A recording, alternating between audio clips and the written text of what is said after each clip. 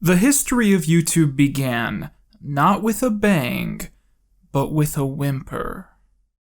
The site launched in beta form in mid-2005, during which time numerous test videos and other oddities were uploaded to the site. But by the time YouTube was a few years old, there was this sensationalism which had grown around the platform. So many people had come to know it as a place to express a sort of sporadic creative energy, where they could post skits they filmed on the weekend or music video edits of their favorite franchises. And suddenly, there was this question in people's minds. Was it possible that YouTube could become so massive that someone could cross over from the internet to mainstream culture? In a way, it must have felt inevitable that someone would be able to do this. Someone would make something so out there, so amazing, that it would grow bigger than anyone could have possibly expected. It was really just a question of who was going to be the first person to do it right.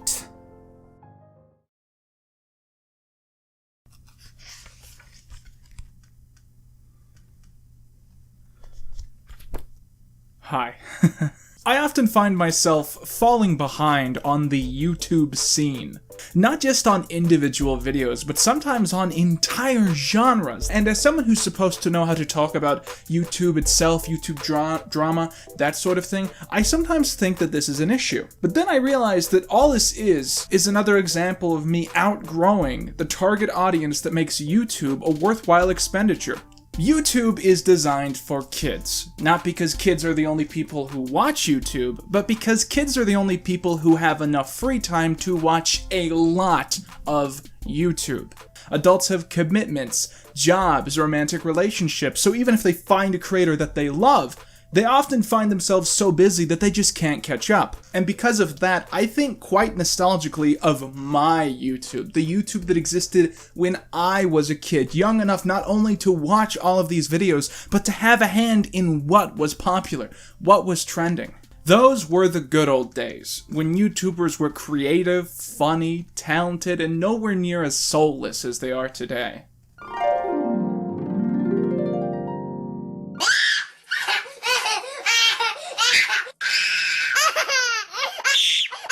Alright, I'm sorry, Jesus Christ, I was wrong. But even if you won't admit that the YouTube of 10 years ago was any better than the YouTube of today, you have to admit that it was totally different. These days, YouTube's algorithm is all about long running times, trending topics, discussion videos, drama. But back then, it was just about making a bunch of 12-year-old kids laugh. Isn't there something fascinating in the simplicity of that? And the biggest curiosity in the shift from yesterday's YouTube to today's is that some of the biggest faces and names on the platform have since totally disappeared from the public consciousness. What happened to these fallen titans? Did they leave us behind? Or are they still here and we've simply turned away? Originally I was going to do a video discussing this phenomenon, but I realized I had so much to say that I needed to split it up into sort of a mini-series, where we were going to look back at an old, popular YouTube phenomenon, discuss how it was, if it was good, and where it went. I've decided I want to discuss a topic that has come across my feed a few times, something that really bugs me, but also fascinates me. That being the ongoing mystery and shifting goalpost, what was YouTube's first upload? For the entire history of the website, internet history buffs universally have believed that the first video on YouTube was me at the zoo, uploaded on April the 23rd, 2005 by username Jod. This sheepish video illustrates site co-creator Jod Karim standing in front of several elephants at the San Diego Zoo. Jod comments that the coolest fact about these elephants is that they have really, really long trunks.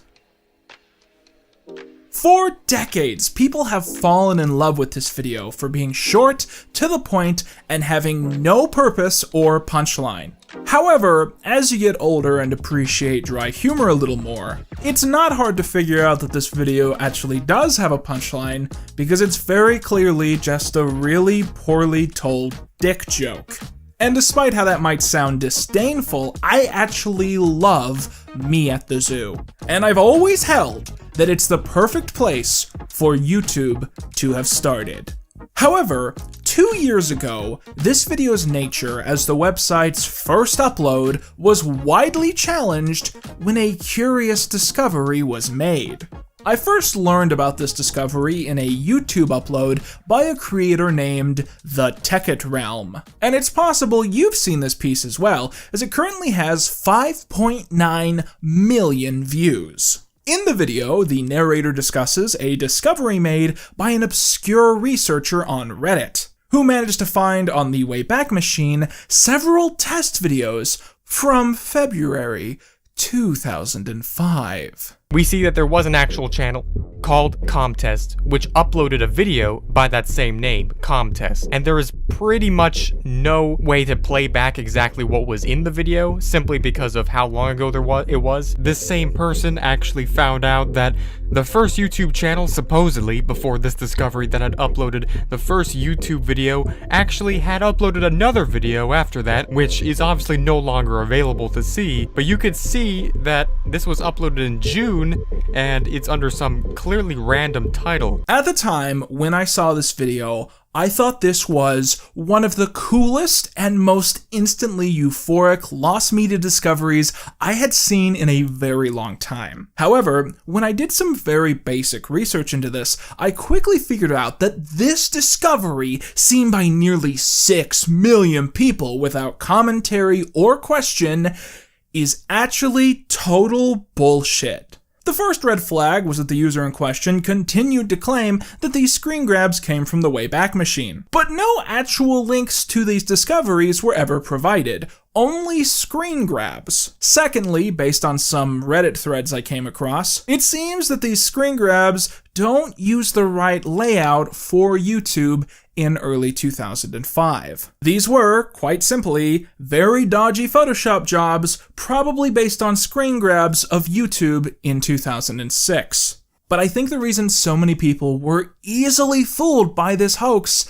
is how extremely plausible it all seemed. A widely retold story has always been the idea that YouTube originated from the 2004 Super Bowl, where Janet Jackson suffered an infamous wardrobe malfunction. The founders of the website, allegedly, were annoyed at how hard it was to find footage of this online, and this is what inspired them to begin developing their own video website. The domain was registered 1 year later in February 2005, 2 months before Me at the Zoo was uploaded. So it seems entirely plausible that another upload might date back as far as February. However, based on what I've read, it literally took them 2 months to figure out the basic coding to make uploading videos actually work on a website. So that date, April the 23rd, 2005, wasn't just the first YouTube video. It was the first day where uploading a video to YouTube was technically possible. So, you might be wondering, why am I making this video today? Well, shockingly, 2 years later, we have a very familiar story that has suddenly come upon us. Viral on Twitter as I type this is a tweet with 73,000 likes and 2 million viewers. The post states that Me at the Zoo is no longer the oldest video on YouTube, as an older video has now been found. The Twitter thread links the video, and at first glance, things seem very legit. The video is nothing more than a mid-2000s image, probably whipped up in MS Paint or Windows Movie Maker, announcing YouTube and listing all of the founders. In the background, Jump by Van Halen plays. This video has an upload date of April the 6th, 2005, just a few weeks before Me at the Zoo, challenging our understanding of the YouTube timeline a little bit. And this isn't just in screen grabs. You can actually find this video online if you go out and you look for it. It's uploaded by user ENN, and it does say that it came out in April 2005. However, there's a few weird details that makes this post a little bit suspicious.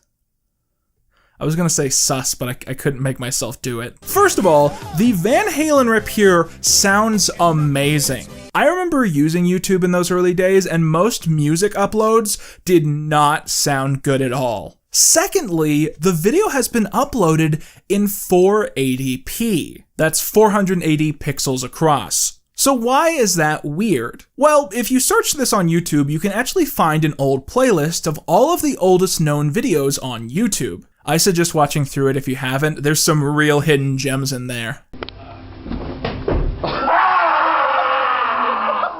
Very nice.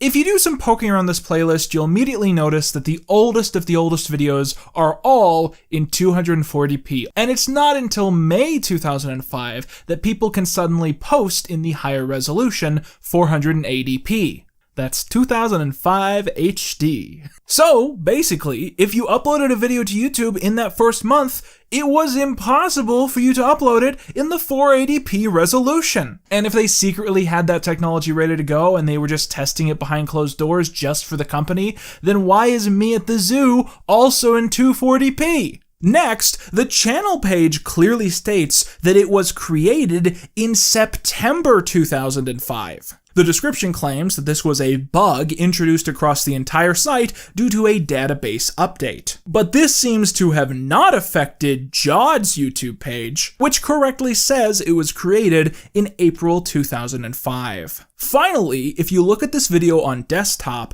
a small bit of text reads, "Live chat is disabled for this premiere." So this video was apparently a YouTube premiere, 13 years before that feature was introduced to the website.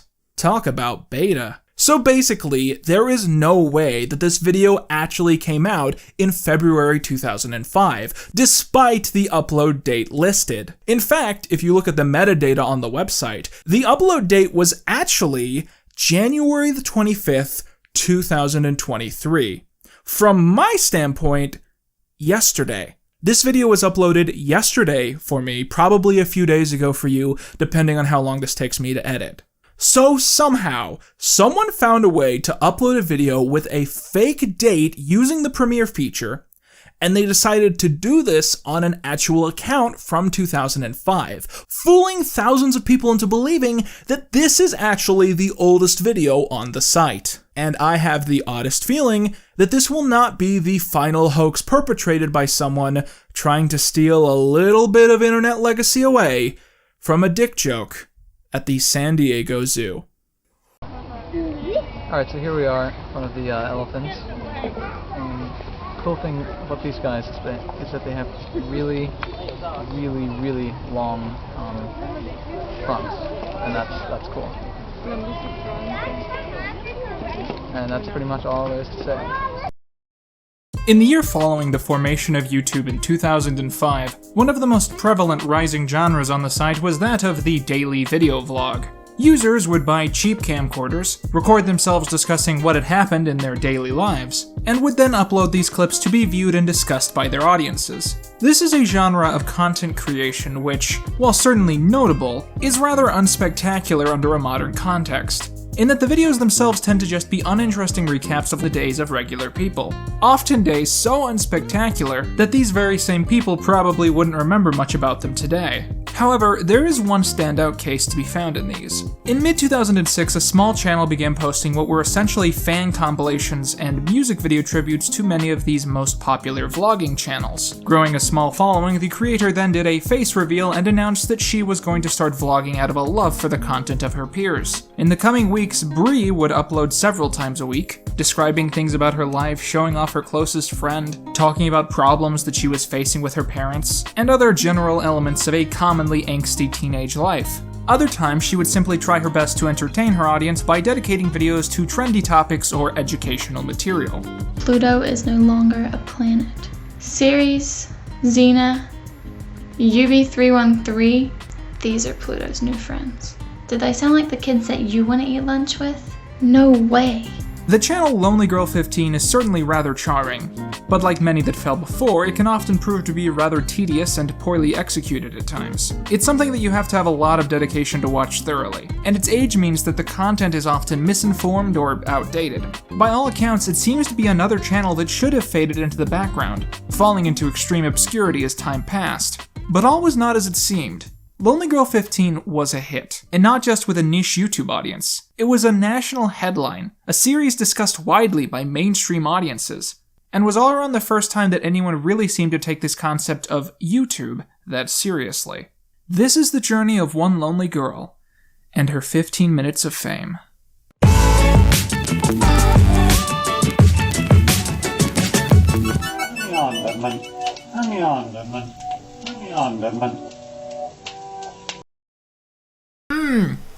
The tantalizing and refreshing taste of Icebreaker Sours. So before we dive into our main topic of the day, I think it's important that we stop and discuss the nature of ARGs and pseudo-ARGs on YouTube. The phrase ARG stands for Alternate Reality Game. A rather oversimplified way to look at it is that it's a widespread new media version of a choose-your-own-adventure book. The ARG is usually defined by a few factors: an existence across multiple forms of social media, an apparent interactive nature, and a mystery surrounding the content on screen, as well as a thematic focus on the metacontextual nature of the project. So for instance, it's very common to see ARG stories told across multiple YouTube channels, maybe a Twitter account, and so on and so forth, entirely out of the expectation that the audience will become obsessed with hunting down these things and trying to figure out what they all mean. Perhaps one of the most culturally impactful examples of a YouTube series with ARG elements was Marble Hornets. The show was inspired by a contest which had been held on the Something Awful forums in 2009. The original poster stated that they were a great fan of photoshopping regular images to appear paranormal, and wondered if the users could create and then spread a spooky image to garner mainstream attention, potentially by attaching it to a unique story. After some humorous trials and tribulations, user Victor Surge won the unofficial competition by posting 2 doctored images of unnamed children, with a tall or faceless man standing behind or near them. Those in the thread would pitch back and forth possible stories to add to these, along with additional images. And eventually, a modern legend was born. That of a lanky and mysterious figure who stalks children in broad daylight, taking them away under mysterious circumstances. He would be called many things in the coming years: the Negative, the Operator, the Beast, but most universally, Slender Man. We're gonna call him Skinny Boy. It was from this thread that 2 users pulled the inspiration to create Marble Hornets. The show saw a main character known as Jay discovering a set of clips recovered for an amateur student project entitled Marble Hornets. The charm of these clips was both the mystery of what was happening during the shooting of the film, as well as the ultimate realization that those involved clearly weren't making a great movie. Now at first everything seems to be normal, with these just being awkward clips from an unfinished shoot. But fans would eventually start noticing small details, discovering hidden clues to the lingering mysteries on screen. The early show is basically a live-action Where's Waldo, where our pal Skinny Boy can be seen hiding very briefly in different parts of the clips, often in moments which are extremely easy to miss. The series went viral around the 5th episode, and fulfilling the wishes of the original forum, it outgrew the original audience of posters and made their fictional specter into an internet icon.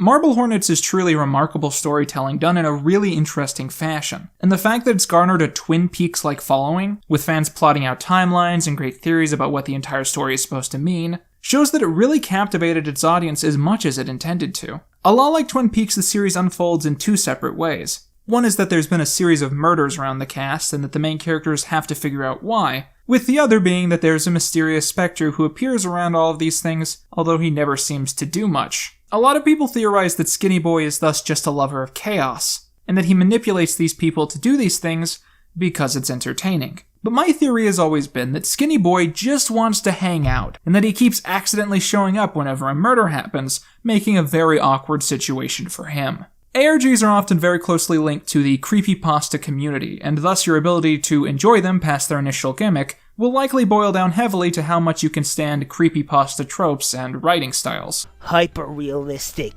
blood. Speaking of which, it's actually not uncommon to see ARG content be simply mistaken as creepypasta early on. For instance, the storytelling narrative Ben Drowned was originally a creepy story posted to 4chan, surrounding a copy of a Zelda game which was actually possessed by an evil spirit. Further posts on a YouTube account and in other places would lead fans of the story on a wild goose chase, discovering a secret website, clues about a cult which seems to be connected to the haunted game, and that posting response videos to uploads on the channel would cause different things to happen within the narrative. This is perhaps one of the clearest examples of what a literal ARG should be, in that it's a multi-platform puzzle hunt, which also allows the user to interact personally with the narrative. But all this brings us back to what is, by all accounts, the granddaddy of both the online fascination with ARGs and YouTube itself. In 2005, a recent college dropout by the name of Miles Beckett became obsessed with the existence of YouTube content.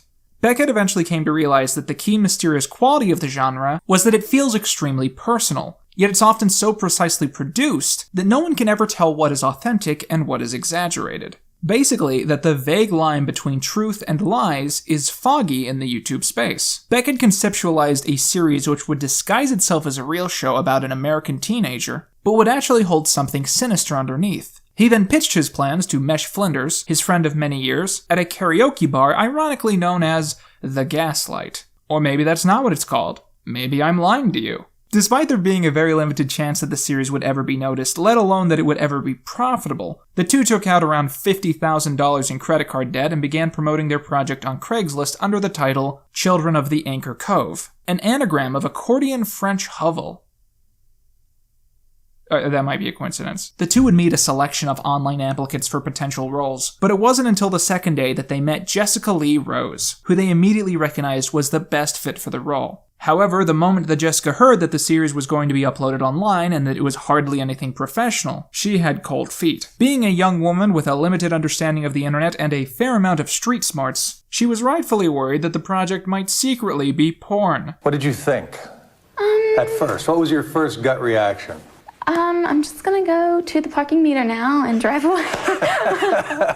But the producers promised her that it was nothing shady, and they quickly began piecing together all of the necessities that they needed to produce the show. Mesh's bedroom was decorated to appear as that of a 16-year-old girl's, and a cheap webcam was purchased to film each episode. The most commendable aspect of Lonely Girl 15 is just how perfectly it captures everything about an amateur YouTube vlog.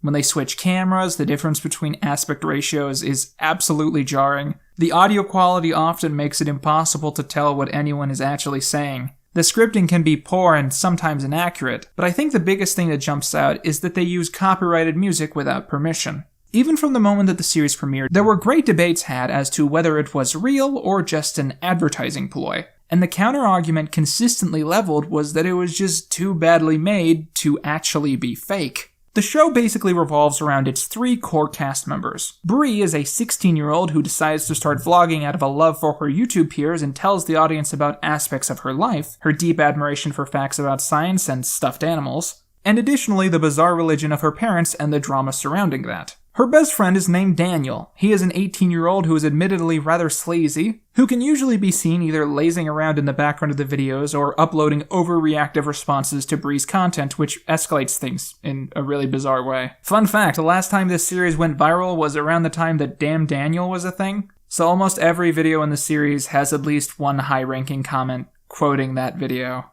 Then, of course, comes my favorite character of them all, Purple Monkey. Purple Monkey is Bree's puppet, who is fully introduced in the second episode, who she constantly calls upon throughout the series. I watched this for the first time very recently, and when Purple Monkey was introduced, I was so happy because it's so lovably stupid of a detail to include, and it's just so charming. My first hope was that Purple Monkey would turn out to be the real focal twist of the show, like it would turn out he's in control of the sinister stuff going on behind the scenes the entire time. But alas, that didn't happen. Because the world isn't fair. Apparently there's a Purple Monkey fan website, and it's still online, and it has a guest book, and I was the first person to sign that shit in 10 years. There's certainly a great charm to early Lonely Girl content, which makes it very binge-worthy. I think it's partially the bizarre chemistry between Bree and Daniel, which makes for a very will-they, won't-they situation. Even today, in 2018, Watching through these, I was surprisingly invested in the mystery of whether or not these two were going to be a thing, even though this is 10 years old, and also openly fake. Speaking of fake, I mentioned earlier that the discussions upon whether or not the series was real or not started from the very beginning, and frankly, when you watch the show, it's not hard to understand why. The entire thing just reeks of thematic deception, the way that the story always bounces back between Bree and Daniel's channels with some sort of hot drama that they're discussing, how no one in the show ever seems to discover the existence of the channel despite it being somewhat popular in the real world. But I think there's one specific video that makes the whole thing seem blatantly fake. Okay, look at this, right? Okay. Bree is filming herself pinning pictures to this board for no reason. Suddenly her dad and Daniel walk in. The camera is placed perfectly so you can't see the dad's face, basically giving this the tone of an old Tom and Jerry cartoon. Next, the dad stands in the doorway and talks for a good minute before a title screen appears that reads, "Dad almost caught me. Good thing he doesn't know a webcam from a hole in the ground." Okay, back to the video.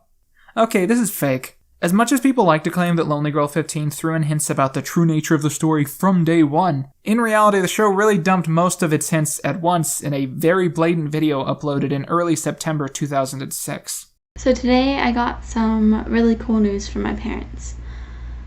I've been chosen to participate in a ceremony. Oh, it's a cult. It's a big honor and it's going to take a lot of preparation. There's a bunch of stuff that I'm going to have to memorize. Yep, cult. Cult ceremony. ARG solved. It was also in September 2006 that Lonely Girl 15 was first outed as a fictional series. There were numerous things which led up to this. The first was that someone had gone out and trademarked the name Lonely Girl 15, clearly implying that whoever was running the show was not an innocent 16-year-old girl. The second was that a small group of amateur detectives had tricked someone using one of the site's MySpace pages into opening a link which featured an IP tracker. They were able to use this and confirm that it was being run by one creative arts agency. And so, overnight, Lonely Girl 15 went from a somewhat underachieving internet show about a teenage girl to a national headline being paraded as a new form of storytelling in the emergence of online content. By the end of the month, the show would become the most subscribed to channel on all of YouTube. Following their being outed, the series took some great risks. And it's this period directly after the reveal which I find to be the most interesting.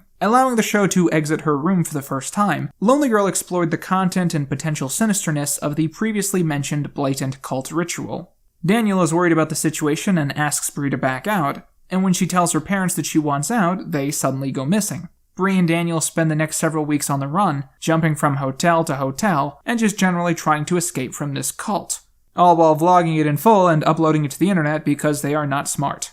What I love most about this little brief era of the show is how the story keeps being told, but they still manage to stick to the format as well as the quirkiness of the characters. It's sort of amusing seeing these exaggerated YouTube personalities existing in the real world and recognizing how awful they both come across. Daniel is very flippant and emotional, he runs off on Bree numerous times just out of a complete lack of level-headedness. And Bree, meanwhile, is an actual child who is incapable of thinking critically about what's going on, and drags all of her stuffed animals with her everywhere despite them being on the run. She used to be smart. She used to listen to reason. Now she'd rather talk to a puppet instead of her best friend. One way that Lonely Girl 15 made big history on YouTube was when it became the first channel to ever feature an advertisement. This took place in Truck Stop Reunion, when other characters in the show are seen fawning over the delicious existence of Icebreaker's sour gum. Icebreaker's sour gum. Can I have a piece? I would love a piece. Yes. I only have 4 left. What do you mean there's only 3 of us in the car? You may not remember this, but a huge feature of old YouTube was the existence of response content, which would appear just over the comments on any video that was posted. It was a good way to encourage community bonding and also the spreading of content, but it was also a huge nuisance and a great way to spread spam, so they eventually got rid of it. This is important to Lonely Girl 15 because some of the response videos are extremely important to deciphering the storyline. And so imagine at the time watching a Lonely Girl 15 and seeing dozens of response videos and having no idea which of those channels were just fan accounts playing along and which of them were officially created by the creators for you to tie into the story. The show would also at this stage begin including clues and puzzles for the audience to solve.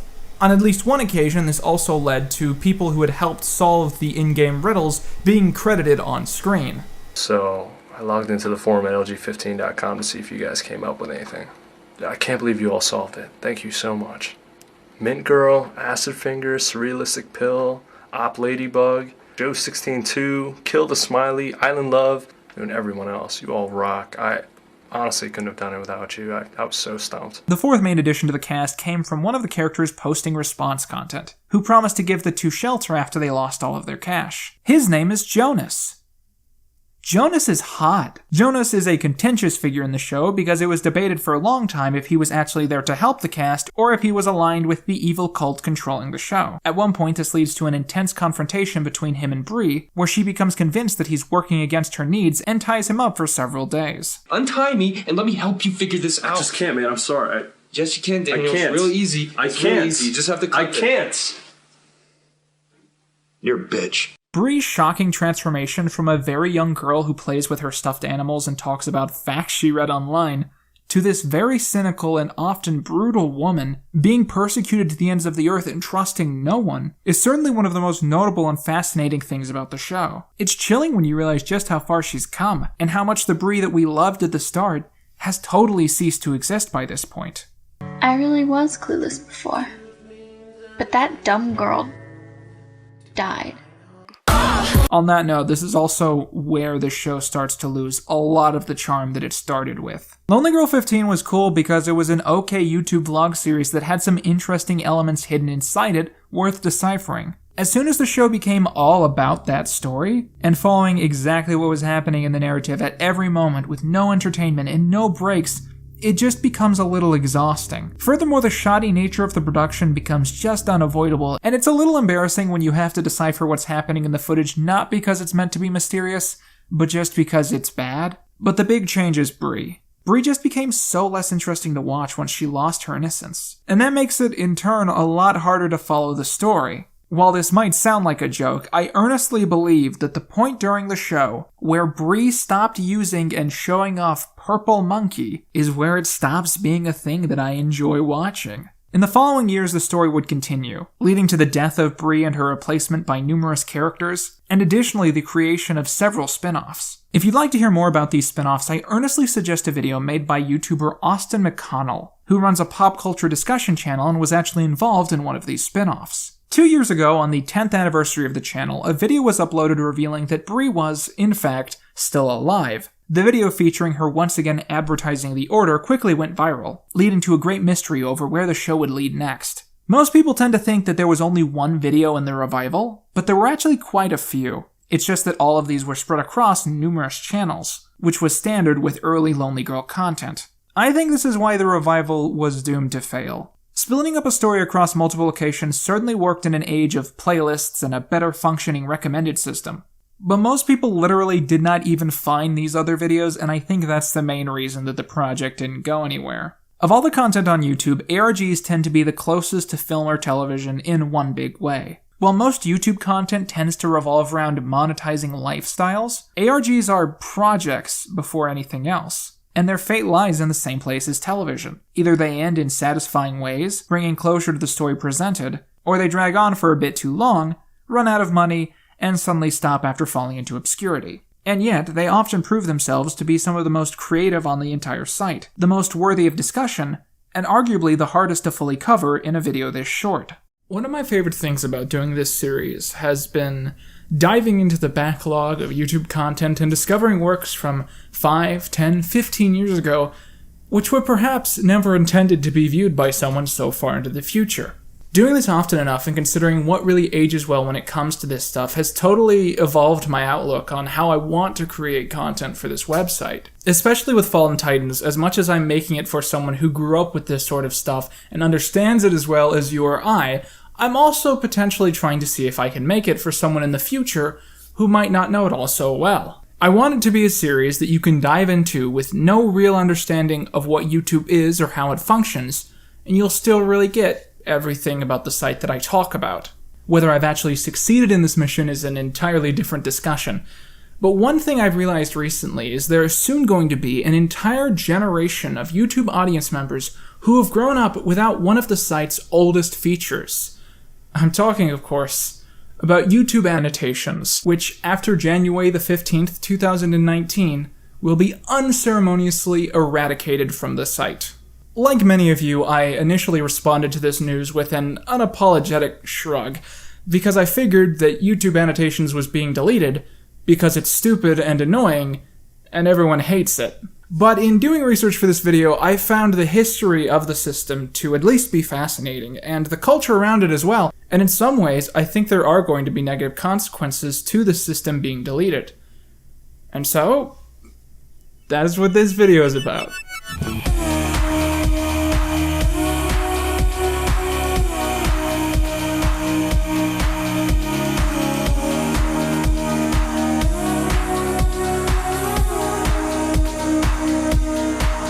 YouTube Annotations were introduced in 2008 as a way to alter YouTube content in very unique ways. The tool was simple to use. All one had to do was go to My Videos and enter the Annotations editor. There, the user had 3 choices to pick from: the speech bubble, the note, and the spotlight. The note would create a simple box which would appear over the video. Inside the box, users could write text, allowing them to add messages and amendments to their content after posting it. The speech bubble was an identical feature, except that the box was, unsurprisingly, in the shape of a speech balloon, allowing the user to attach said words to specific people on screen. Finally, Spotlight was similar to the note, except that it allowed the user to insert hyperlinks into the box, meaning that when users clicked on that part of the video, it would take them to another part of YouTube. The earliest example of annotations in action which I could find comes from the video Interactive Shell Game. From what I can tell, this is almost certainly actually a beta test of the system, given that it predates most other uploads by several months, and that the star of the video is adorned with a Google shirt. The video is a rather simple shell game, with the desired item being placed under one of the 3 cups, and the cups then being spun around, with the expectation being that the viewer then picks which cup the item is under. The correct answer is the one on the left.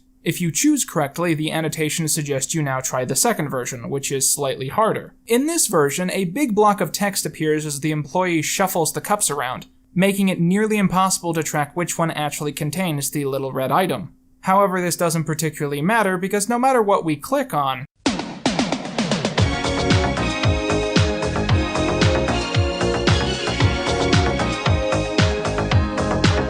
this is really what happens. This little test video would set a precedent for the tone and use of the annotation system for the next 10 years of its service, bringing a great cleverness to its functionality coupled with a strong sense of humor. Months later, on June the 4th, the system went public to all users, with a post on the official Google blog encouraging members to add background information, create branching choose-your-own-adventure style stories, or add links to any YouTube video, channel, or search results page. From here, the tool would find widespread use by users, hoping to experiment with how they could change the experience of their content. One notable example is the Let's Player Chugga Conroy, who knew that users would often come to his long videos looking for tutorials on specific parts of the games that he would play. To help with this, his videos would feature easy-to-navigate menus which would guide viewers to the exact sections that they happen to be looking for. This seems so natural and well put together from every stage that you forget how much planning it must have taken during production, and all for the sake of making the series easier to navigate for casual viewers. The Note tool was extremely useful to users who wanted to amend or revise the statements in their content, and generally, it was helpful to anyone trying to add additional context after uploading. For instance, when the official MST3K YouTube channel began uploading older episodes, they went out of their way to add in notes explaining some of the riffs that might be a little more obscure than others. But she's got a ticket to ride. She don't care. It's an e-ticket though, and you know how short those e-ticket rides are. This aspect was arguably most useful on the biggest market of old YouTube, uploads of popular songs with lyrics pasted over in Windows Movie Maker. Arguably the biggest advantage borne to creators and the site itself was the ability to link to other content at the ends of videos, allowing the fans to find more content to binge. This would become a staple of many channels, including mine, and would become known as the end card.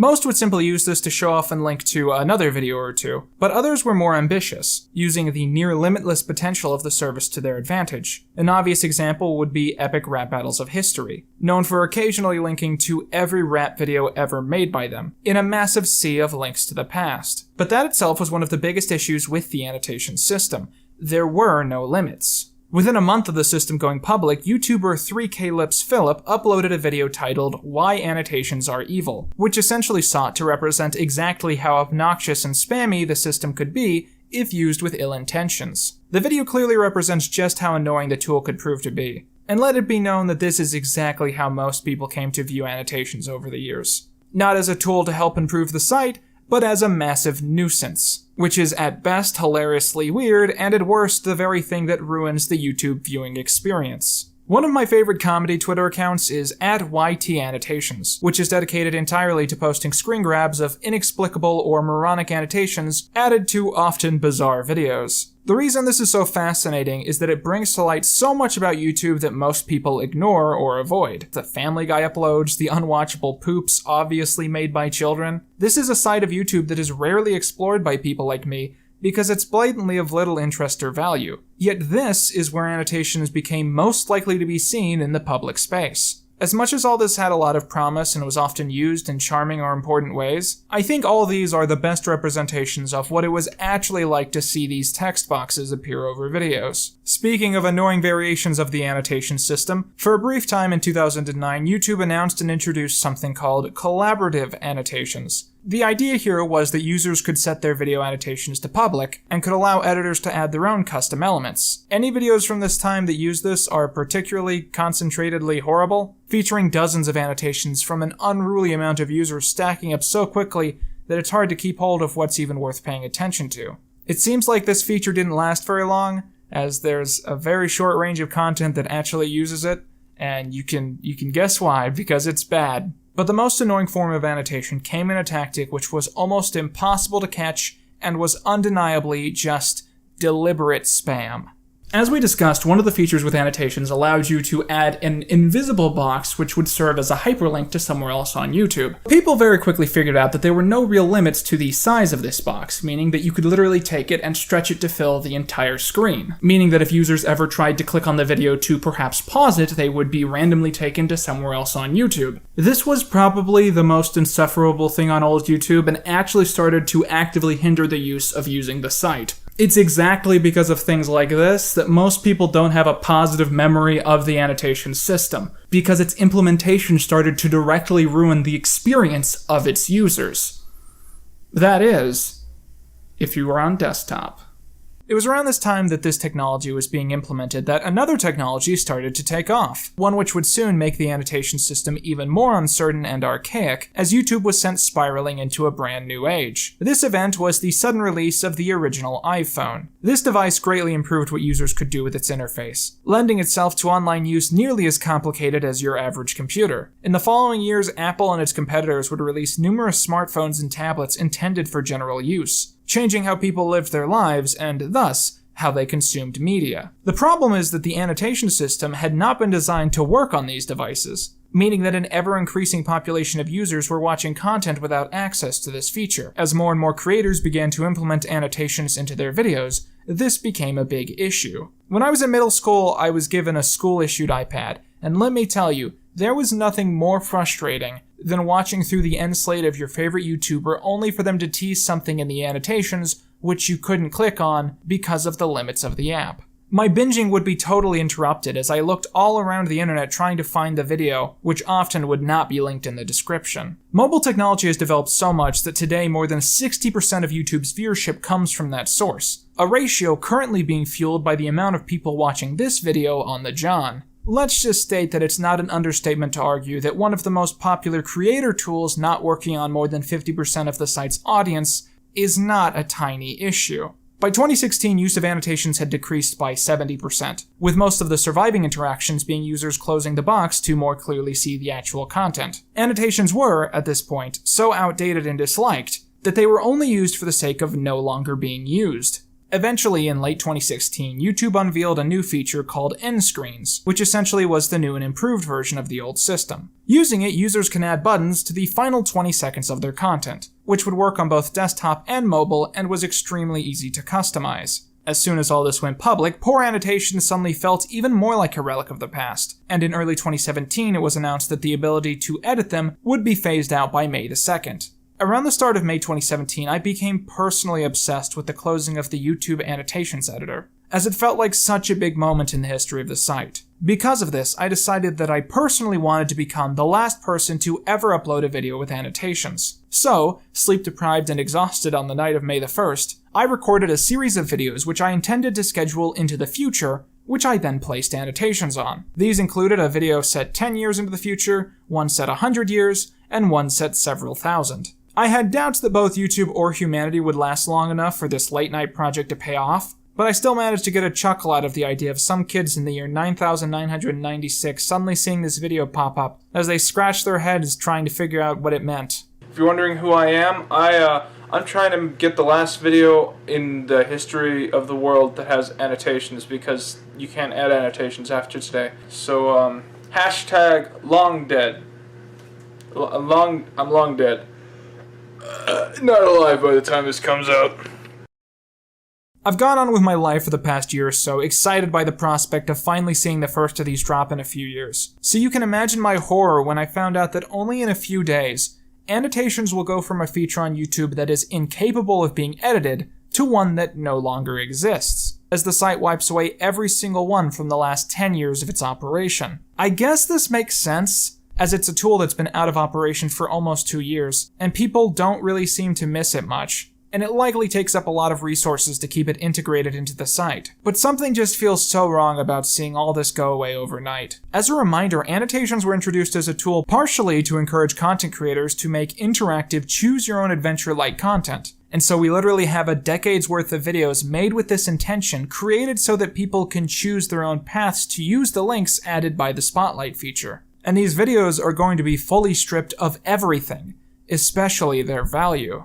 Interactive movies have been quite a trendy topic since the release of the Netflix interactive film Bandersnatch. But this style was really revolutionized by YouTube channels like Chad, Mad, and Rob. In researching for this video, I played through quite a few of these, and they can be so creative and addicting. Really timeless works that feel so different from basic YouTube content. One of the best of these is the interactive haircut song, made by the father of internet culture, Neil Cicierega, who I at this stage mention in every single one of these episodes. It's really an addictive thing. Each choice leads you to a different bridge in the tune, and you find yourself going back to find every possible ending that there is. The most terrifying thing to me is that there are probably thousands of unlisted videos which are accessible entirely through the annotations feature, and as soon as it goes away, we're not going to be able to access that content anymore. For instance, the Green Brothers series Truth or Fail was a YouTube game show that features the presenter showing the audience 2 facts, with the expectation that the audience would try and guess which one was true and which was false. The clicked video would then reveal more about that choice, and would lead to another segment.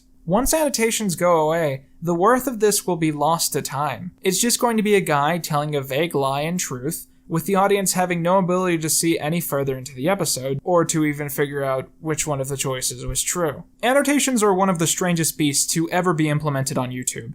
It was added with good intentions of instituting interactability with audience members and allowing revisions to the content on screen, but it mainly became known for obnoxious spam, and most people only ever thought of it when they were trying to find a way to close out of the annoying pop-ups. It was used by a lot of creative people making some awesome content that a lot of people are clearly very supportive of and nostalgic for. But it was a dated service from the start, and if anything, those projects speak more to the creators being clever and talented instead of the tools themselves actually being good. Still, I can't shake the feeling that a lot is being lost with this being wiped from the site. And while I'm sure there's a good reason that it all had to be done behind the scenes, I'm frankly sort of upset to see all of this content be ruined by the site blindly deleting an element which was at one point a load-bearing feature. I think YouTube is justifying doing this because they see annotations as nothing but superfluous and spammy. A video is not going to be hindered, they must figure, by not having a text box with a fart joke anymore. But so much content on this site was built with the presumption that this service would always be here, and the channels based around that thought are going to be left in tatters by this change. And I think that's a little more than upsetting, frankly.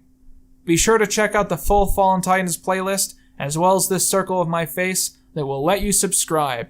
Click on these while you can, because in 2020 they're going to be replaced by something more practical but less useful. That's all you need.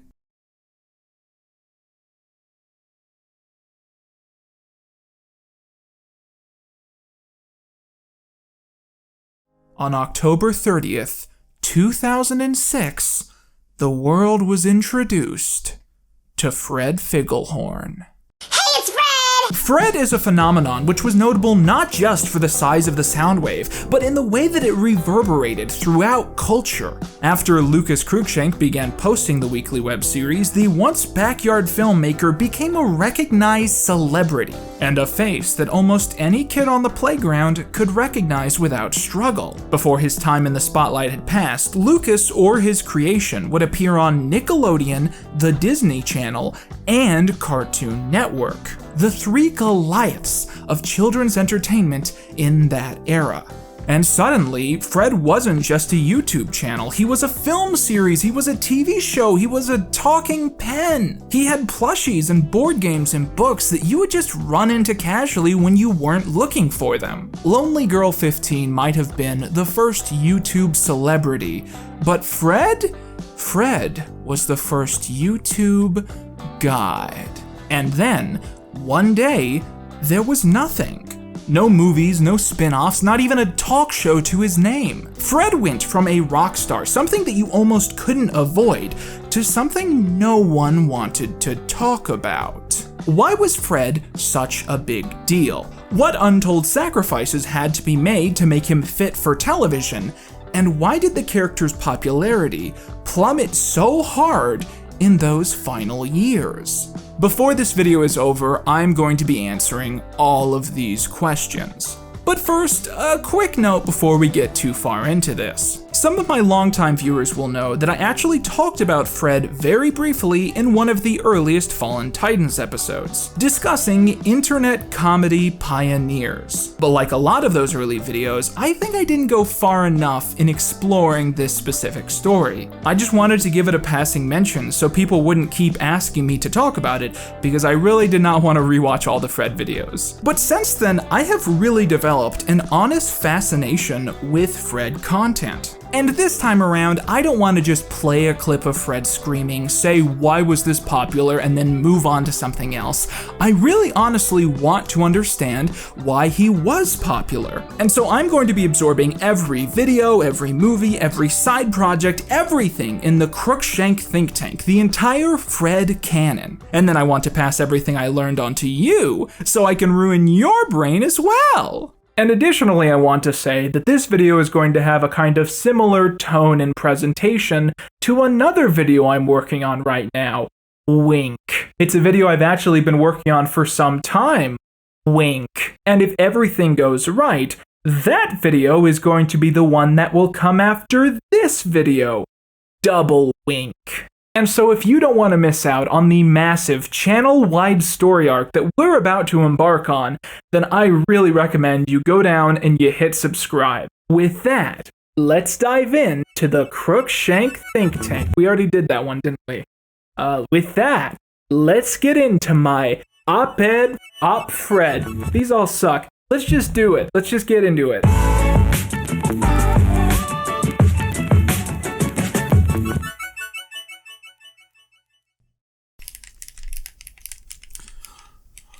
Oh hey! Didn't see you there, sorry.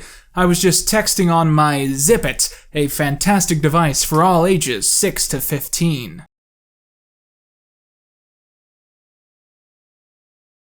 So what is it about Fred that made it so inexplicably huge? Why does it occasionally linger as a cultural remnant, and why are we talking about it here today? To find out, let's jump back to the true first page of this story, which can be found on the YouTube page JKL Production. JKL Production was a collaboration between three tweenaged cousins, John Smet, Katie Smet, and Lucas Cruikshank. Lucas lived in Nebraska, while his cousins lived in Wisconsin, and when visiting each other in June of 2006, they started recording skits together and uploading them to YouTube. That month, they posted one of their biggest videos, a choreographed dance to the Hannah Montana theme, which today has over 1 million views. They then followed this up with a sequel, which today has nearly 10 million views. As you can tell, these three happen to be pretty big Montana stans. And in October of that same year, they managed to attend a concert hosted by the Disney Channel star, which they released an energetic video blog discussing. Tell them how me and John were the only boys there. Oh. John and Lucas were like the only teenage boys there. I was like jamming out way more than any of the girls during that GNO song. You're the only person that knew every single word. I was jamming out so bad in girls GNO. But I was so mad at Miley Cyrus because she said, are all the girls here having a good night? And I cried. Lol. Rafflecopter. As a reminder, these three lived in different states, and when they weren't visiting each other for vacations or holidays, they were typically recording solo videos apart from each other. Around this stage, Lucas began experimenting with character videos, where he would create a funny personality out of thin air and then act it out in his basement for his own personal amusement. Some of these include Jeffy Jeff, Richard the Great, and the Man Who Is Always Happy. I've been diagnosed with a serious disease. He says I have a disease where I think I'm always happy. I'm even happy when the worst things happen. Stewie, one of your classmates just died.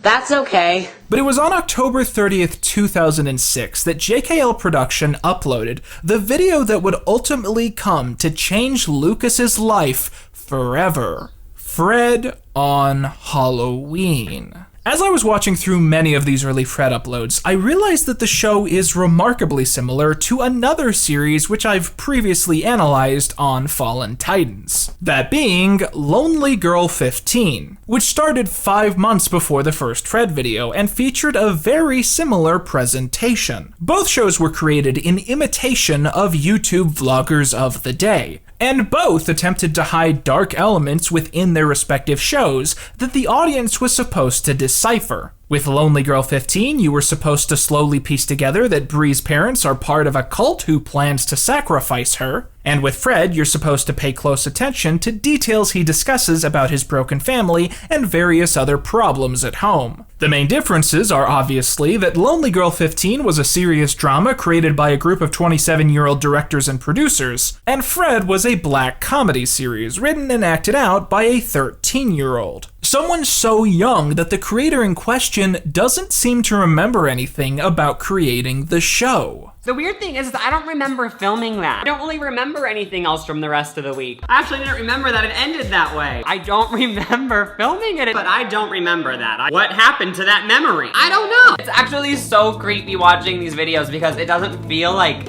that's me. There's a term in literature called death of the author, which essentially states that analyzing a creator in order to understand a creation is typically futile, especially if the creator has since died and thus has no input on how their work is to be interpreted. Well, in this case, I think the proper term is puberty of the author, but pretty much all of the same ideas still apply. We can't go back and interview 2007 Lucas Cruikshank to understand his vision, so the only thing we can do is try to decipher meaning only from the content which is sitting before us. So with that in mind, the following is my understanding of the lore and purpose of early Fred videos based only on what I can glean from said videos. This is all going to be very notable to take in, because when Nickelodeon buys the rights to Fred later in the timeline, most of this information is either ignored or heavily altered. And there are really 2 or 3 soft reboots that end up happening inside of the Fred canon. So in the first several videos, Fred is described as a 5-year-old child,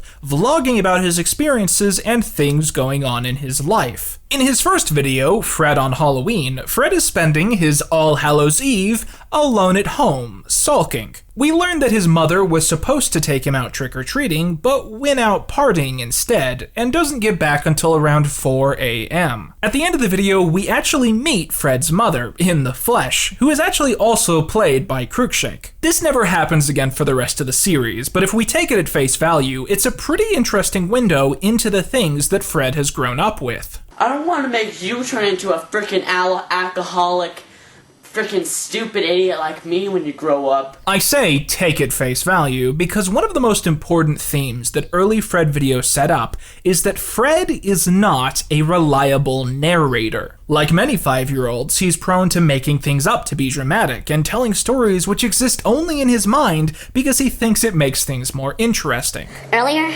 I lit one of those tanks that like the firework at the end of it, and I lit it, and it turned into a real tank. It was like blowing down people's houses. And last time I tried to go into their yard, they like got these shotguns, and they were like, shoot, you get out of my yard or I'll shoot. And I was just like, oh, get out, okay, just shut up. You don't yell at people like that. This is the real world. So some of the oddest details about these Fred videos perhaps are not totally legitimate within the story itself. But there are some concrete details.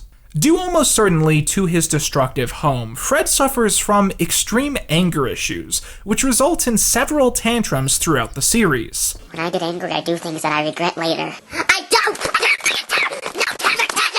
In the first episode of the show, he breaks his family's PlayStation, and is then prescribed pills which are supposed to help him control his anger, which he secretly stops taking almost immediately. In his second video, he casually mentions that his mother has left him wine to drink if he gets bored. And in the 2007 Christmas special, it's said that he's being watched by his aunt because his mother is in rehab. Perhaps owning up again to Fred's tendencies to lie to the audience, the world we understand to exist around him is particularly targeted at being cruel to him and him alone. In the 2008 Valentine's Day episode, he is given a Zip-It, which he uses to text Judy, a girl from his school that he has a crush on. Judy immediately texts him back with a string of cruel messages that seem totally unprovoked. Fred, you are a useless scumbag. I would never, ever, ever, ever, exclamation point, ever text message anyone like you. You're extremely ugly.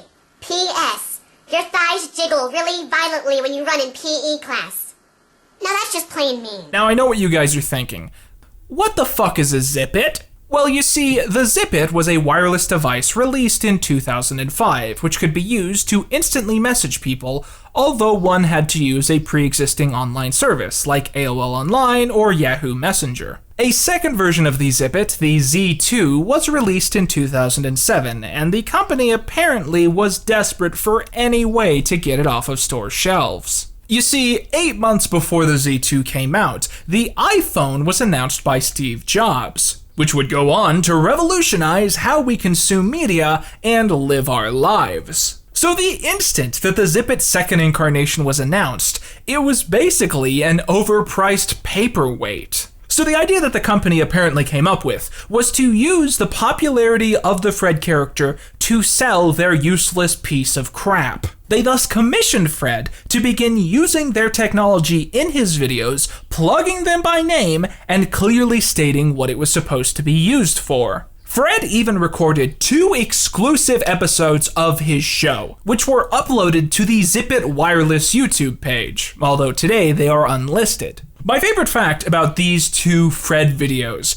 is that Fred fans actually don't consider them to be canon, because they include the detail that Fred has several step-siblings, which is never mentioned in the series again. And I don't know, I just find it really amusing that there was once a strong enough Fred fanbase that they had honest-to-God debates about what was canon in the Fred universe. Now, Fred wasn't the first YouTuber to do sponsored material. That honor goes once again to Lonely Girl 15. But this is all an interesting example of how ads on early YouTube materialized in a way that was far more subtle than YouTube content today by glasses. But this also shows that despite being a show about a 6-year-old being emotionally abused by his alcoholic mother, Fred was something that brands found immediately appealing. Perhaps just because it was one of the first in a new line of media. And to reflect on this gained notoriety, Fred made some major changes at this stage of the game. Most importantly, Lucas left JKL Production, moving to a new channel just for Fred, where he re-uploaded all of his Fred skits before deleting almost everything from the JLK YouTube page. Fred then changed from a fun amusement that Lucas did a few times a year into something that he did weekly, which I presume he was making a ton of money off of. considering that within the next year, he would have 3 different sponsor deals with different brands. Whether Lucas intended it or not, Fred was now a brand, and it was about time he started acting like it. I don't know if you already realized this, but my mom got me a Fred shirt. She said that we can't afford to get a lot of shirts, so I'm just gonna wear this shirt for the rest of my life. No offense to you guys who have a ton of shirts, but it's more cool just to have one shirt. I hope I didn't offend anybody. Now, there are 2 other Fred lore characters who were introduced at this point in the game. Kevin and Bertha, who, like all the others, exist off-screen at this point. Kevin is first introduced as a neighbor who Fred has numerous negative encounters with, starting with the Mayday episode. Fred consistently describes Kevin as someone who is overweight, and also as one of the popular kids in kindergarten who he envies deeply. Now, Fred being in kindergarten at this point in the game is a bit of a plot hole because he's actually stated to be returning to school, and he's been in school earlier in different YouTube videos, but let's take one step at a time here. The other character we meet at this point is Bertha, the daughter of one of Fred's mother's drinking buddies. Bertha is described as a cool, older kid in the 2nd grade, who Fred has a crush on despite her being quite cruel to him. And that's basically the setup for the Fred show as it existed in 2008. Each week, different unique stories would play out in his life, set up one after the other, with plot points being carefully set up and executed. Fred gets into misadventures, he finds some wacky reaction to it all, and then his mother says something that she probably shouldn't. Fred, don't take off any of your clothes in front of that camera unless someone pays you. Mom, I know you've told me 100 times. And obviously, every character except for him exists off-screen at this stage, like Vern from Hey Vern, It's Ernest, or Stinky Peterson from the New Red Green Show. I watch boomer shows! In Fred Stalks Judy, Fred goes to Judy's house to try and deliver her a gift, only to discover that her house is empty. Finding the front door unlocked, Fred goes inside and begins going through her things, discovering that she has feelings for Kevin before he is chased out of her home when Judy gets home with her parents. In Fred Goes to the Dentist, Fred gets some of his cavities filled and begins screaming. I won't play you anything from this one because I like you.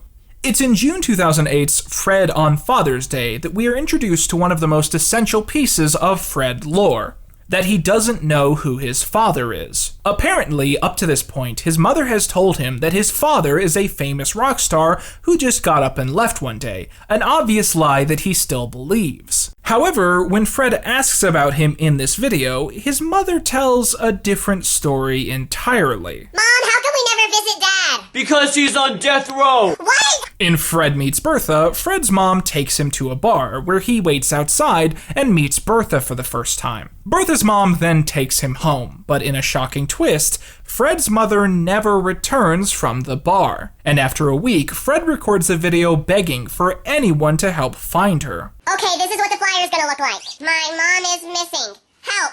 And I even drew a picture of her so they can find her better. A common place you could find my mom is obviously the bar. You could also find my mom standing on corners wearing revealing outfits. She's never really told me why she does that, but she said it somehow makes her money. Who knows? In the next several videos, Fred is living with his grandmother, who initially doesn't tell him where his mother went. However, she eventually reveals that she is gone because she suddenly re-entered rehab. A disturbing detail when you consider that for at least a week, no one in Fred's family cared to tell him or look after him. Fred's grandmother also stains Fred's shirt, causing it to turn red for the rest of the season's storyline, leading to what fans have called the Red Shirt arc. A lot of stuff goes on during the Red Shirt arc, including a ton of stuff which is sadly never resolved. Fred tries to get in contact with his father by sending mail to the state penitentiary, but never gets back with him. On top of this, he continues to get threatening letters and messages from the person who allegedly once owned his YouTube channel. According to what I've been able to piece together, YouTube.com/Fred was once owned by someone else when Fred originally started, and it's my guess that the original owner gifted the YouTube channel to Lucas so that when you typed in YouTube.com/Fred, it would go immediately to Fred videos. This is why the Fred YouTube page actually predates the character by over a year, something which the character makes fun of within the show itself. But for some reason my Fred channel on YouTube says that I joined 2 years ago. If I would have joined 2 years ago, I would only be 4 years old. Do you really think I know how to work a computer if I was 4? So yeah, it wasn't actually my channel. I just was annoying YouTube and kept on banging on their, door. And finally they said, okay, we'll give you the channel. And so for the 2008 arc, there was this running joke that the original owner of the account was sending threatening letters to Fred in order to try and get the account back. Eventually, Fred's mother gets out of rehab and begins treating him like a real 6-year-old, giving him love and attention, all things he's not used to and finds very unusual. However, this doesn't last very long, and she apparently begins drinking again right away. My favorite detail of this specific era of Fred is that Lucas went out of his way to make sure that the character constantly refers to things going on in the real world, as if to ground Fred's ridiculous adventures around real things that have become historically important. Oh, and also my grandma and my mom have been talking about how the economy is crashing or something really stupid like that. And they're all worrying that we're going to go into the Great Depression or something really stupid like that. And I mean, they should just realize that we should all just sit back and relax and let the president take care of it, because he'll take care of it. Just wait and see. I mean, presidents do that kind of stuff. It's their duty. In October 2008, a brief storyline begins where Fred runs for president of his kindergarten class, running on such promises as more homework so kids have things to do at home, and end recess so lonely kids don't have to feel bad on the playground. In response to this, Kevin himself runs against Fred, campaigning on such slogans as Fred wants to cancel recess and Fred literally broke into Judy's house. Oh my gosh, and a really embarrassing thing that happened today was Judy was walking around the school telling everyone, why would you vote for Fred? He stalked me and went into my house. I mean, seriously, Judy was making it sound way worse than it really was. The worst thing I've ever done to Judy is walk into her house when no one was home and look through her drawers and look at all of her personal items. I mean, it wasn't that bad. And so election day comes, and when the votes are tallied, neither Fred nor Kevin are elected into office. Instead, a third-party candidate who did not run on personal attacks becomes their kindergarten president. Fred is initially distraught over this before deciding that he and Kevin deserved to lose because they were being sour pickles. So my advice to you is to just be a sweet pickle and everything will turn out for you in life. Everything. Another thing notable about this storyline is its inclusion of 2 more bizarre advertisements disguised as regular Fred content. The first was for the song Watch How I Do It by Kev Blaze, which Fred played numerous times throughout the year. Yeah, get down with your gangsters there. This might initially seem like Lucas or his family just really liked this song, but the eventual release of a music video for the song, starring the musician, on the Fred channel seems to confirm that this was actually a targeted marketing stunt. But the stranger of these 2 stunts came from the film studio 20th Century Fox. You see, in 2008, Fox released a science fiction adventure movie called City of Ember, produced by Tom Hanks and starring Bill Murray. And Fox decided that the best person to promote this was a 14-year-old on YouTube pretending to be a 6-year-old. Over the summer, Bertha had to read a book called City of Ember or something, and I guess now it's gonna be a movie? Anyways, I guess in the book everyone lives underground or something, so we played a game where we lived underground. Yes, Lucas was officially paid to promote City of Ember, and did so by having Fred mention the movie and then post an edited version of the film's trailer, inserting his face into random moments. I'm just really scared about that. I don't know what to do. What can I do? I love swimming. Oh my god, I just peed inside the pool. The clip you're seeing right now might seem like a fan edit or something Lucas threw together for fun, but it's actually a licensed edit approved by the City of Ember producers, who paid Fred to upload it to his channel. And I want to meet the person who thought this was a good idea, who thought that this was a good way to sell their sci-fi dystopian thriller. But on the other hand, this fake Fred edit has 7 times as many views as the actual movie's trailer. But on the other hand, the movie bombed, so it probably still wasn't the best way to get the word out. But with that out of the way, the presidential storyline ends the 2008 run of Fred videos, which is notable because 2009 Fred is kind of a transitional period for the character. You see, I consider there to be 3 main eras of Fred content. pre-Nickelodeon, Nickelodeon, and post-Nickelodeon. And I don't personally think that the Nickelodeon era begins until 2010, but 2009 was still in that space where it was clear that something was going on. In fact, the very first thing to happen with the character in 2009 was Fred's appearance on iCarly, which obviously was the very beginning of his association with Nickelodeon. 2009 was also the year that he started having widespread merchandise, but we'll talk about that a little bit later. The iCarly episode featuring Lucas was actually something that I analyzed heavily in my original Fred video, and it's also something that I'm going to probably have to reanalyze at some point in my iCarly sextology. But I would be doing a disservice if I glossed over it without just highlighting how weird it is that this happened in the first place. So this episode mostly features Lucas appearing as a fictionalized version of himself, as the in-universe Lucas starts drama with the iCarly cast. We'll go ahead and save these bits of the episode for the main iCarly project. But what we will discuss very briefly here is the sequences where Lucas appears as himself as Fred. Early on, the iCarly cast watches a real Fred video from his YouTube channel. But towards the end of the episode, we see a new Fred video that the gang makes together, presented as if it's a video that Fred puts out inside the iCarly universe, but not in the real world. What's interesting about this is that it's the first Fred appearance not written by Lucas or his family, and it doesn't feel quite right. The writers apparently were under the impression that the whole appeal of Fred is a guy with a high voice saying non sequiturs, and that's mostly what they present. I'm hiding under a Toyota. It's a sports utility vehicle. A cabbage! My mother ate my turtle! My bathroom is purple! I like to sniff cheese! Cheese! Although on occasion it does feel like someone involved understands the character at least a little bit. What if these noodles were Kevin's intestines? That'd make me so happy! My friends are here! The weirdest thing about this episode to me will always be that it's basically an advertisement for Fred's YouTube channel, and a direct encouragement for the audience to go look up his material. And imagine being a kid going to this YouTube channel and seeing jokes about Fred's mom being in rehab and her being a prostitute and Fred abusing drugs and Fred stalking people and breaking into their houses. And now that I think about it, a lot of that stuff actually is in iCarly, but it's downplayed, man! Like, Nickelodeon endorsing this on the same level they would something they personally manufactured should have been a risk.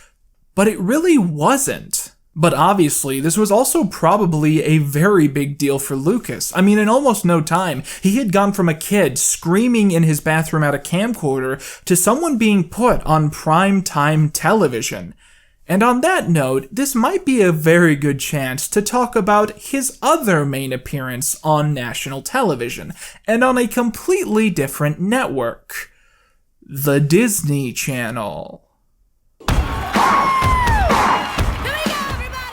Hannah Montana is one of those shows that was so massive at the time, so impossible to avoid. And yet today, it kind of feels mostly faded from the public mindset. So for those of you who weren't there, or maybe have forgotten most of the details, here's a quick rundown. Miley Cyrus plays Miley Stewart, an ordinary girl who lives a secret double life. By day, attending a boring school and trying to become one of the popular kids. And by night, putting on a blonde wig to become international pop sensation Hannah Montana. Your typical sitcom hijinks ensue. She meets the president, she dates her brother, she meets the Jonas Brothers, she dates her brother, she struggles to adjust to the schedules between her two lives, there's an episode where she dates her brother, you know, just the typical stuff you see in any of these shows. Anyways, in this episode specifically, Hannah gets a voice acting job working on a parody of Disney films, which is kinda weird because it's a Disney production, but whatever. It's in the recording studio that she meets Kyle McIntyre, one of the most talented voice actors in the industry. Ranny Goat, Claude the Krabby Cow, and Frankie the Frantic Field Mouse. Hello, Hannah. Not in the mood. I like cheese! The only problem is that Hannah quickly figures out that she's not a good voice actress, which is actually kind of a bit of meta humor, as Miley Cyrus isn't a good regular actress. So Miley tries to practice the role in private, and after speaking with Kyle about her struggles in the role, he suggests a duck voice specialist. And that specialist, get this, is a duck. Now, isn't that funny? And so Hannah spends an hour running around with this duck pretending to also be a duck, and then she goes in and she gives another really bad voice performance. She initially gives up after this, but after being pressured by her father, decides that she can't give in that easily, eventually impersonating a teacher at her school and finally giving the best performance that she can. You can do it, Dada! You can fly! You can fly! Look at me! I'm flying! I'm flying! The director says it's 1,000,000 times better than where she started and promptly fires her because it still sucks. Kyle runs away from secondhand embarrassment and Miley learns an important lesson. She can't act. Dun dun dun dun. So when I first heard that Lucas was on this show, I went out and got a copy of a bunch of episodes and I put one of them on and I watched it and then I realized I had put on the wrong episode. And so I watched a different episode, and I watched that, and then I realized that was also the wrong episode, and so then I put on a third episode, and that one was the right one. And what I discovered during that whole little miniature adventure is that this show blows chunks. Honestly, I mean this, it is horrible. Like, unwatchably bad. One thing I noticed that's really insufferable is sometimes the writers will start a scene, and then they'll basically tell you the punchline to a joke, and then they'll tell the joke again really, really, really slowly. And the show is like insultingly dull and uninteresting and lame, except for this one kid. For some reason, he always gets the funny bits. I'd like to see them ignore me now.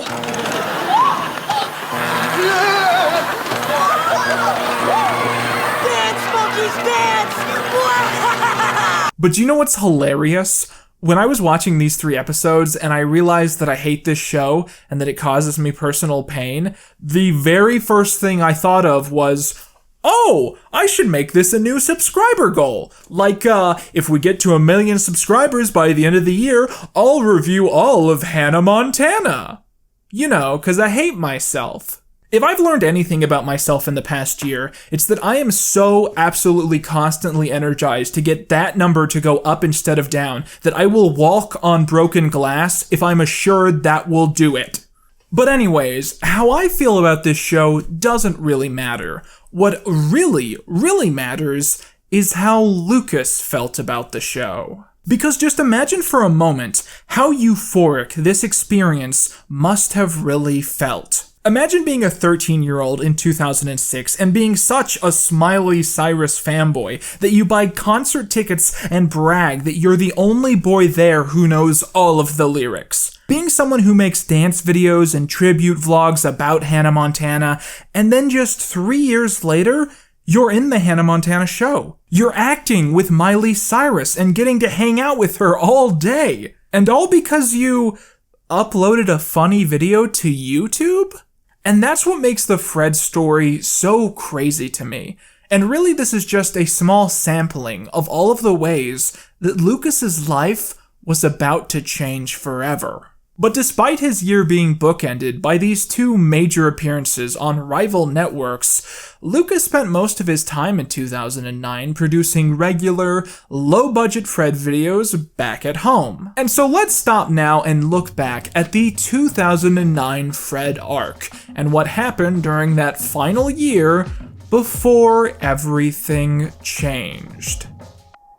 So in the first video of 2009, we find out that Fred hasn't been posting videos because his grandmother briefly sent him to boarding school after his mother relapsed into her destructive tendencies. However, Fred is expelled for, quote, doing a sassy photo shoot, and he returns home to live with his mother once again. There's a lot of small things that happen this year that don't end up mattering in the long run because this is basically the final year of Fred being presented like this. For instance, in Fred Goes to the Doctor, the character claims that he was actually born in a bar because his mother was still partying despite being pregnant with him. Also, in numerous videos, it is repeated time after time that Fred's mother, quote, works the corners, a phrase that he doesn't really understand but keeps repeating. Throughout the year, Fred's unhinged nature materializes not only as tantrums like before, but also in occasional moments where he fantasizes about violent things happening to Kevin and Judy. You know what? I'd like to see Kevin work out. I'd like to see him lift up weights and ride bikes hardcore. I'd also like to see Kevin sweat blood. Fred also apparently begins creating drawings of himself doing very bad things to Kevin, which causes alarm at school and leads to a therapist being sent to evaluate him. The therapist suggests that Fred continue to see her, believing that he has deeply embedded issues, but he rejects this. And furthermore, when Fred's mother learns that he told his therapist about her working the corners, she states that Fred cannot take therapy if it means their family secrets are exposed. In the video Fred on April Fool's Day, we're delivered what is one of my favorite pieces of Fred lore nuggets, even if it really only has purpose or context in the 2009 run and nowhere else. The episode plays out like you'd expect. Fred comes home from school one day complaining that kids in class were pranking him because it's the 1st of April. Actually, today Judy was like, Fred, will you go out with me? And I was like, oh my god, yes! But unfortunately, she said April Fool's Day after that, so, I was kind of embarrassed a little. Fred attempts to get back at Judy and Kevin by playing April Fool's pranks on them in return. However, both pranks are cruel and outside of the logical limits of the holiday, such as telling Judy that her dog died and throwing a cat with rabies into Kevin's face. Again. Afterwards, Fred admits to the camera that he thinks he might have gone a little bit too far. I don't know, I just think I brought it up one notch too far, you know? But whatever, it's April Fool's Day, for gosh darn sake. What is that? It turns out that Fred's mother has set out these lifeless heads as a prank on him, saying that he deserves it for being so mean to Judy and Kevin. And you'd think that that would be the last time you'd hear about that, right? Wrong. In Fred throws a party at his house and calls everyone he knows to try and invite them over. Hey, it's Fred and I'm having a party today, so I was wondering if you wanted to... No, I swear it will not lower your social status to come over to my house, please! But no one shows up, and the party is completely empty until... Oh, Fred, don't be sad. We'll come to your party. I even brought a balloon for the special occasion. What's going on? We just want to come to your party! You can come! Just don't hurt me! Yes. From this point forward, these mannequin heads are fully sentient and will talk to Fred and no one else. In the episode Fred Goes on a Date with Judy, Fred gets a call from a person he thinks is Judy asking him out on a date. It later turns out that this was a prank call from Kevin, but while he's waiting at Judy's place and believes that he's being stood up, he is visited by one of the heads. I'll go on a date with you, Fred. I love you more than words can explain. Oh, okay, well I'm gonna go to the bathroom. Actually, I'm gonna get the heck out of here! Why can't he just love me like I love him? So this sort of brings us back around to the most iconic question of these Fred videos. Is this all real? How much of Fred's world as we see it is honestly legitimate? And how much of it is the character creating fake situations for us to see? Personally, I think it's a little bit of both. There's a point in one of these early 2009 videos where Fred is looking under a house porch and suddenly claims that underneath he saw a giant squid having babies. Once again, this is a reference to the character very potentially making up details about the things going on around him because, well, that's what kids do sometimes. So it is very probable that a lot of the stories Fred describes are twisted or inaccurate to the real events. However, it's my opinion that Fred does not manipulate the footage of these vlogs. He doesn't go back in and dub scenes to imply another person is in the room, or go back in and delete parts he doesn't like. So when we hear his mother or Judy or Kevin, those people are actually there, even though they're also just Lucas's voice being pitch shifted. However, it's also worth questioning if we really are perceiving events through a totally true lens, or if we're essentially seeing the world as Fred sees it. It's possible that the talking doll heads only exist in Fred's mind, and that we see them too because that's the perspective that these vlogs secretly take. I mean, watching through the series, you basically already have to accept that this 16-year-old does not look how he physically seems to, as he's supposed to be 10 years younger and apparently wearing braces. So maybe not everything is as it appears to be. 2009 was also the year that the Fred channel reached the milestone of 1 million subscribers, which was something that no one else on YouTube had managed to do before. To celebrate, Lucas recorded a brief video where he thanked the audience out of character as himself. The video then cuts to an appearance from the Fred character, who references Lucas's cameo directly. And I'm really creeped out because I have no clue who that weird guy was right before this, you know, that weirdo? This is the first time we see Fred make meta-commentary on his own existence as a character while referencing Lucas as a separate person. And even if this wasn't meant to be canon, the idea of Lucas and Fred being separate characters becomes mildly important towards the end of this saga. Real quick, here's a few more short videos worth mentioning from the 2009 run. In Fred Gets Dissed at Bible School, Fred's mother takes him to Bible school because she hopes that if they both find God, it will cure her alcoholism. There, most of the kids are cruel to Fred by making jokes about how he's so year one. I'm pretty confident this video might secretly be an ad for the movie Year One. I mean, I don't know if you've heard of the movie, but there's this movie called Year One that's coming out in the middle of June, and I guess there's like a bunch of jokes that go along with the movie or something. In Fred Goes Fundraising, Fred tries to sell pizzas for his school so he can win the reward of a bean share that will go to whoever can sell the most, where he runs into a few characters around town who are quite unsuitable. Hi, Chester! Hey, little boy, come closer, little boy, come closer. Hi, well, I'm selling pizzas for my school. Do you want to get some? Oh, that sounds really nice. I'll buy some. You just have to come to my house with me because I left my money back there. Oh, that sounds kind of weird. I mean, my mom said I should never go to your house specifically because she's heard some really nasty things about you, so... It'll be our little secret. I'm leaving! And finally, in Fred Gets a Letter from His Dad, Fred gets a letter in the mail which he thinks is from his father, finally getting back to him about the mail which he sent the previous year. In the letter, his father proclaims that he loves Fred, something which brings him much joy as he's never had a parent who loved him before. However, when he reaches the end of the note, he finds out that it was actually sent by Kevin. P.S.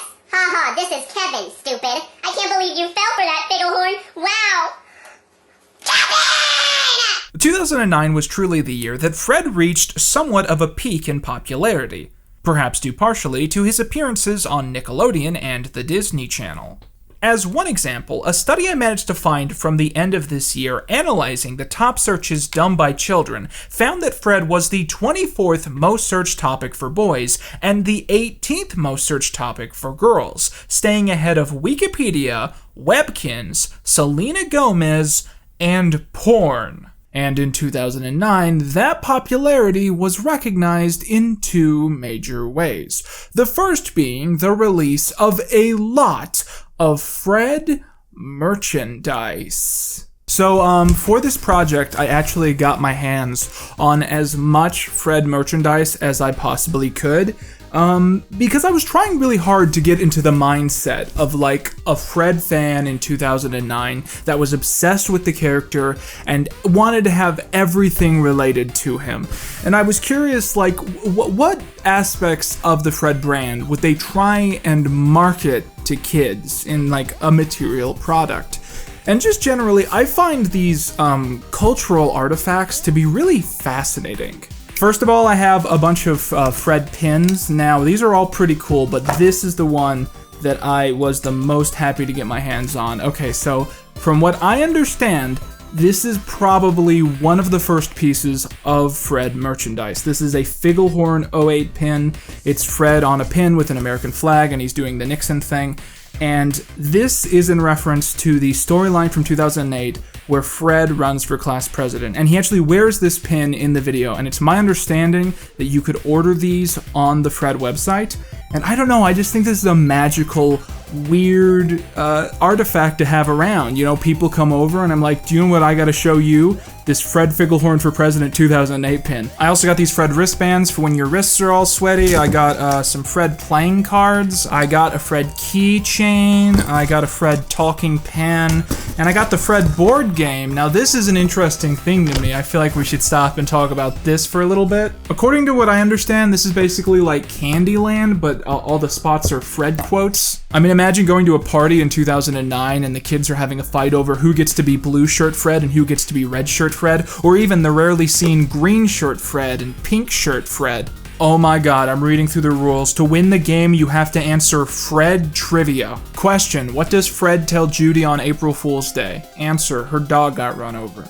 Question, where does Fred's father live? Answer, the state penitentiary. So not only do you have to approach this game with a knowledge of Fred lore, but you can't be tainted by the later Fred retcons, or else some of your answers are gonna be wrong. I bought these off some like shady website. I initially thought they were like stress balls, but I think they're noisemakers, but they don't make noise anymore. On the front of these is like always a picture of Fred's face, and then on the back is like one of his many catchphrases from the early days. So this one says, "Don't be sour."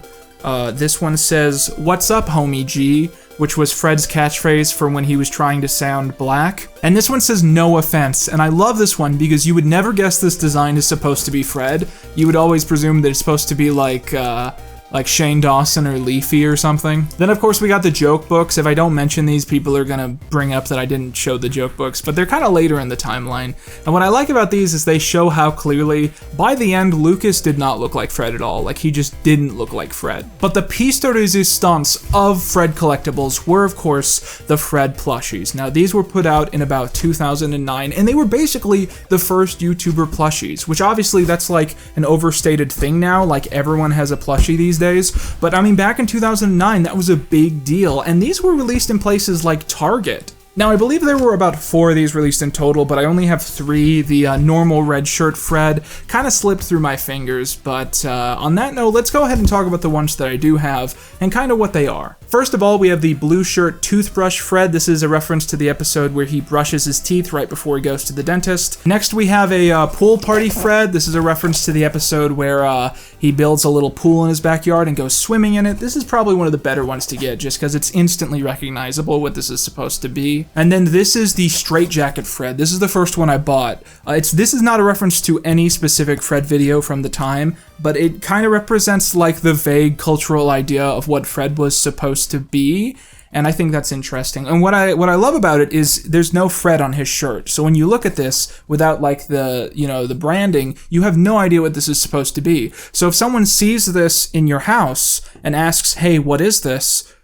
you can make up a lie. Now, these are supposed to be talking dolls, so there's supposed to be a thing in the hand that when you press it, you know, it makes a noise or says something or something like that. But I mean, you know, sadly the batteries in these are pretty old, so it's kind of like...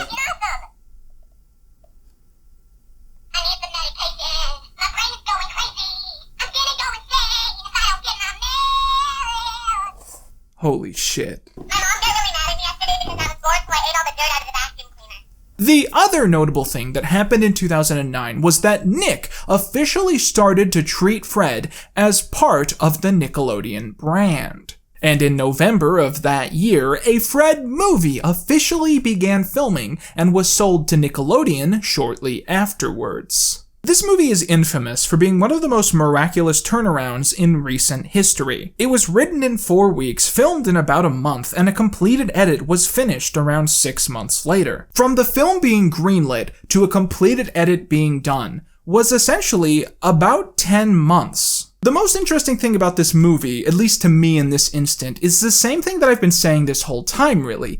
It was 100% a complete reboot of the established Fred canon, and it would come to define how Fred would be perceived in the popular culture for the rest of time. The most obvious thing being that the off-screen lore characters were developed into real performances by the time it hit the small screen. But the most notable thing about Fred the movie is that it substantially aged up the entire cast. In the original canon, as you'll remember, Fred, Judy, and Kevin are all supposed to be 6 years old and in kindergarten. But in the final movie, they are supposed to be 15 and are played by adult actors, with the exception of Lucas, who was only 16 at the time. This is an alteration to the lore that I am not 100% sure that I am fond of, because it totally recontextualizes Fred's purpose and directive. Early Fred is supposed to be a child who is extremely innocent but emotionally damaged, giving a warped view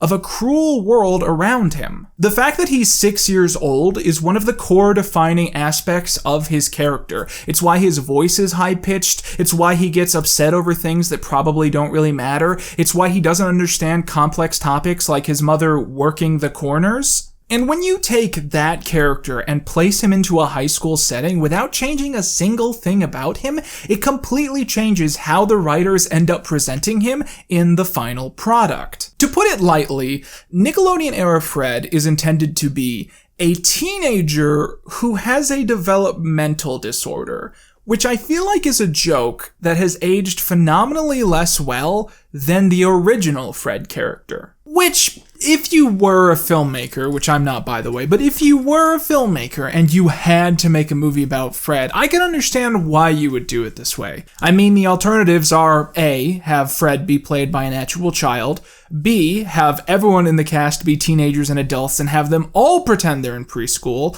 or C, have Lucas be the only cast member who isn't in preschool as he sort of romantically frets over one of the preschool actors. And look, I've seen Grow Up Timmy Turner. I think we can all recognize that turned out to be a bad idea. But it is interesting that Fred the movie basically represents the entire pop culture understanding of what Fred is. One of my friends recently pointed out to me that Fred the movie has actually had a far more culturally remarkable presence and afterlife than any of the mainstream stuff that Fred was paid to advertise. Which is funny, but true. Think about it. Out of City of Ember, Year One, and Fred the Movie, which of these three films do you think about the most? Anyways, before I get into analyzing and reviewing this Nickelodeon TV movie from 2010, I want to talk about the effect that this script had on the Fred YouTube channel, before it even came out, really. Think of it like this. Fred the Movie wrapped filming on December the 20th, 2009. It then aired on September 18th, 2010. So, for those 9 months, Lucas was left in a limbo where he had filmed the script, knew that it was going to essentially reboot the Fred canon, but no one in his fan base knew that was the case yet. And so the YouTube videos that he filmed after Fred the movie had wrapped, but before it came out, were totally different from anything he had made up to that point. First of all, there was a mild budget allocated for things like on-location shoots, a cameraman, and most importantly, actors for Lucas to perform off of. Hey ma'am, did you buy those books? No, I didn't buy them. Oh, she didn't buy the books, she's a book thief! Come back here, lady! You have to buy those books! Secondly, previous Fred videos up to this point had operated off of building up a lore and then continuing to reference said lore through specific callbacks. That's where you get things like Judy, Kevin, the talking doll heads, the cat with rabies, etc., etc. But none of those things feature heavily in this set of videos, and I presume because Lucas was producing these explicitly so they could be set in either the classic Fred canon that his audience understood, or the Nickelodeon reboot, which was approaching like a bullet train. Some of the most memorable videos from this era include the one where Fred is left alone at a hair salon and begins cutting the hair of the customers. Finally! Someone understands my style! I knew you'd love it! Whatever that is, I want. The one where he goes to the store, fills up his cart with junk, and ends up meeting the annoying orange. Knock knock! I'm gonna squeeze you to death if you don't tell me who's there! The one where Fred wanders around a music studio and eventually meets Weezer. Oh, it's just Weezer. Weezer? Oh my god, it's Weezer! and the one where he sneaks into an adult movie that he isn't old enough to see. We're all gonna see Nightmare on Sesame Street! Very few of these videos were made when compared to the previous Fred seasons, but these actually tend to be the videos that a lot of people associate with the channel, just because it's a little more memorable to see him in these real locations interacting with real people. This was also the year that Fred cameoed on the Annoying Orange YouTube channel, in a skit where they're both put into a fighting ring and asked to annoy each other to death. Wow, your favorite food must be Scream of Wheat.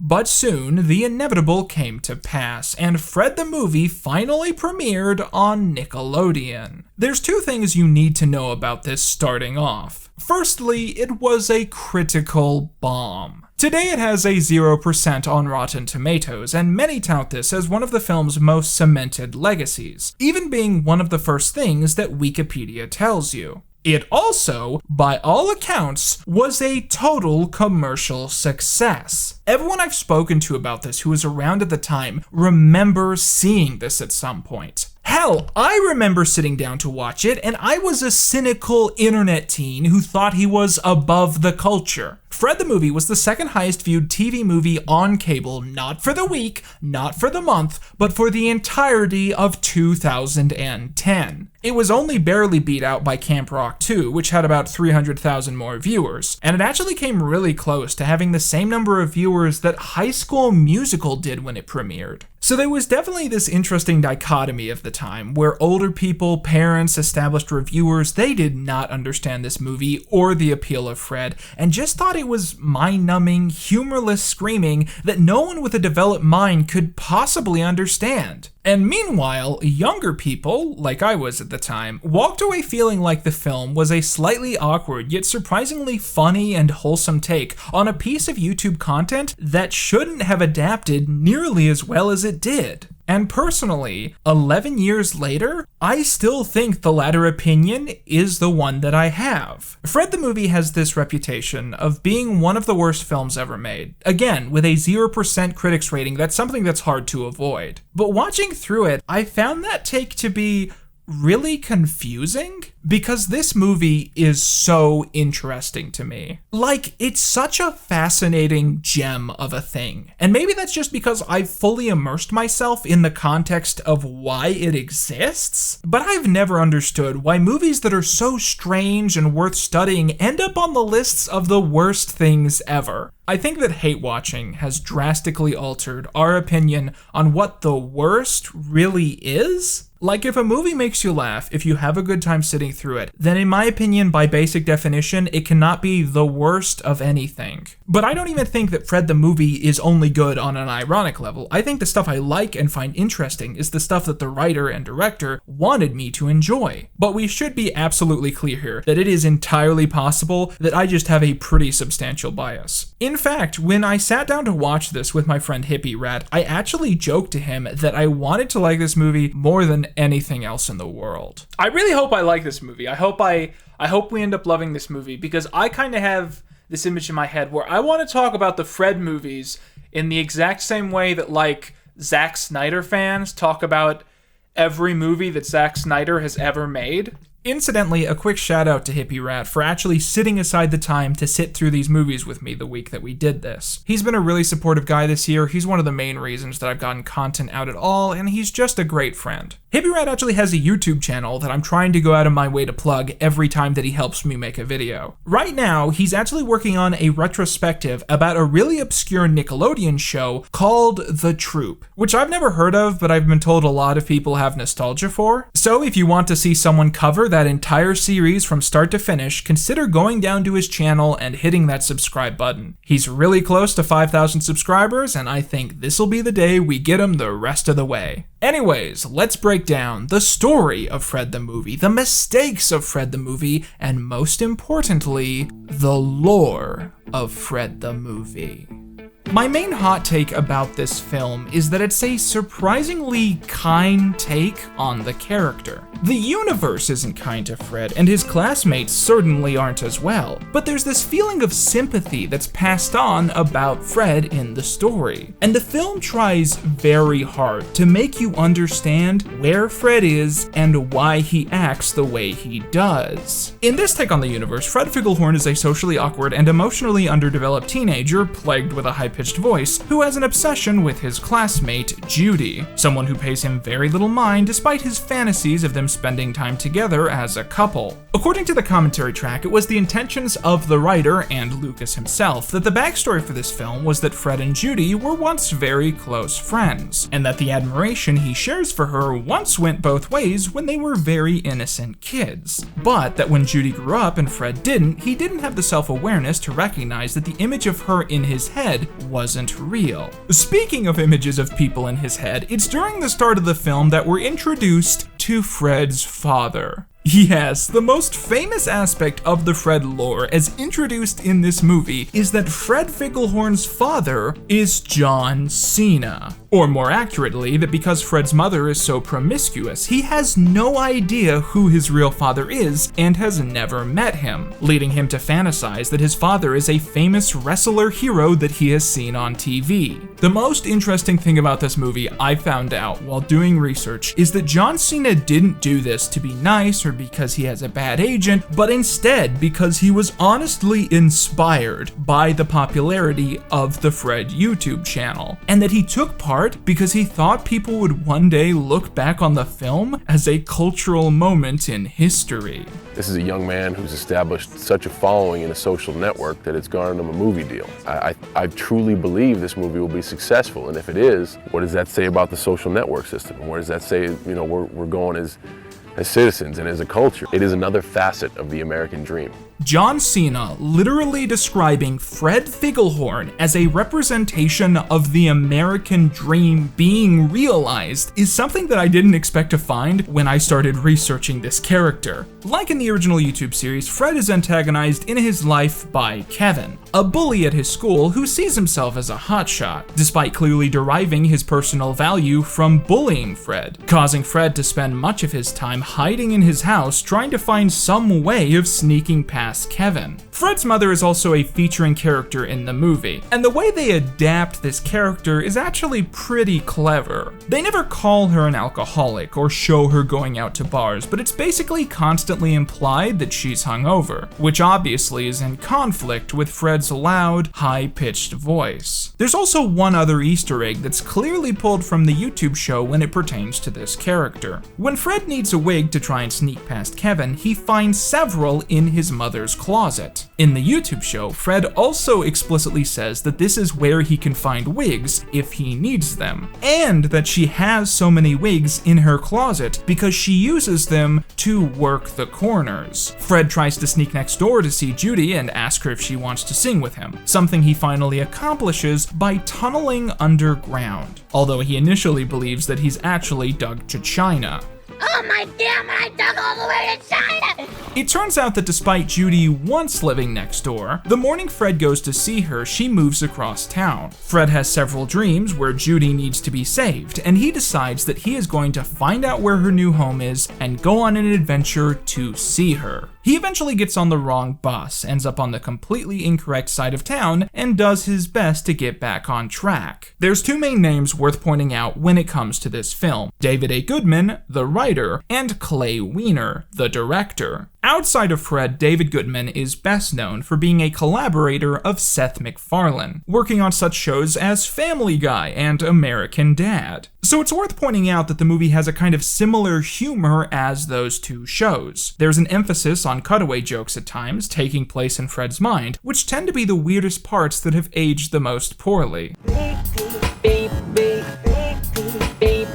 During this part of the film on the DVD commentary, they note that one of the biggest struggles with writing the movie in less than 4 weeks was trying to limit how much they ripped off from Pee-wee's Big Adventure. Originally, I think in the first draft, with the budget didn't allow it, all the pets start escaping. He lets all the pets out, right? That's right. And then we said, stop stealing things from Pee-wee's Big Adventure. One interesting detail I noticed is that when Fred is alone at home, he talks to the audience like it's a YouTube video, talking about his struggles and his fantasies. But this is a superpower he loses when he ventures out into the real world. And the way they end up rectifying this is by introducing my favorite addition that this film makes to the Fred lore: Durf. Where's Judy? She's my, girlfriend. No, she's not.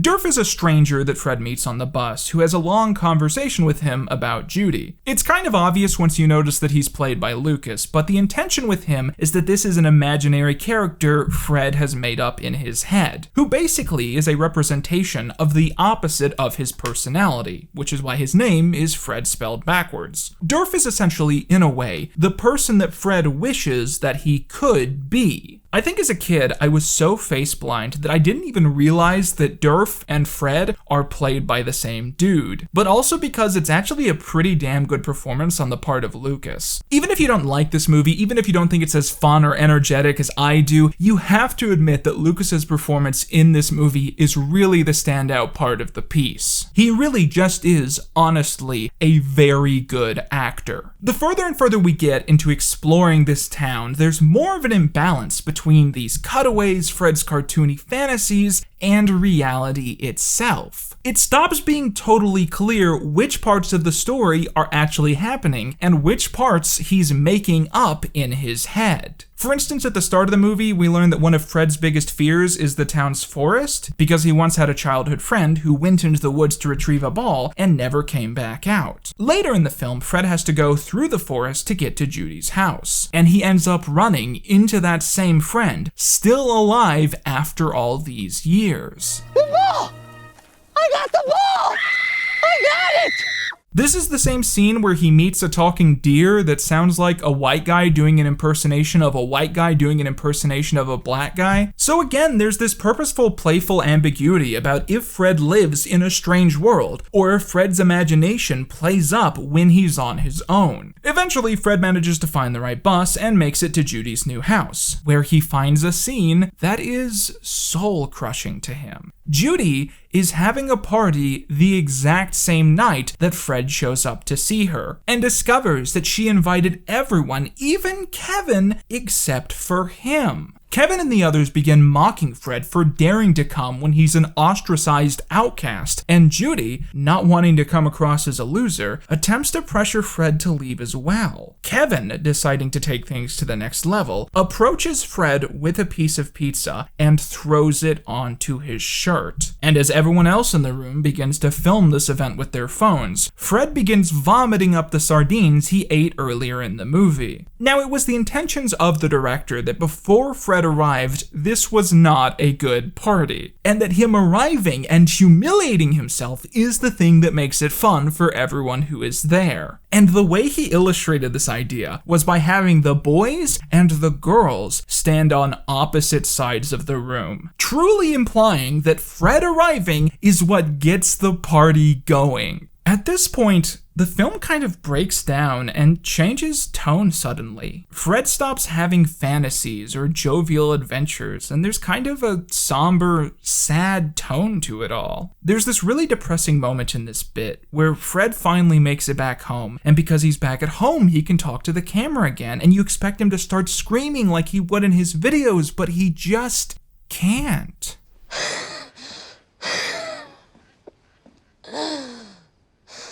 And this is like the most softly tragic thing in the world. Fred has been so hurt, so bruised by this experience, that even screaming isn't something that he can bring himself to do. Of course, then he turns around and starts screaming anyways. That was so humiliating! But you know, it's still like a touching moment before that. When Fred gets home, he's informed by his mother that Kevin has uploaded the footage from the party to the internet, and that it already has been viewed by 50 of his classmates. Oh my gosh, another person just watched it! And another! This section of the movie was intended by the writer as a satire, in his own words, of how Kids now have to record everything to prove that they're having fun. Yeah. After being publicly humiliated on such a large scale, Fred decides that he doesn't want to be popular and he doesn't want Judy to love him. All he wants is petty revenge. And so Fred plans to have the coolest, most fun party in the world and to go out of his way to uninvite everyone in town. What is this? I'm having a party and you can't come. I'm trying to get it. Outside of Lucas, I think the standout performance of this film is Bertha, played by Jeanette McCurdy. Like Fred, Bertha is intended to be the outcast, the weirdo, the strange kid. But the difference between them is that she's kind of above it all. She gives off this vibe that fitting in just isn't something that she's really interested in, even if that's secretly not the case. But the most notable thing about Bertha is that she's the only person in the movie who likes Fred without any strings attached. And not in a romantic way necessarily, she's just his only friend. And this is something that takes him the whole movie to finally understand. When Fred is going around town uninviting people from his party, he eventually comes to realize that he and Bertha are one and the same, and he decides that she will be the only person he invites to his party. So the two go out that night, and using Bertha's whole wardrobe, a simple camcorder, and all of the wigs in the world, they eventually fake footage of a party, filmed as if many people were present, and somehow they managed to actually pull this off, convincing the whole school that Fred held the biggest party the town has ever seen, leading to people pretending that they went just to build clout, and a fan base for Fred suddenly starts building at the school. One of the most interesting notes that David Goodman makes on the DVD is that he intended this ending to basically be the moment where Fred's life becomes Lucas's life, where the lonely kid at school uses the power of the internet to create his own world, his own story, which blows up overnight and causes people to love and admire him. And you know, I feel like Goodman and Wiener really proved here that they understood the internet a lot more than other Gen X filmmakers of the era. Yes, the internet is a scary place filled with public shaming and camouflaged bullying, but it can also lead to a lot of positive things. And as John Cena said, a story like Lucas's is basically the American dream realized in modern terms. And making a film that didn't capitalize off of that would have been a big mistake, I think. So, at the end of the film, Fred and Judy are reunited, Judy apologizes for being so mean recently, and they officially begin dating, as the camera pans out on his smiling face. Like I said, Fred the movie was a very big deal when it came out, and as soon as Nick knew they had a hit on their hands, they commissioned a second film. But before we talk about that, there's a few other things we should probably stop to talk about real quick. If you watch the behind-the-scenes features included on the DVD, one thing that pops up numerous times is Lucas's ever-present insecurity about continuing to play the Fred character, a persona he made up when he was 13 and was still being asked to do at 16. In the commentary, when it's brought up that the film only took about 10 months to finish, Lucas notes that he found this to be a relief, because at the first meeting where the project was pitched, he developed a sinking fear that he would still be playing the Fred character when he was in his 20s. And it's consistently said that a big motivation for Lucas was trying to find some way to play a new character at some point. I'm already working on like other stories and other characters, so I'm happy that Fred's giving me the chance to be able to branch out too. I sort of made the promise to him that I wanted him to look back at this movie and for people to see it and say, oh my god, what a great actor he is, and not what a gimmick, he's created. I didn't want him to be stuck in this character forever. And so despite Fred 2 being commissioned and the future of Fred seeming very strong, Lucas was still clearly trying to find some way to create something new, to prove that he was a bona fide character actor and not just a kid who found a gimmick. And to prove this was the case, Lucas returned once again to the original Fred YouTube page, where he uploaded an out-of-character update in which he announced he was going to be introducing a new character to the channel. I'm making an announcement that I'm making a new YouTube character. And yeah, the new YouTube character will be completely new. It has nothing to do with Fred, and it will be fresh and new and all of that. I haven't done like a new character for so long. So I'm really excited to share that with you guys. And then, on November the 20th, 2010, the world was introduced to Doug Durkee. Stop! Stop right now, Doug! Stop! Hey guys, it's Doug. So yeah, my name is Doug, and my last name is Durkee, so now you know my full name. So if you're an online predator, then I'm pretty much in a bad position right now because I just told you my full name. There's this weird thing I've noticed, that the longer that Fred continued to exist, and the more that Lucas tried to evolve as a creator, he kept accidentally inventing Filthy Frank.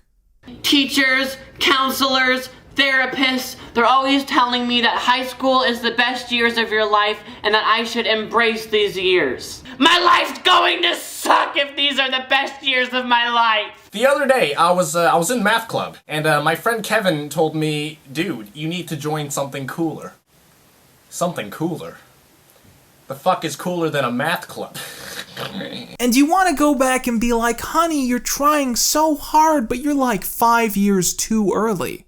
Sadly, Doug Durkee did not catch on like Lucas wanted him to, but this motivation for him to use the Fred YouTube channel to prove that he could play other characters did not fade. And so this brings us around to the final story arc uploaded to the Fred channel, set in the original canon, where Fred is a 6-year-old in elementary school vlogging about his adventures on a day-to-day basis. On January the 22nd, 2011, Fred is shown sitting down to record another video, only to have a hand reach out and grasp over his mouth.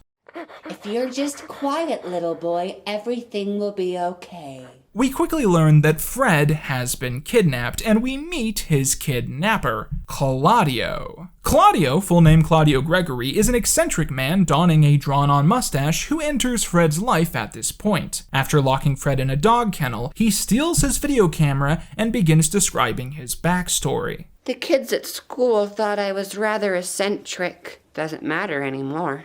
One day I brought fruit punch for my homeroom.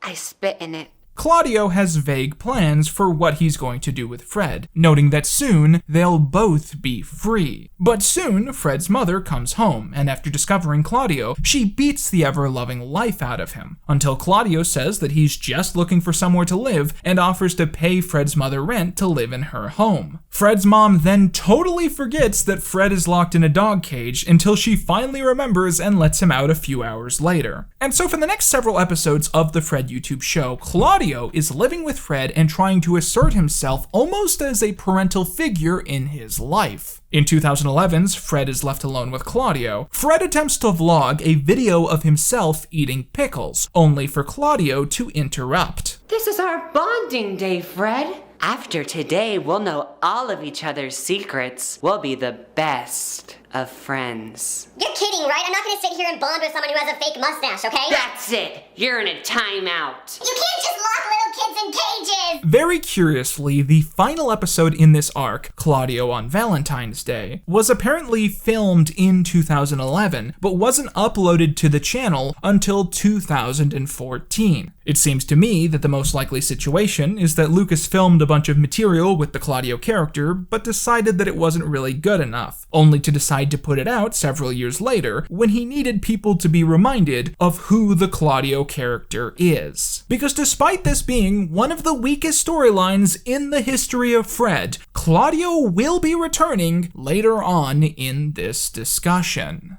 One thing worth quickly highlighting before we move on is Fred's musical career. I discovered this phenomenon when I was looking for Fred merchandise to buy, and I just found these albums, like on eBay, that no one wanted. They were super cheap, but these are the two Fred musical albums. One was a Christmas album, 2009's It's Hackin' Christmas with Fred, and one was a party album, 2010's Who's Ready to Party with Fred. And so yeah, I sat down and I listened to both of these in full all the way through, and I totally don't regret it. No, it was worth it. There's some gems on these. Don't you guys want to hear the incredible party song, Girls Are From Uranus? Girls like to smell so nice. In a month, guys would rather shower once or twice. Yeah! Girls like to shop. Guys like to fart. Girls are from Uranus. No, there's some interesting notable stuff on here. He recorded a knockoff of the Total Drama Island theme. Is that interesting?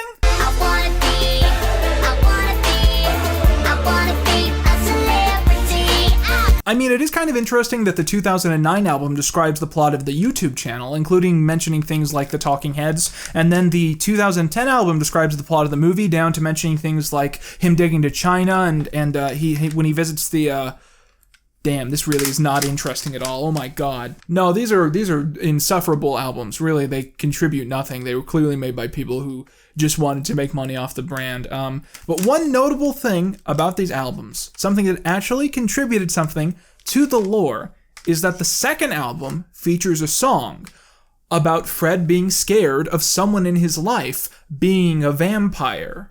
There's something strange about this babysitter. She called the blood bank and asked if they deliver. I've seen Twilight. Believe me, I left an impression. The Babysitter's a Vampire, being one of the first pieces of Fred media to come out after the movie, was the direct inspiration for the direct-to-TV sequel, Fred 2, Night of the Living Fred. This movie has one of those covers from the time where it's like if you move it a little bit, the image changes. So one of the images is Fred looking scared, and one of the images is Fred as a vampire. So when you do this, it's like it keeps changing between Fred being scared and Fred being a vampire. This is the most interesting thing about the movie. The Wikipedia page for Fred 2 proudly claims in the opening section that it was, quote, considered an improvement over the original. And since I liked the original enough to praise it for several minutes on end, that must mean that I like the sequel even more, right? Wrong. Fred 2, Night of the Living Fred is an incredibly poorly paced take on Fred that follows up on the original with none of the directorial charm. The film takes everything bad about the first movie, and everything bad about Nickelodeon TV movies in general, and combines them together with very, very little good. I think what really kills this movie, in the end, is pacing.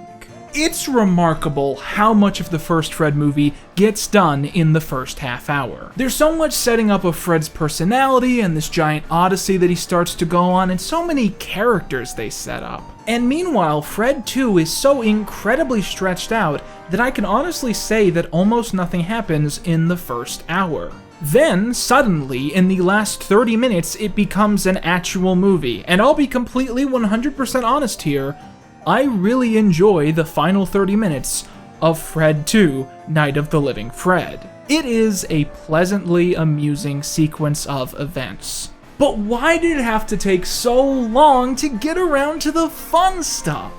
Okay, let me try and show you what I mean. Fred Figglehorn comes home from school scared because of a terrifying series of events. His former music teacher, who he felt deeply compassionate for, has suddenly been fired because she is deaf, and she has been replaced by a tall, pale, scary man who treats Fred very poorly, joining in on taunts from the rest of the class directed at him. Fred sees a strange series of events which make him believe that his teacher is actually a vampire. Terrified that the teacher has turned Kevin and all the other students into vampires, he loads up a water pistol with garlic sauce and attempts to spray it on everyone who attended the music recital, causing people to think that Fred is very weird. That's the first hour of the movie. If you're wondering how so little can happen in the first hour of a movie, well then the answer is repeating the same bits over and over again alongside Family Guy cutaway jokes. It's gotten to the point that the cutaway jokes in this film are more easily remembered by people than the actual content of the movie. In the first notable one, Fred's father, John Cena, takes him to a WWE match where they face off against his teacher and Kevin.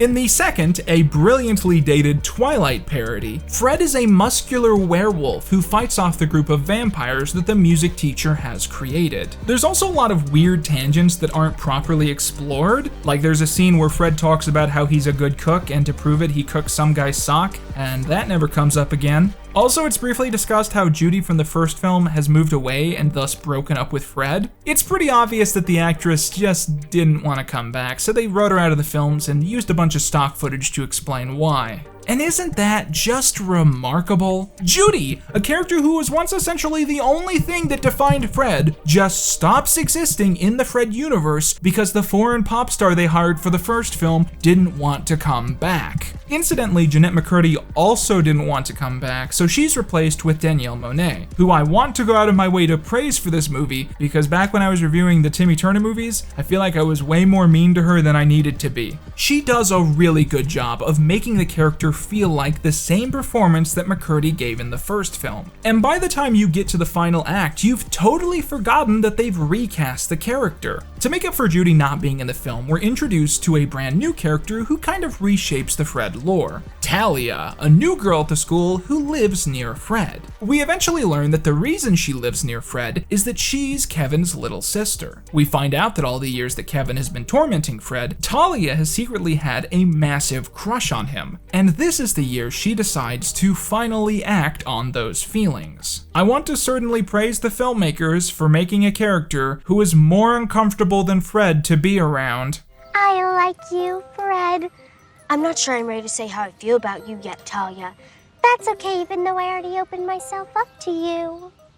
One thing that makes this film a lot worse than the first one is that there isn't really an attempt to play off of the plausible deniability of Fred's delusions. While we were watching it, there was this brief moment where Hippie and I got distracted because we started debating what stuff from the first film was actually real and how much of it was Fred's delusions. Like, is the talking deer head real? Is Fred's childhood friend who went missing real? He's referenced by the guy who works at the dam, but is the dam even real? In this film, you're told what's in his head and what's not in his head, and the moment a scene starts, you can always guess which one it's going to be. To the point that Fred doesn't even question when his fantasies don't end up matching with reality. It's just this very boring separation that makes for a much less interesting movie. But the worst part is the vampire plotline, which is almost always presented as an overblown delusion that is just making everyone uncomfortable. I really wanted to be unsure partway through if this teacher really is a vampire. Like those old Bailey Kids books, remember those? Is the janitor secretly Santa Claus? The author doesn't say no. I mean, it's a Nickelodeon TV movie set around Halloween, for God's sakes. We should be rewarded with that kind of ambiguity. But no, it's just a series of uncomfortable scenes where Fred's delusions are ruining everyone's time, and then before you know it, an hour of the movie is gone. But I will admit, I really had a fun time during the last half hour of this film. Fred is invited over to Mr. Devlin's house after they get off on the wrong foot, and Fred decides that to finally prove that Devlin is a vampire, he will livestream his visit to his home. The other kids at school end up watching his livestream, where they see creepy decorations inside of his house, including a bat that jumps out at Fred, and most mysteriously, a hidden room in his living room, where Fred discovers a butchering station covered in meat.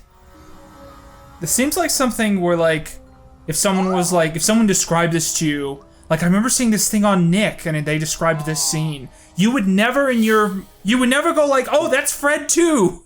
Fred drops his phone, ending the live stream just as Devlin enters wearing a bizarre headdress. In the minutes after the live stream ends, Fred finds out that Mr. Devlin really is a very nice person. He has an obsession with Korean food, having spent a lot of time in Korea when his father was stationed there, before his parents got divorced, and he never really saw his father again. He notes that music and becoming a music teacher was the only thing that led to people ignoring his eccentricities. Fred bonds with Mr. Devlin over their shared appreciation of cooking odd things, their wishful desires to know the father figures they missed out on, and the struggles of getting society to accept them despite how weird they are as people. And he walks away from the experience truly appreciating his teacher and no longer thinking he's a vampire. Sadly, however, his live stream from that night is viewed by most of the school, causing most of Fred's peers to either think that Devlin is a vampire, or that he's a weirdo with a hidden meat freezer with a proclivity to inviting 15-year-olds to his house. Devlin becomes secluded after seeing the live stream and being fired, and decides that he's going to move away. Interesting tidbit. Remember how in the first movie I noted that while Fred's mother is never described as an alcoholic, the implication is still left in place?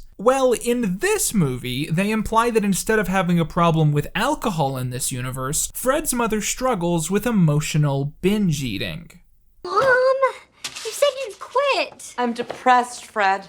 This is what I do when I'm depressed. Fred realizes that there's only one way to rescue Devlin's reputation. To convince the town that he's the vampire and Devlin is totally normal. And so he recruits Bertha to help him do this. And eventually, Talia joins in as well. One thing I love about Nickelodeon Fred is that pretty much every girl he ends up meeting falls deeply in love with him. You guys already know that Judy liked him and that Talia is in love with him, but it's also concretely confirmed in this movie that Bertha only hangs out with Fred because she also has feelings for him. And during this sequence, there's like a bit where Talia and Bertha have kind of a cat fight moment over Fred.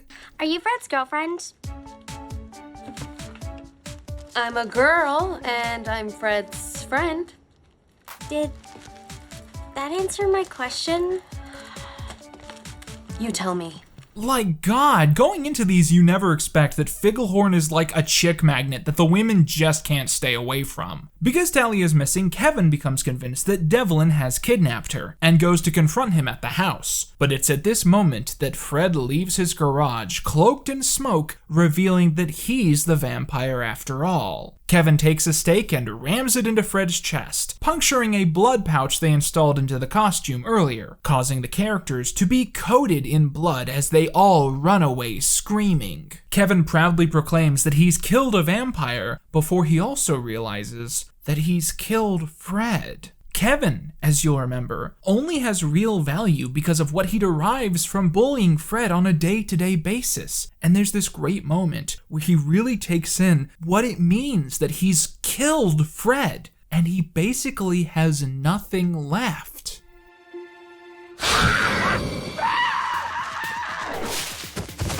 Devlin decides not to get his old job back, but still appreciates that Fred tried to make things right. And we're given another semi-happy ending, where Fred finally learns to play the piano right and Devlin goes back to dating Fred's mom, which is a plot point I never mentioned to you guys. But as Fred looks at the mirror as they leave, he realizes that Devlin has no reflection. What? And there's the movie. Fred 2 is really the film you expect to sit through when you're told how quickly these things were turned around. Making films in 10 months or less will typically result in movies that don't stand the test of time and are not watchable in the present. And despite having a pretty okay third act, I think Fred 2 is pretty boring. And in my opinion, that is a far worse crime than anything that the first movie did wrong. Now, in my opinion, one important thing happened right before Fred 2 came out that has a minor footnote in the character's story, and that was that the animated comedy show Mad premiered on Cartoon Network. The reason this is significant is that in their constant fight to try and stay relevant to the times, the writers of Mad resorted to using the Fred character in numerous skits and parodies.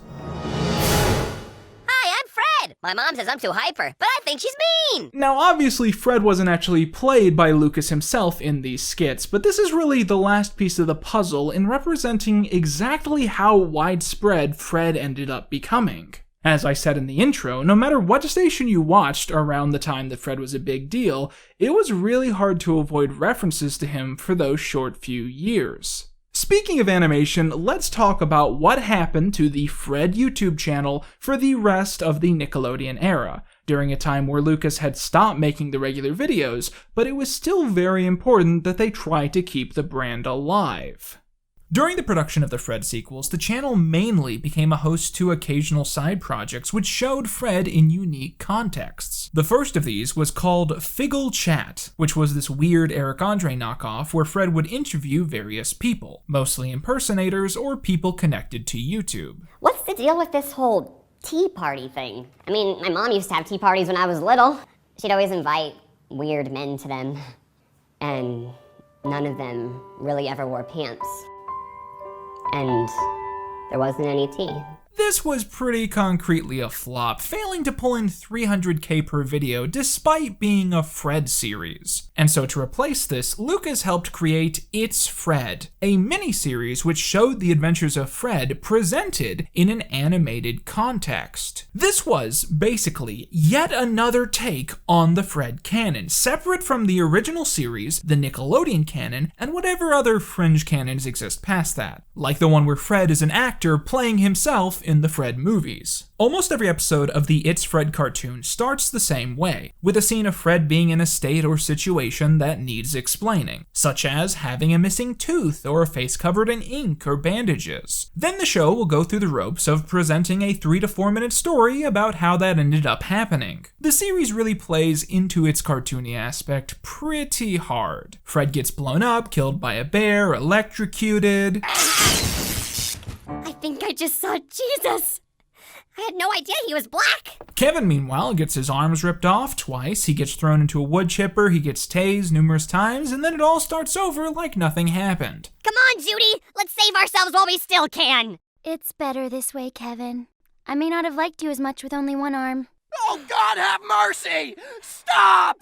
A few notable changes to the lore are the illustration of Fred's elementary school class, new characters such as his teacher, Miss Flank, and a take on Fred's mother that is completely removed from the Nick canon, playing especially hard into the angle that she's a prostitute on the side. Here's a few notable examples of the web show. In Fred Gets Adopted, Fred learns that Judy's parents are looking to adopt, and thus call Child Protective Services on his own mother, leading to him being adopted by the wrong family. Fred figures out that his foster parents have adopted many kids for the purpose of creating a child fighting ring, and after he escapes from the dog kennel where he's being kept, he finds his real mother and makes it back home. In Fred Gets a Monkey, Fred becomes jealous of Kevin on pet day because he has a pet monkey, and he decides to adopt a chimpanzee. He goes to the zoo where a janitor tells him that for $10,000 in cash, he will give him one of the older chimps. Fred sees an ad in the paper and sells one of his kidneys to get the money, and although the rusty staples irritate his skin, he's able to give the cash to the janitor, who locks him up with the chimps inside and runs away with the cash. Fred accidentally frees all of the animals, causing them to run rampant, and after Kevin is kidnapped by the lead chimp before being tasered by police, Fred ends up impressing Judy by adopting Kevin's monkey. In Fred Brings a Foreign Exchange Student to School, Fred becomes jealous of the foreign exchange student who lives with Kevin, and decides that he wants to get a foreign exchange student of his own. He ends up getting one, only for it to be a student from Iran who is wearing a headdress. There's this weird joke the short does, where you think it's going to be really racist by having the character be a radical who blows people up, but then it turns out she just has a really sick sense of humor.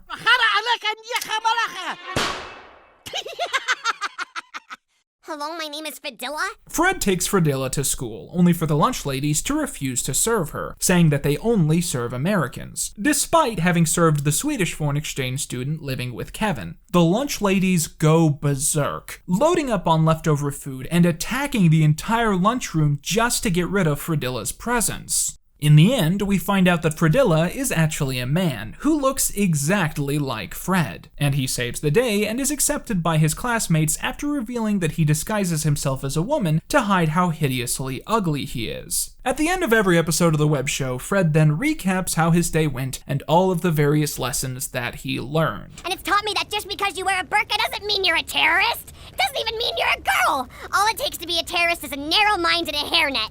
Perhaps one of the most notable episodes of the animated take on Fred is Fred Makes a Diorama, the only piece of media in the history of the character to actually show us Fred's father. Not a passing mention, not a fantasy, the actual flesh and blood, Fergus Figglehorn. In the episode, Miss Flank tells the students to work with their parents to build a diorama about their favorite place. Fred complains that this is unfair because his mother is a horrible person, but after Judy talks about how sweet she thinks the idea of a diorama is, Fred decides that he has to make something truly beautiful to impress her. However, he discovers that his mother is too busy trimming her eyebrows to build the diorama, and so Fred goes to the state penitentiary to see the only man who can help. His father. As you watch this episode, you keep expecting it to turn cruel. You think that Fred's father is only using him to escape, or that he doesn't really love him like he seems to, but a moment like that never happens. Fred and his father share a kind, private moment where Fergus talks about how his favorite place is now the state pen with all of his friends, and Fred walks away feeling like there's someone out there who actually loves him. Fred goes back to school and gives a presentation about this diorama, and people seem to really appreciate how nice it is. And then Kevin destroys it with his ass, only for Judy to stand up for Fred in the end. Kevin, you were such a dinkweed! Now, wasn't that just a pleasantly wholesome sidestep in the Figglehorn story? By most people's standards, the next notable thing to happen in the Fred timeline was the release of his third and final movie, Fred 3, Camp Fred, which came out in summer of 2012. Now, this movie essentially cemented the legacy of the character in many people's eyes. Fred wasn't just another YouTuber who somehow got a movie, he was a YouTuber who got 3 movies. Now, the thing is, I didn't actually have time to sit down and watch Fred 3, so instead, I paid my friend Wyatt Duncan to watch the film for me, and tell me what happens in it. Take it away, Wyatt! In Fred 3, Camp Fred, Fred wishes to visit a popular and luxurious camp named Camp Superior, but his dreams are dashed when his mom takes him to Camp I Want a Pee-Pee instead. Upon arrival, he meets head counselor Floyd Spunkmeyer, played by Tom Arnold. His peers include Magoo, Chatter, Spoon, and Dig. He also encounters a beautiful but incompetent Russian nurse named Oksana. It turns out that Camp I Want a Pee-Pee and Camp Superior have been competing in summer camp games for 69 years, and that Superior has always won. Fred tries asking his father John Cena for advice, but John Cena tells Fred that he's on his own. Fred uncovers a plot to drug the food of I Want a Pee-Pee campers in order for a giant rat to eat their brains in a place called the Rat's Hole. Avoiding the gruel, he instead eats psychedelic red berries and throws up when the others find him. Magoo, Chatter, Spoon, and Dig go to the Rat's Den because it's a hideout they've had since being in camp. The drug that was put in the gruel was actually super vitamins because the gruel is that bad. Fred finds out that Kevin is a camp superior and becomes determined to beat them at the competition. But alas, I Want a Pee-Pee loses. However, much to everybody's surprise, I Want a Pee-Pee wins the next day. For the next contest, Kevin and Camp Superior perform a song and dance routine. Kevin isn't worried about Fred winning because he's horrible at singing, but just in case, Kevin put a huge tank of gruel backstage to hit Fred with. When it's Fred's turn to sing, he goes on and sings the loser song. It goes down like gangbusters and everybody starts cheering. Camp I Want a Pee-Pee wins the summer camp games. The gruel backfires on Kevin and he loses his clothes and is laughed off stage. The campers leave for summer and Fred tells his mom that he's made some new friends. Fred's mom has made a new friend too. The pizza delivery guy. Wyatt Duncan, everybody. Hey,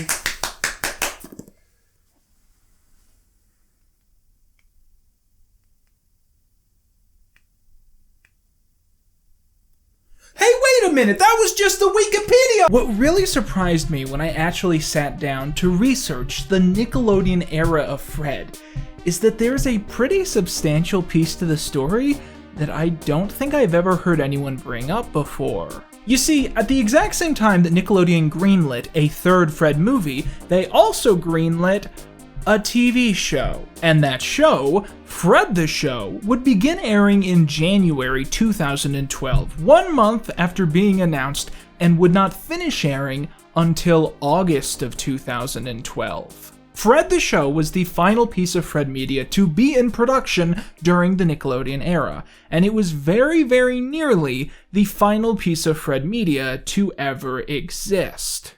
And look, as I prepare to sit down and watch this entire show, I realize completely that it's probably going to be terrible. I mean, it had terrible ratings, it has very bad reviews, and there's a reason that people who do videos about the movies skip over the TV show. I'm sure it's going to be very, very bad.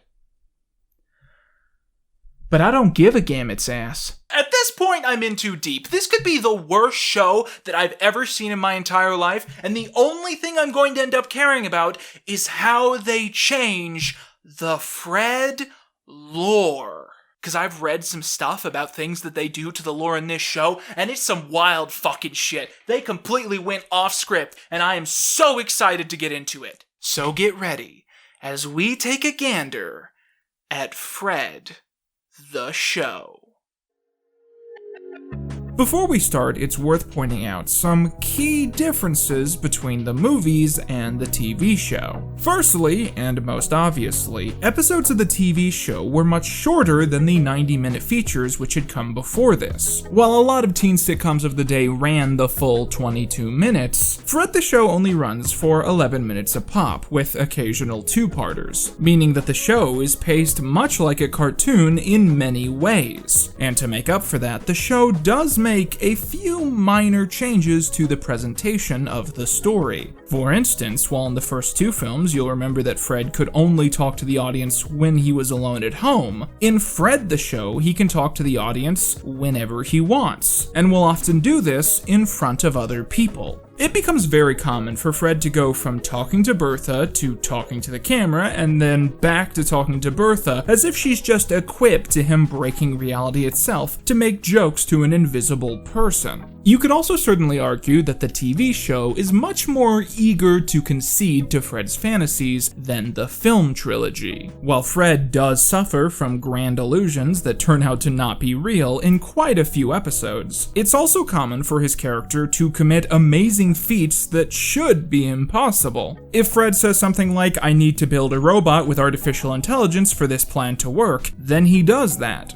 No cap. Furthermore, it does sometimes feel that Fred's fantasies turn true without him realizing it, as if reality itself bends at his will without him being informed. I actually kind of like this because it's the interpretation of the franchise that I've basically had since the Talking Mannequin Heads. But it's not exactly something you want to say out loud. Like, Fred Figglehorn has superpowers isn't exactly a hot take that invites the implication of a sane mind. Also, there's one other thing that I think you guys will probably want to know about. The creators of Fred the Show certainly intended that you were supposed to watch this with pre-existing ships in mind. It'll introduce several romantic options for Figglehorn and then give you the chance to decide which person you want Fred to end up with. You get the idea. But based on what I've pulled from the show, it's my strong belief that they intended for Kevin and Fred to be one of the ships that the fandom would become invested in.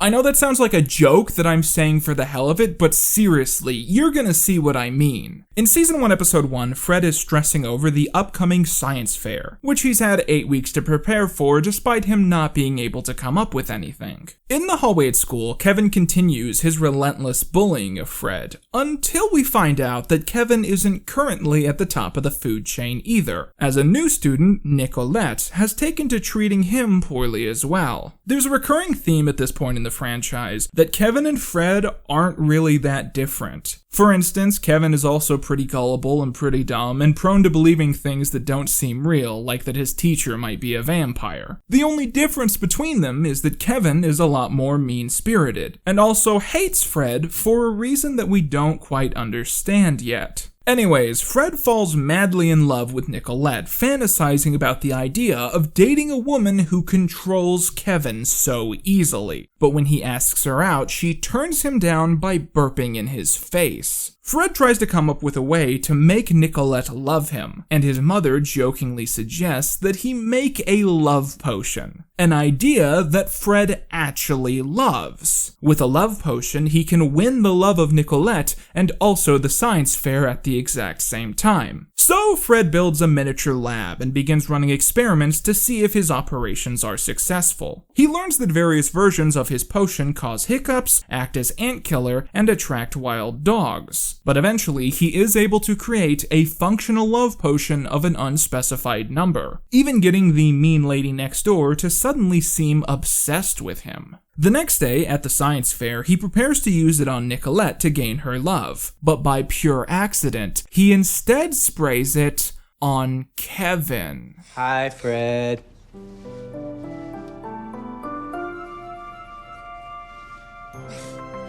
What do you want, Kevin? Nothing.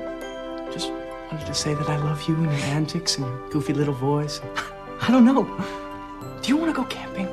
No, Kevin, you're weird. Get away. That's okay, Figgly Wiggly. I'm gonna write you a poem.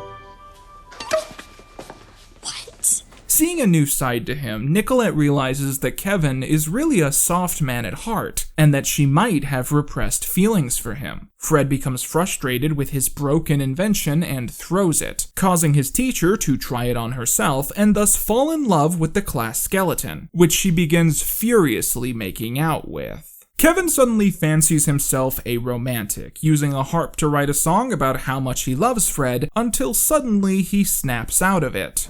What am I doing? What are you doing to me, dude? I don't know what kind of spell you had me under, but it's gonna spell T-R-U-B-L! Meanwhile, the teacher tries to bang the class skeleton and knocks over Bertha's farm of rare, poisonous ants. Fred realizes that he only has enough potion to either kill the ants or spray Nicolette, and chooses to kill the ants after hearing Bertha in distress. The excitement ends, and the science teacher announces that everyone gets an A. Next, let's move on to Season 1, Episode 2 and Season 1, Episode 3, Evil Fred. In the story, Fred is suddenly grounded from a concert he wants to go to after several people in town say that they saw him do evil things which he doesn't remember doing, such as TPing Mr. Vandemuller's car, putting food coloring in his mother's face cream, and breaking Kevin's mother's favorite garden gnome. He was like a part of the family. He was like the son I never had. Fred has absolutely no idea why everyone in town thinks that he's done these things, but eventually comes up with a prevailing theory. Somewhere across the galaxy there is another Earth that is identical to ours, except the opposite. And there, an evil Fred lives with his evil mother who assist each other in doing evil things. However, evil Fred has grown bored of his Earth, building an interplanetary device which allows him to invade Earth Prime, doing evil deeds there to try and discredit the real Fred. Fred ends up seeing who he believes to be Evil Fred, and he chases him down an alley, although the lookalike sadly gets away. Fred is forced to do chores to make up for the things that he supposedly did, and while taking out the trash, he sees his counterpart causing destruction, until there is a sudden revelation. The other Fred is Kevin. Kevin, it turns out, has been dressing in a Fred costume to do pranks and bad deeds around town, leading to Fred being blamed for all of it. Fred tries to prove this in a mock court, but is unable to persuade the victims, partially because he still believes that evil Fred must be real and must be involved in the plot somehow, speculating that evil Fred might have hypnotized Kevin into doing these bad things. Realizing that he needs to do some espionage to get ahead, Fred decides to build a perfect robotic duplicate of himself to stay in his bedroom, as he's still supposed to be grounded. However, the moment the robot is turned on, it gains sentience and threatens to kill all life on Earth. My name is Fred. I will destroy all human life. Robots will rule mankind. Close enough. Somehow, this is still enough to fool Fred's mother. Don't even think about leaving this room, Fred, because if I catch you, you're in big trouble. Resistance is futile. Fred sneaks into Kevin's bedroom when Kevin is away and finds several odd things which he doesn't expect, including a book of poetry. What's this? Oh, love is like a unicorn's horn, magical, mysterious. Its sharp tip can pierce many a lover's heart. Kevin writes poetry? And eventually, Fred thinks up a brilliant way to get back at his nemesis. He will dress up like Kevin, going around town and doing sensitive and kind things to send the message that Kevin isn't as mean as he seems, even reading Kevin's poetry to several people. An interesting note is that whenever there's a joke like this, where Kevin has some atypical trait that isn't manly or whatever, the joke they play isn't that everyone thinks he's lame for this, but that everyone actually thinks more highly of him when they find out about this nuance, and that like Fred, he's just too stupid to understand how to get people to like him. And so, the clothes-swapped haters meet in the middle of the cul-de-sac, and begin a brawl over their mutual slander through imitation. Stop dressing like me! And please give me back my book of poetry. Fred's mother comes in and, embarrassingly, can't figure out that the two have swapped clothing until Fred takes Kevin's wig off. Fred's mother announces that both boys have been naughty and that they need to be punished in the ultimate way. God damn damn it, I just wanted to escape! All is resolved and Fred finally admits that evil Fred isn't real, and that he can finally rest easy at night. But in the next moment, we learn that evil Fred actually is real, and that he's finally finished his portal generator, meaning he can cross over into other worlds. The credits roll, good episode. Season 1, Episode 4 is called Fred the Teen Sitter, and revolves around Fred running a babysitting service when Kevin's mom suddenly hires him after she has an emergency and needs to go out of town. Fred wants to use this as a chance to build work experience, but Kevin intends to use his brute power over Fred to do whatever he wants. He tricks Fred into letting him have a party, although Fred shuts it down by being kind of lame and annoying. After this, Kevin decides if Fred wants to babysit, he will be a baby, being purposefully childish and annoying just to put Fred through a significant amount of abuse. Towards the end of the episode, he uses Fred's telescope to spy on his own home, and sees that his mother is still there, taking a bath. He realizes that she only asked Fred to babysit him because she wanted a break from him, causing him great sadness. Be honest, bro. Am I horrible?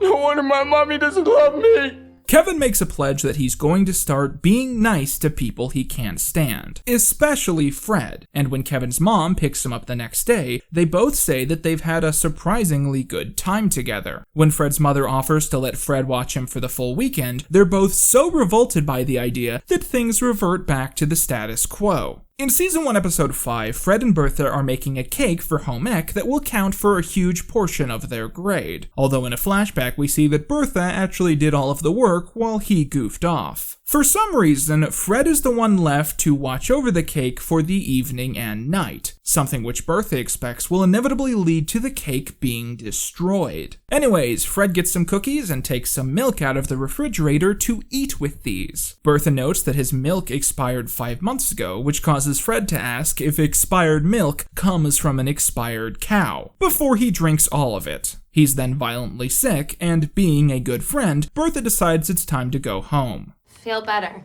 And remember, if you let anything happen to that cake, I will murder you in your sleep. That night, in the bathroom, Fred begins to hallucinate and sees, Fredo?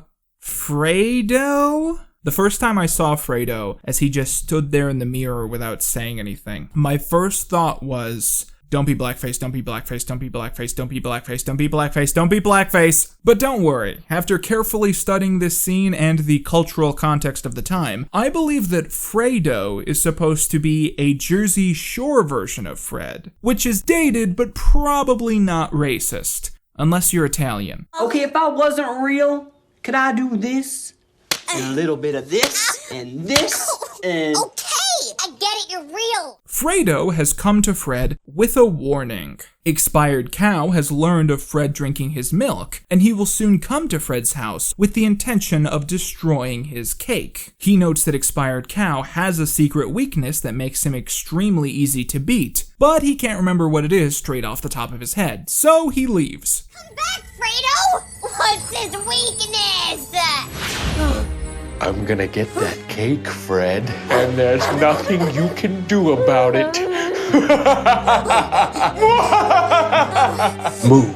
Why was this canceled? This is the greatest show of all time. Fred wishes he had a person who could train him on how to take on Expired Cow, at which point he meets just the right person. A giant, talking cookie. Of course. And please, call me Steve. Mr. Chocolate Chip Cookie was my father. Steve. No offense, but that's a weird name for a cookie. Yeah, I mean, your name is Fred Figglehorn, but I'm the one with the weird name, right? Look, do you want me to train you or not? Fred trains with the cookie rigorously in the backyard, much to the dismay of the rest of the town, who think that Figglehorn has finally lost his mind. But after the montage is over, Fred feels he has a chance against Expired Cow. Just remember, you can accomplish anything if you believe in yourself. Really? Well, unless he's better than you. In that case, there's absolutely no way you're gonna win. It's gonna be brutal. The expired cow arrives and tries to destroy Fred's cake, but Fred challenges him to a game, and if the cow loses, he has to leave. However, Fred easily loses every single challenge until he finally must admit defeat. However, at that exact moment, Fredo returns and says that he remembered the cow's weakness: bad trombone playing. Fred plays the trombone and the cow is exiled from this plane. The next day, Fred sits in a fetal position next to the cake, trying to protect it. Bertha comes in and congratulates him for not destroying it, before accidentally dropping it on the way out. She says it doesn't matter because they can just use the backup cake that she cooked at home, at which point Fred becomes enraged that she baked a backup cake at all, as he had to battle the expired cow to protect the original. Bertha says that Fred was just hallucinating and that there isn't such thing as an expired cow. But as they leave, we see the expired cow, lounging in reality, waiting to strike. In Season 1, Episode 6, Fred becomes jealous when Kevin starts taking driving instructions in the cul-de-sac, and he asks his mother if she'll let him take tests as well. She initially says that Fred driving is the scariest thing she can imagine, until she's reminded of how annoying Fred is as a passenger, and calls an instructor in. By complete coincidence, is that purred happily? Sorry. By complete coincidence, on the exact same day that Fred is waiting for his driving instructor, a famous bank robber breaks out of jail with plans to hit numerous banks in town. Seeing Fred waiting in the van, he takes him hostage, forcing him to drive bank to bank, although Fred mistakenly believes that he's being given driving lessons. Now hold on a minute. Robbing a bank? That's illegal! That's a crime! Well, that means that I can add this to the... Oh, I forgot what video I was making for a second. It's actually made clear numerous times to Fred that this guy is a robber, and yet Fred still continues to be convinced that this isn't the case. We also now believe to have the identities of the bank robbery suspects, one Lyle Briggs and Fred Figglehorn. That's funny, my name is Fred Figglehorn too. Fred sees a tattoo identifying the man as having the same name as the man he heard about on the radio, and suddenly all of the small clues start to make sense. Do exactly as I say and step on it. Pull over at that bank! I can't believe how much money I stole today. Kid, for the last time, I'm not a driving instructor, I'm a bank robber. I'm a bank robber. Luckily, Fred's very poor driving skills end up knocking the robber out, and he's hailed as a hero by the press. Finally having some experience with driving, Fred decides that it might be better to stick with his childish games for now. In Season 1, Episode 7, Fred complains that he doesn't have enough money to buy an electric scooter that he wants. Frustrated over this, he throws a tantrum, destroying his living room, before he thinks of an idea on how to make the money: to open a lemonade stand. He begins mixing a lemonade cocktail in his kitchen, before overdosing on a sugar high because he added too much sweetener. However, he corrects the recipe after this, creating a lemonade taste that no one can resist, and all thanks to his secret recipe. He initially attempts to sell it the usual way, with a sign in his front yard and a couple glasses, before he suddenly realizes that he needs a change in brand. So, showing off an incredible list of skills from woodcrafting to graphic art to interior design, Fred converts his home into a sit-down restaurant, which he calls Lemon Fred's, where he sells his unique lemonade concoction. The drink is of course a hit because, as we learned in the second film, Nickelodeon-era Fred can make anything taste good. The restaurant quickly becomes the go-to location in town, although when Bertha invites Fred to the beach, he complains that he now doesn't have time to do fun things because of his new job. What have I done? I've become a beast of burden on a never-ending treadmill of my own design! What's the point of making all this money if I can't enjoy it? But Fred eventually has a fantastic idea: to hire someone to work while he's away. It's kind of implied in this episode that due to Fred's odd tendencies to suddenly have a knack for high experience tasks that he has no experience in, it's not atypical for him to make a lot of money by having a distraction become massively successful, and his mother is tired of not being involved in the profit margin. So throughout the episode, she's constantly trying to find a way to force herself into her son's business model, which is taking place in her own kitchen. Is there a way you can give me a list of references? Oh, for crying out loud in a thunderstorm, Fred, I'm your mother! Yeah. And have you ever heard of a little thing called nepotism? That is disgusting. Nepotism means showing favoritism based on familial relationships.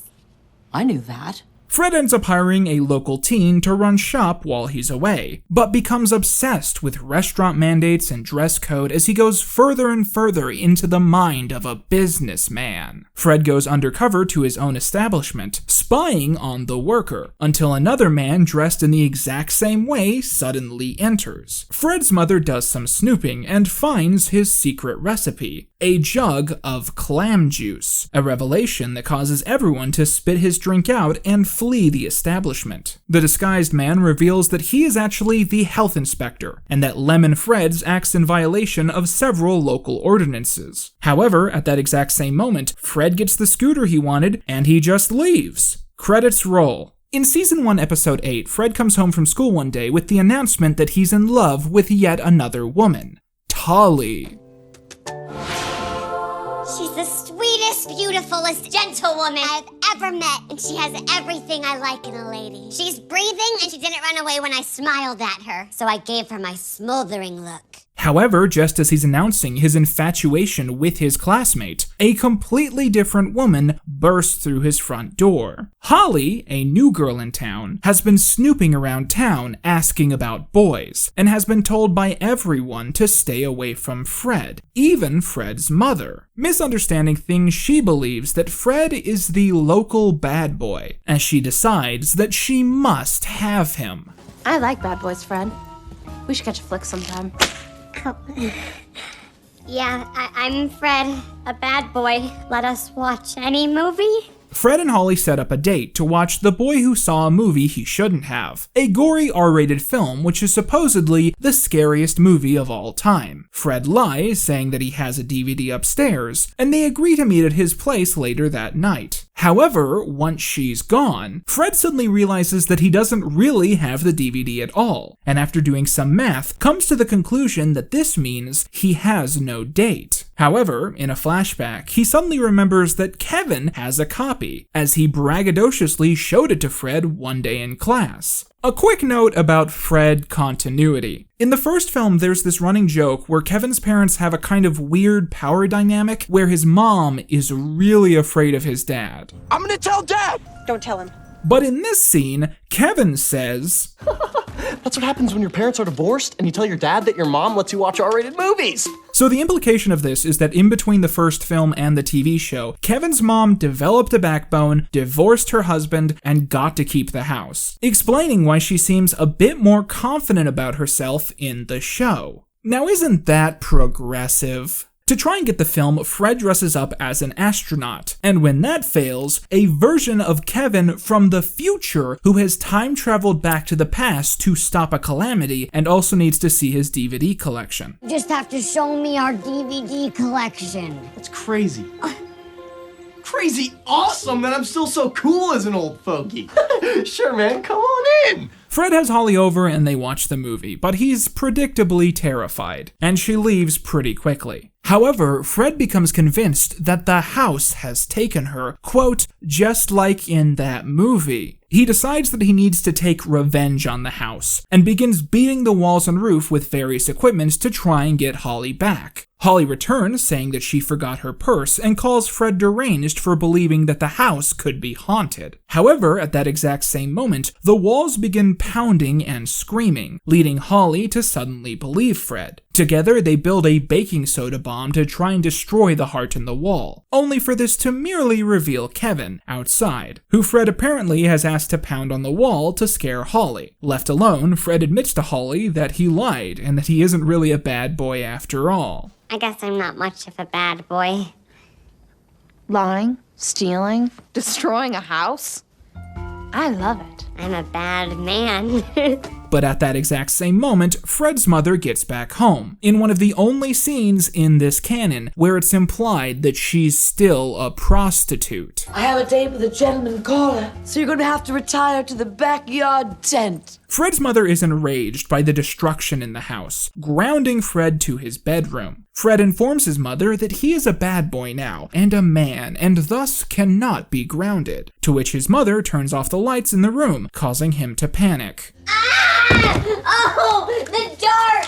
No night light! Ah! Holly leaves, but says that the house is possessed by weirdos. In Season 1, Episode 9, we are delivered arguably one of the biggest twists to ever happen in the canon. In the story, Fred has been matched with Kevin by their new music teacher to sing a duet together. Kevin has put Fred in charge of picking out the costumes and tries to control everything else about the performance. Fred goes through his closet looking for outfits and eventually discovers a chest, which he hopes to have booty inside. He manages to open it after looking on his desk and seeing a hammer, and inside he finds a simple collection of photos from his preschool days. However, he is shocked when he notices that Kevin is in all of the photos, alongside a friendship contract. This contract hereby binds Mr. Fred Figglehorn and Mr. Kevin as best friends forever?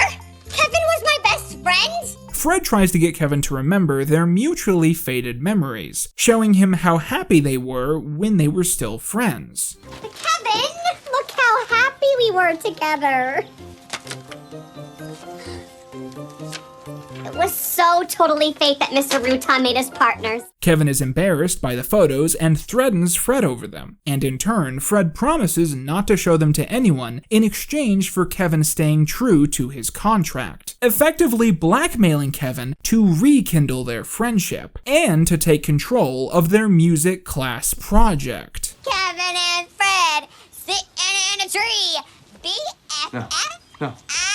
Okay, Fred, okay, just stop! He then forces Kevin to do BFF activities with him instead of practicing, such as swimming in a kiddie pool and shooting a movie where a knight slays a dragon, then an astronaut, then a banana. Done this 32 times! And there isn't even a princess! Not yet. Fred tells everyone at school that he and Kev are best friends, and calls him Kev Dog in the hallway, causing everyone at school to laugh at him while he hides behind his backpack. Fred then decides to change the choreography and song of Kevin's performance, going mad with power over what he now has over his former bully. You can't just come in and change all of it. I can do anything I want, Kevin! I have all the power now. Do you see that? Yeah. Okay. Relax. I'm sure your changes are amazing. The next day, Fred tries to force Kevin to dress as him for a song about the brilliance of Fred, which Kevin refuses to do, even when reminded of the blackmail at hand. Yeah, I don't care who sees those. I don't care what people think. Because going on that stage, dressed like this, is worse than any stupid pictures you have of me.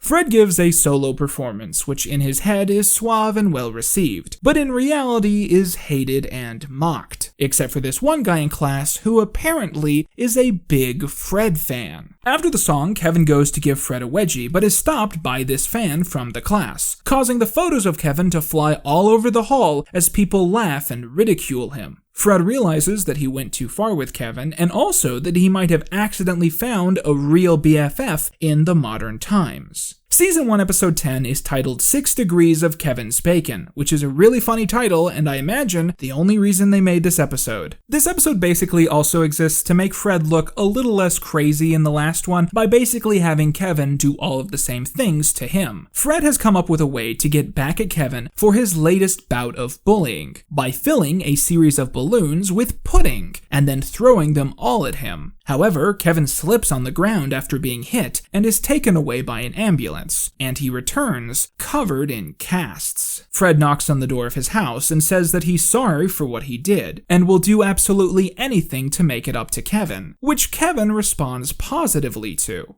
A quick note, I think in this scene they imply that Kevin's mom, friendships Kevin and Fred? Besties!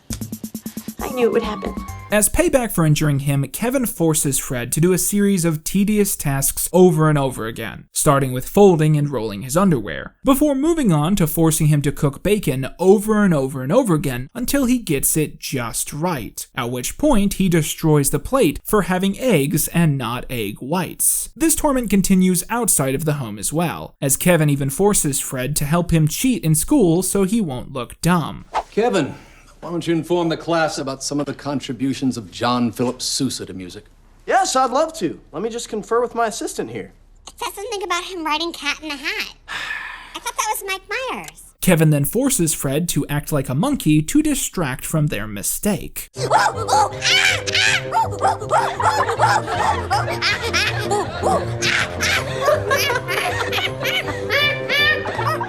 That's my monkey. No one touches the mullet. Kevin asks Fred to go several towns over to get him his favorite ice cream, which is a several-hour trip that takes him a considerable amount of walking. Now, before we go on, what's the most stereotypical thing that could possibly happen here? Gonna beat my high score. Realizing that Kevin was faking it the whole time, Fred re-enters the home with itch cream for the cast, which we quickly find out was actually super glue, meaning that Kevin really is stuck in place now. Fred then eats the sundae he bought in his face, taunting him along the way. Credits roll. Up next is Season 1, Episode 11, Spy Day, aka The Tutor. In the story, Fred is being threatened with the possibility of failing math class, and his teacher assigns one of his classmates as a tutor. As he complains about this at home, we find out that she's been in his house the entire time, a detail which causes him to not trust her very much. You don't hate puppies, do you? Why, heavens to Betsy, no! I dare say that puppies are the cotton candy of the animal kingdom. How can a puppy be candy? Anyways, Fred's math questions are so out of this world that his tutor immediately decides that she's in love with him. Because of course she does. Basically, we're given this vibe in the story that this new character is like a Southern Belle version of Fred, but also someone who has book smarts but not social smarts. What's your favorite color? How many kids do you want to have when you're older? Are you on Team Edward or Team Jacob? Have you ever had a girlfriend? Was her name Lila? I bet it was Lila. Darn you, Lila! I'm sorry, I'm not usually the jealous type. What's in the past is past. Lila Schmila, do you have a girlfriend now?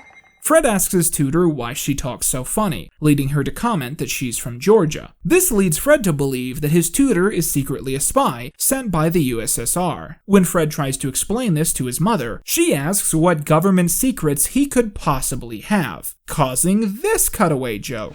Mr. Prime Minister, look, this is a very serious and urgent matter. Can you hold on for 1 minute? I gotta take that. Yeah, it's the Fred line. Okay. Hey, Fred, how are you? You're kidding. Well, thank you for once again saving us all from global chaos. You know what? I'm gonna send another Presidential Medal of Honor in the mail to you.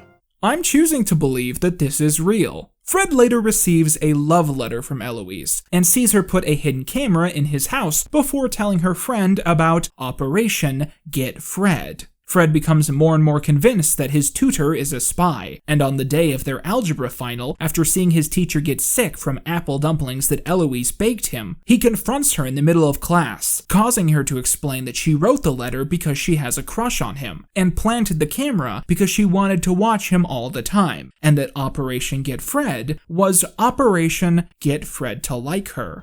Okay, that was a little creepy. So was sniffing your gym sock. All right, even if I was that irresistible. Eloise starts crying because Fred doesn't love her back, and Fred says that he does like her as a friend and wishes they could start over. Meanwhile, it turns out their teacher got sick because she's deathly allergic to apples, and she suddenly slumps over. Miss Capshaw? No test! Yeah!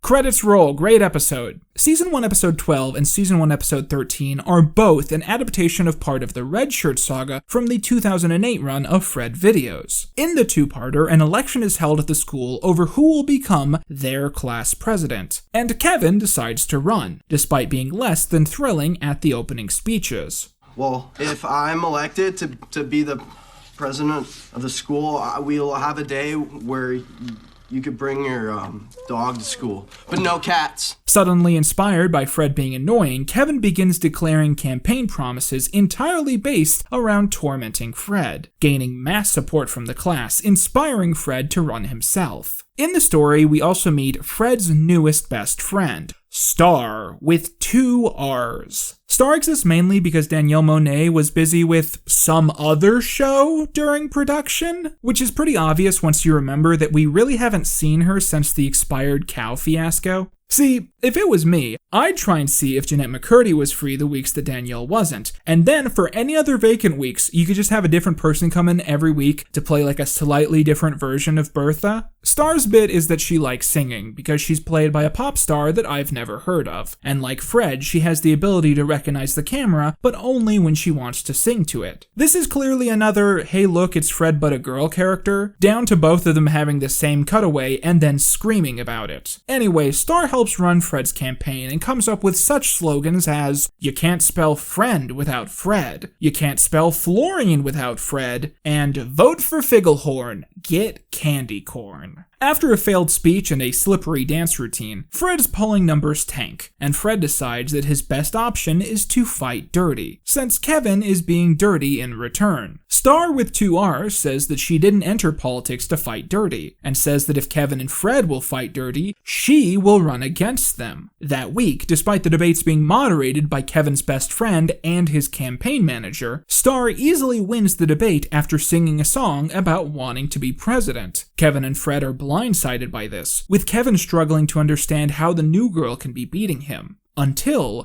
they see the answer with their own eyes. Vote. Please vote, okay? Vote. I can count on your vote, right? She's cheating! Dude, she's cheating! At the start of the next episode, Kevin and Fred wake up together in a room, with a crossbow pointed at them, neither of them remembering how they got there. Why am I wearing a shirt with your face on it? What is going on? Paka, nin, toko, ai. Are we on another planet? Don't go all Fred on me right now, okay? Trying to remember what's going on, they think to the last thing that they can remember. After catching Star cheating, they try to tell the principal, but he doesn't believe them. Does that look like the face of a cheater? We are the students of Lawrence High. We get stuff done and we're off in July. In the flashback, they try and find as much evidence as they can that Star really is cheating, with all elements of the setting they woke up in, from the crossbow to the Na'vi cosplayer janitor, eventually being explained. Kevin and Fred are contacted by someone who says that they can break the Star story wide open, who Fred takes to calling by the alias Sore Throat due to their raspy voice. Sore Throat's tips lead the pair to Star hypnotizing the students into voting for her, and Fred and Kevin decide to team up. However, by the time they finish their custom shirts, voting has ended and they have lost. Based on how they present it in this story, there is one single class at this high school, and it's a class of 15 people. I, Star, solemnly swear. Oh no, the principal thinks he's Star! She's hypnotizing him too! Fred and Kevin throw themselves at the principal, knocking them both down and giving them amnesia. And for 2 minutes straight, they recap their memories out loud to remember where they are and why everything is so strange. All apparently while the rest of the class is still there staring at them. Star finally admits that she cheated, but not in the way that Kevin and Fred think. She had felt so bad for winning suddenly after running that she was trying to pay people to vote for Kevin and Fred instead of her. And the hypnotism they saw was nothing more than an in-character monologue of her playing Sigmund Freud for a class. The principal announces his judgment. There will be no class president that year. And Fred realizes that being friends with Star was always the more important thing that he really wanted. Kevin learns nothing because Kevin isn't very bright. In Season 1, Episode 14, we're reintroduced to Brian, Fred's other new best friend from a few episodes before. They play a game of inside dodgeball which breaks most of the things in Fred's mother's home. Alright, we better stop before we break something. Good game. But afterwards, Brian says that he has to go home to study for the history final, which Fred reacts to in surprise because he didn't know that there was a history final the next day. Brian tries to help him out by telling him everything that's ever happened in history, but Fred phases out partway through and Brian gives up. Fred then tries to stay up all night studying after this, which is difficult for him because every cutaway joke detracts 30 minutes of time. In one cutaway, he dresses up as Paul Revere and screams, The Martians are coming! The Martians are coming! The Martians are coming! Tell everyone! Before being yelled at by his mom for being loud and putting his horse back in the closet. That was too close. Did you tell him? You told him, didn't you? He then goes to class the next day and finds the test easy. Although when he's congratulated by Abraham Lincoln, he notes, That's weird. This is history class. Abraham Lincoln teaches gym. Fred goes to class the next day and is so burnt out from studying that he can't even remember his real name, and he quickly learns that Brian got an F on the test. But the good news is now he can sleep. Well, at least I can sleep now. For like a million years. Hey, Figglehorn, you're late for gym. In Season 1, Episode 15, Fred's mother sees an advertisement on TV for Ultra Mama, a Canadian reality show star who goes to the home of troubled families and portrays the children as spoiled monsters and the mothers as perfect angels. Well then call me Ultra Mama, and I'll straighten your wretched child right out. It's always their fault, and never your fault, eh? Ultra Mama meets up with Fred's mother, who diagnoses Fred's biggest issue as his overactive imagination, causing Fred to have a cutaway joke imagining himself having an overactive imagination, to which Ultra Mama says that she was called in at just the right time. When filming the family, however, Ultra Mama quickly begins to suspect that any problems that lie with Fred result not from his mind, but from his mother's poor parenting. Once again, Mother is left to clean up her problem child's mess. Jackpot! Ultra Mama witnesses Fred's mother's dismissive attitude towards his crises and neediness, and makes a shocking declaration. For the first time ever in all of my cases, it appears that it's the mother, not the child, that's the problem. And once the cameras are off, Ultra Mama says that by the time they finish their sensational special episode of Ultra Mama, Hilda Figglehorn will be exposed as the worst mother in America. By himself talking to the real audience, Fred protests the idea that his mother is the worst in America, noting, My mom is not the worst mom in America. I can think of at least 3 others that are worse than her. She might not even be in the top 5.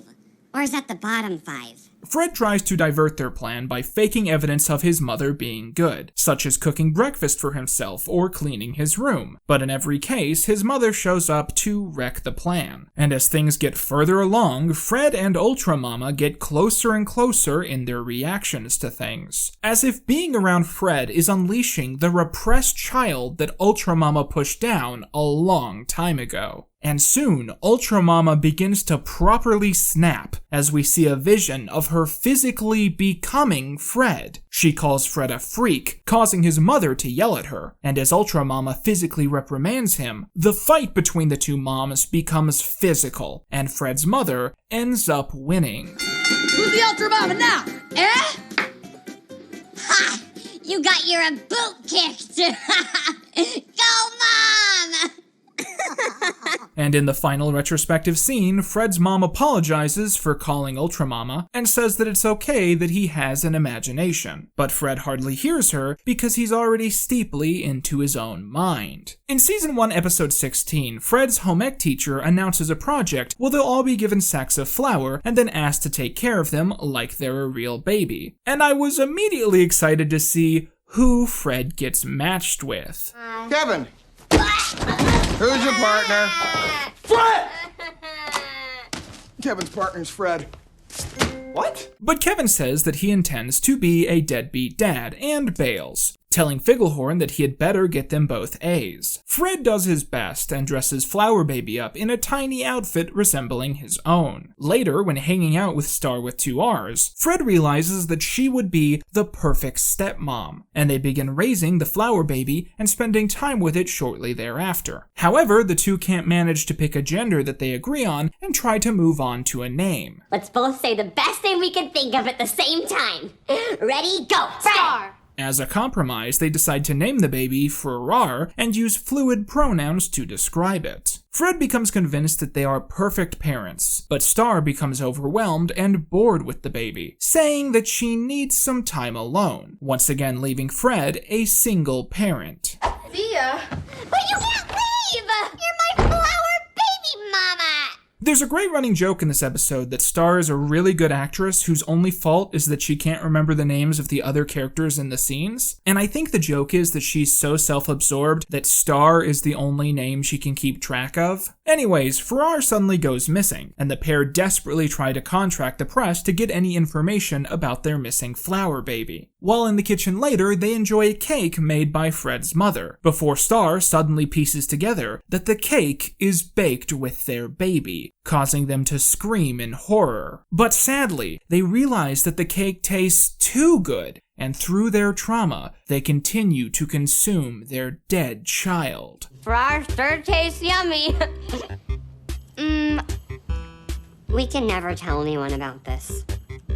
About what? Now, the next several episodes are notable for featuring numerous characters returning to the program, including, most notably, Danielle Monet appearing as Bertha in the next 3 stories. In Season 1, Episode 17, No Clue, Fred is seen in school, looking over a class pet who he is quite fond of. Oh, hi, it's Fred! Let me introduce you to my best friend in the whole world, Hamlet the hamster. Was that a motherfucking Al TV reference? Well, right now it's time for me to bring out my best friend in the whole world. I guess you know who that is. That's right, Harvey the Wonder Hamster. Hello, Harvey, hello. Isn't he cute? They put a deep cut reference to the times that Weird Al hosted MTV into their Fred Figglehorn TV show. The people making this were geniuses! Yeah, how is a rodent that sleeps in its own poop a better friend than me? Ah, well, Bertha, you see, you've been missing for 11 episodes in a row, so it's gotten pretty common at this point for Fred to just have a new best friend every week. Anyways, welcome back, we missed ya. Fred presents a graph he's made of the most important people in his life, which doesn't include the filler characters like Star and Brian, but does include the fantasy cookie man that he somehow has a photo of. And of course, Hamlet the hamster is at the very top. Also, Bertha and Ella Louise are on the same level, which I'm sure is a ship competition they would have milked a lot more if the actors had been available for more than 4 episodes a year. The class's science teacher gets called by her doctor about an embarrassing rash, I'm sure caused by banging the class skeleton in the pilot episode. And strangely, when she leaves, she announces that Fred is in charge. Fred gloats about this, but promises to not let it get to his head, before the screen goes black, shocking everyone. When the lights go back up, Fred is horrified to see that Hamlet the hamster is dead, as he declares that someone in the room is a murderer. Yeah, well, you're a nerderer. Shut up! It was funny. And Fred truly believes that he is the perfect person who can solve the case. Because A, I have awesome catchphrases, and C, all my mom does at night is watch crime shows and ignore me. So let's solve this. Fred comes up with 4 possible perpetrators: Ella Louise, Kevin's best friend, Bertha, and Kevin. And as the rest of the class turn on them, Fred takes to his harsh interrogation. Your alibi just isn't holding up. What do you have to say for yourself? You're so handsome when you're interrogating. You're free to go. But Fred comes up with a perfect eyewitness, the class goldfish, as he says that goldfish have been used by the police to identify killers for centuries. Man, that sounds dubious at best. However, at the exact same moment, the lights go out, and they have a new victim on their hands. Goldie's gone! Come on, guys. I thought we were all gonna scream. We were screaming. Thank you, Fred, for making me look like a tool. As the class again begins to turn on the 4 suspects, they try to convince the mob that it was actually Fred all along, which causes Fred to question if this might be true, and he just can't remember doing it. I still think Kevin did it. It's probably him. Dude, I said I was sorry for hitting on your mom. I don't know what more do I need. Someone deduces that whoever killed Hamlet must have a vendetta against hamsters, causing Fred to dress up as a giant hamster in an inflatable ball, declaring that anyone who is bothered by the giant hamster is probably the killer. At that exact moment, Kevin sees a book in Fred's backpack called How to Kill, revealing that it was him all along. However, when someone bumps the cage of Hamlet, he suddenly wakes up, and when the teacher finally makes it back into the room, she says that the reason that their pet goldfish is missing is because he has an ambition of being a SeaWorld star. She finds him against the wall and puts him back in his bowl, revealing that every pet was alright the whole time. Also, it turns out that Fred's book is actually called How to Kiss Llamas. P.S. The smell doesn't leave you. The class is now enraged, having been psychologically tortured by Fred, and all because he couldn't tell a sleeping hamster from a dead one. Looks like this hard-boiled detective has some eggs on his face.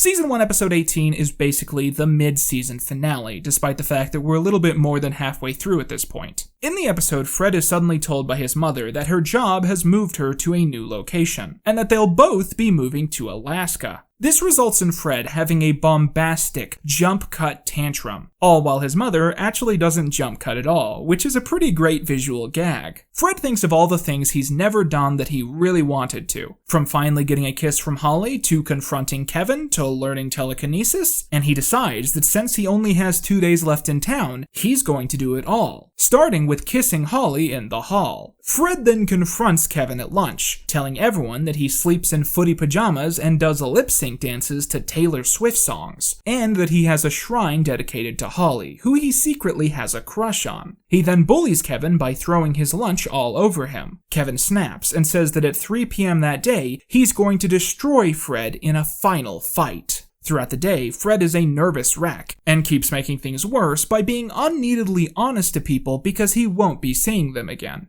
An interesting note, this is the only episode in the series where Bertha and Star appear in the same episode, although never in the same scene. It kind of comes across like they scheduled things super specifically so that Bertha only had 1 or 2 scenes in the episode and Star does all the other bits. Things are made worse for Fred when his mother threatens her boss, meaning that she's able to keep her job without moving. So, all the things he's been doing have had consequences, and he begins to truly believe that Kevin is going to kill him. I'm not afraid of you, Kevin. All right then, let's do this. But what I am scared of is setting a bad example for my classmates by resorting to violence.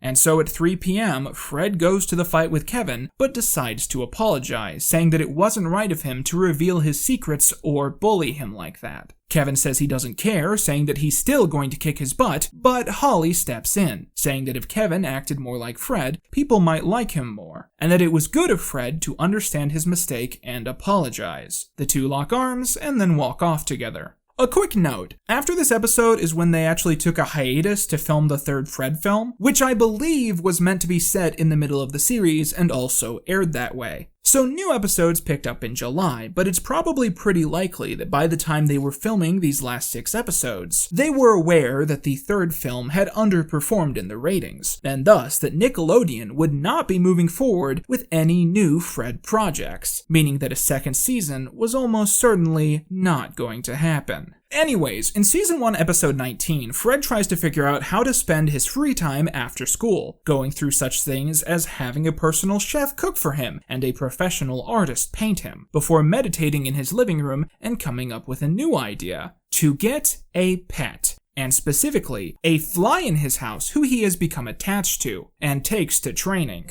Oh, poor little guy. So you're what's been causing all that buzzing. Buzzing?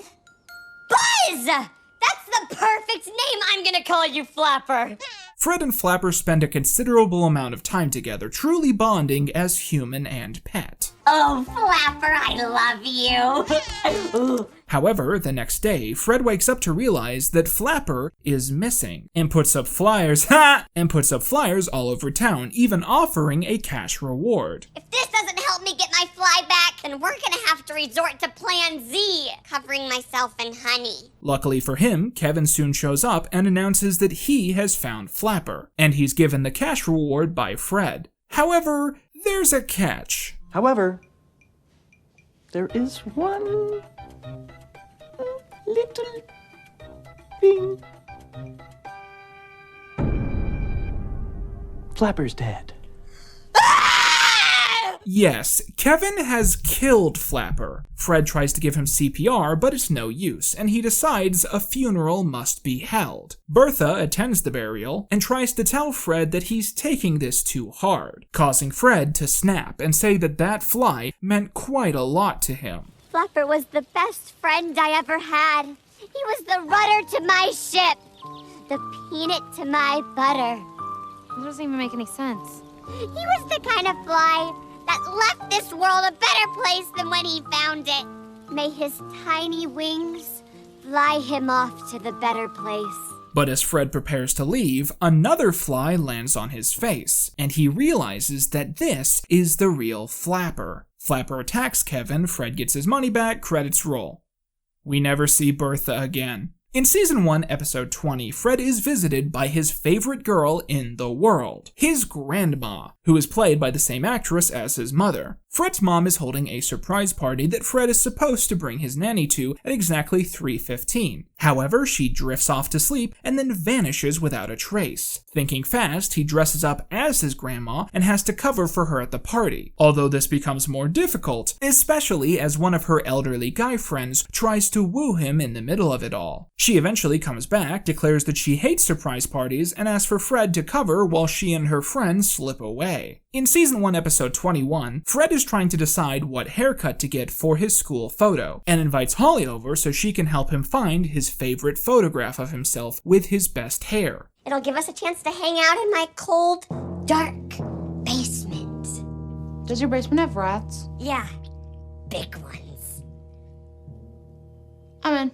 It occurred to me during this episode that Holly basically exists as a personification of all of the traits that the Jeanette McCurdy version of Bertha had, down to her chewing gum all of the time, which are all traits that really have nothing to do with the Danielle Monet Bertha, who is fun but really a different vibe, almost like a version of her from Hot Topic. But Holly also happens to fill the vacuum that Judy left in place, being the blonde cool kid at school who both Kevin and Fred secretly have feelings for. They find the picture right away, but Fred discovers that the door is stuck when he tries to open it. Okay, ladies and gentlemen, I am very sorry to say this, but this episode contains a massive continuity error. And not in terms of the YouTube channel or any other separate canon. I'm talking about specifically, this episode contradicts the pre-existing Nickelodeon Fred universe. In Fred 2, Night of the Living Fred, when Hilda meets up with Mr. Devlin and is trying to woo him, she says, "You know my son Ferdinand, eh?" Meaning that in the Nickelodeon canon, Fred's first name is not Alfred or Fredward or Frederick like most people would expect, but instead Ferdinand, a pretty uncommon name to derive Fred from. This is alluded to in the Ultra Mama episode, where someone calls him Frederick and he acts dismissively towards the name. And I'm here to prove that you're a bad, very bad young boy, Frederick. Who's Frederick? But in this episode, Fred finds a chest of his baby things, and inside, his birth certificate, where we're told this. Your first name is Bagel?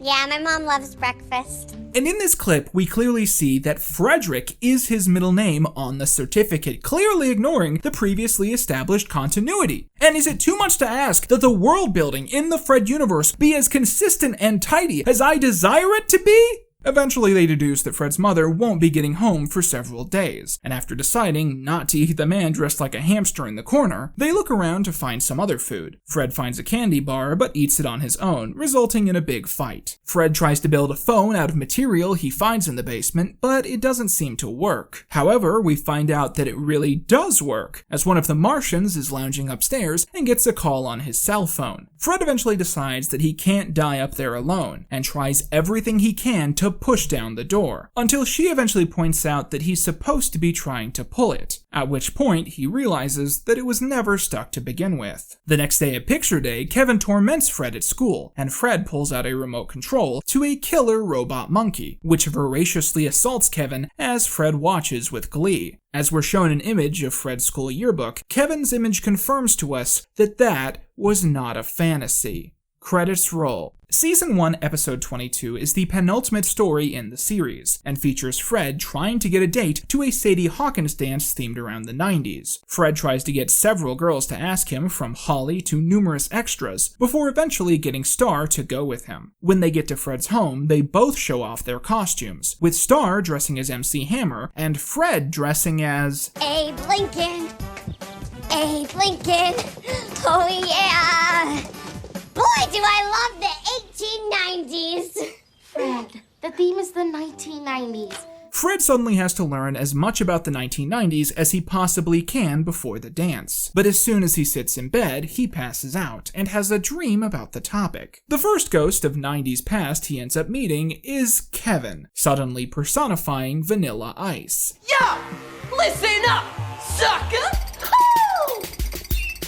Yo, I'm Kevin Ice. I'm not that nice. I'm gonna drop on you some 90s advice. You gotta slide to the left and slide to the right. You gotta say dumb stuff like fat and tight. After a few other specters of Neon's Forgotten, Fred meets a version of himself changed by the era that he was born into. You're now Fred. I'm Grunge Fred. I'm Fred if Fred were Fred in the 1990s. I get it. Simple. Grunge Fred tells 2000s Fred that the 90s were all about music, with bands like Nirvana and his personal favorite, Smashing Pumpkins. Fred takes this literally and starts smashing pumpkins. As he takes glee in these 90s activities, he himself starts to turn into a more 90s version of himself, basically becoming Kurt Cobain Fred.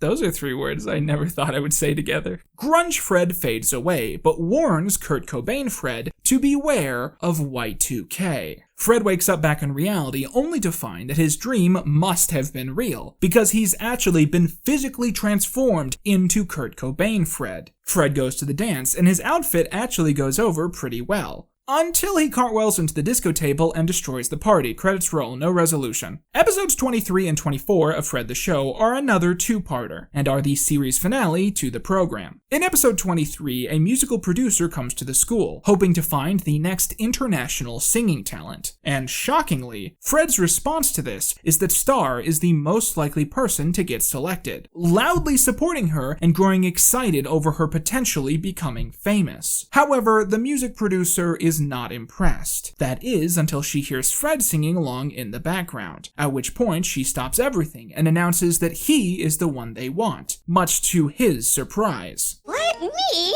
No. Yes. I know you have the it factor. Really? Are you sure you don't mean the factor? I know talent when I see it, and you're my next star.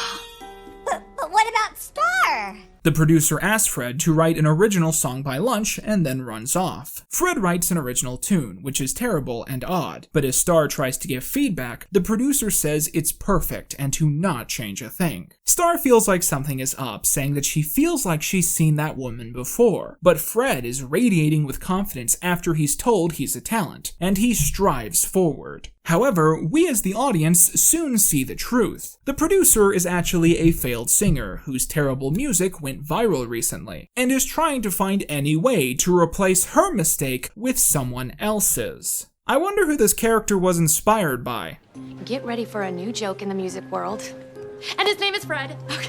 Fred begins recording, but is nervous, both about the possible negatives, how he could screw it up, and the potential positives. What if I'm too good at singing? Or what if I have to leave school early to go on a world tour? Or what if I become a huge star and get my own movies and TV show? Okay. None of that is going to happen, Fred. Fred is introduced to his new band, Freddie and the Figglettes, and his new backup singers/groupies who obey his every whim. But Star eventually recognizes the producer as Cassandra Blue, which is very subtle, and she deduces that she's created Fred's new song exclusively to make the internet forget about her viral flop. Fred accuses her of being jealous that he was picked over her, and she declares that Fred is on his own. The Figglettes tell Cassandra Blue that Star is onto them, and she decides to post the video then, even if she isn't quite done editing. Because that will make it even better. Or worse. To be continued. In part 2, we're shown his actual song, which is not as bad as the real Fred songs from the actual world. The worst thing you can say about it is that it reads like something on Nick Jr. Do the figgle wiggle, do the figgle wiggle. Everybody everywhere do the figgle wiggle. So bad it's good is such a hard thing to replicate on purpose. A few quick facts. Fred's pet fly cameos, he calls the dog a squirrel, but they show the wrong breed of dog. And of course, the song is a bomb, but goes completely viral, gaining 100 million views almost overnight. The rest of the episode is presented as a behind-the-music style documentary, focusing on songs which are famously bad. After his falling out with Star and breaking up with the Figglettes, Fred continued to spiral, and his juice box habit was getting out of control. Oh, hey, Freddie, how about doing that figgle wiggle for us? Why don't you do it? Ah, come on, just one wiggle. Ah, what a hacking joke. Fred spirals more and more, until someone forwards him a funny video which he laughs at, before realizing that it's his video, and that Cassandra Blue did just what Star said she would. This video is the worst? This makes Cassandra Blue's human video look like an Oscar winner? Star was right! I'm being laughed at, not with! Fred throws out all of his juice boxes, quits the habit, and trashes all of his Hollywood bling. Fred then throws together a presentation to give to his class about LANW. What's LANWA? It stands for laughing at, not with. And it affects millions of internet users every single day. Well, could someone like me get LANWA? Fred apologizes to Star for not listening to her about Cassandra Blue and how the internet could turn on him, and he dedicates a new song to her, Laugh With, Not At, which is supposed to be a good song as a twist, but it's measurably worse than the song that's gone viral in the episode. Laugh with, not at. It feels much better than making fun of someone for wearing a silly sweater. However, everyone but Kevin actually gets into it, and thus a new art form is born. Something not only being bad, but so ironically bad that people convince themselves that they actually love it. Thank God that'll never happen to me. Back at home later on, Fred and Star have learned a valuable lesson, and when Kevin's arm gets stuck in the mailbox, they decide not to film it because you should always laugh with, not at. Credits roll. For the last time ever. Show's over. They didn't make any more. Now that we're at the end, can I just say I'm really confused why people hate this show? Like, I understand that cringe culture puts Fred on such a pedestal of hatred that anything he's even associated with has to be bad by default, but I had so much fun watching this show. In fact, I can easily say that the expired milk episode is my favorite piece of media from the entire Fred franchise. I'm gonna get that cake, Fred. Sometimes when you write a script, there will be something that's funny, and so you'll put it in there. But when you have to edit it, when you have to see it 500 times a day, it really stops being charming after you've seen it too many times. That clip is not one of those things. Every time I see that clip, even when I'm editing, I just start giggling because it's so fun. It's so funny. I'm gonna get that cake, Fred. After Fred was canceled, very shockingly to me, Lucas was given a second chance. And that chance came in November 2012 with the premiere of his brand new show, Marvin Marvin. My theory about how they came up with the pitch for this show has always been that someone was like looking at a photo of Lucas in character as Nickelodeon Fred, and they kinda went, what if we make a Mork and Mindy knockoff? Originally, I was going to stop at this point and break down everything you could possibly need to know about Marvin Marvin. I mean, on the same level that I would a Fred property. I was going to talk about every episode, every weird joke, every odd moment, every character, every story beat, everything you could possibly need to know. But like Look, you're tired, I'm tired. I mean, the bell rang 2.5 hours ago, and I'm still sitting here talking despite that. So instead, I'm going to give kind of a quick run through of this show that I promise isn't going to be as long as the last segment, because honestly, I do not have that much to say about this show. Good morning, large-torsoed paternal humanoid. Hey, Marvin, you can just call me Dad. Dad Bob, I have nothing to do all day, so if you get home early, can you tell Mom Liz we're going to the library and then just take me to a movie again? That was supposed to be our little secret. Oh, if you're going to whisper, please speak to my hearing organs. They're located in what you humans refer to as the butt. Here's what you mainly need to know about Marvin Marvin. It's derivative. It's derivative of Fred, it's derivative of the presentation of sitcoms in general, and most importantly, it's derivative of aliens living on Earth shows. This used to be a really big thing. Mork and Mindy started in the late 70s, Alf was a huge deal in the 90s, but when American Dad came out and basically acted as a satire of the genre, I think it generally stopped working to play it totally straight. Anyways, I'll let Marvin explain his story on his own. This is my home planet, Cluton. These are the Clerg. They hate Cluton. To protect me, my parents sent me away while they stayed to fight the Clerg. Eat it, Clerg! Riveting storytelling! Marvin landed on Earth, he disguised himself as a human, and then he met a group of humans willing to take him in while his planet was being occupied. He spends the whole show trying to fit in and trying to make sure that his cloaking technology doesn't fail him, or else he'll turn into a Spore character. Hijinks ensue. And on the next all-new Marvin Marvin, his ability to talk to animals goes too far. What? Are you neighing what I think you're neighing? Horse in the house? Respect. I think the biggest failing of this series is that it didn't play into Lucas's talents as an actor. He had proven by this point that he could do more than just one bit, play more than one role, but Marvin Foreman is just Fred without the voice being pitch shifted. Even the costume is bad. When you look at this, you don't think, oh, I wonder who this new Lucas character is. You go, oh, they redesigned Fred's outfit again. Maybe the problem is that I'm coming into this show off of something that was always going to be much better, but just how they film it is even boring. I think there is something special about actually building a real room and filming people inside it. And going back to the old multicam soundstage right after that is just a bore. So, what kind of things does Marvin get up to? Well, he initially lives exclusively at home with his new parents before he begins attending high school. He often struggles with bullies, fitting in and doing normal human things, like keeping a job. But in order to keep his double life and to live the best of both worlds, Marvin must keep his secret secure, only telling it to a few people throughout the show's run. Come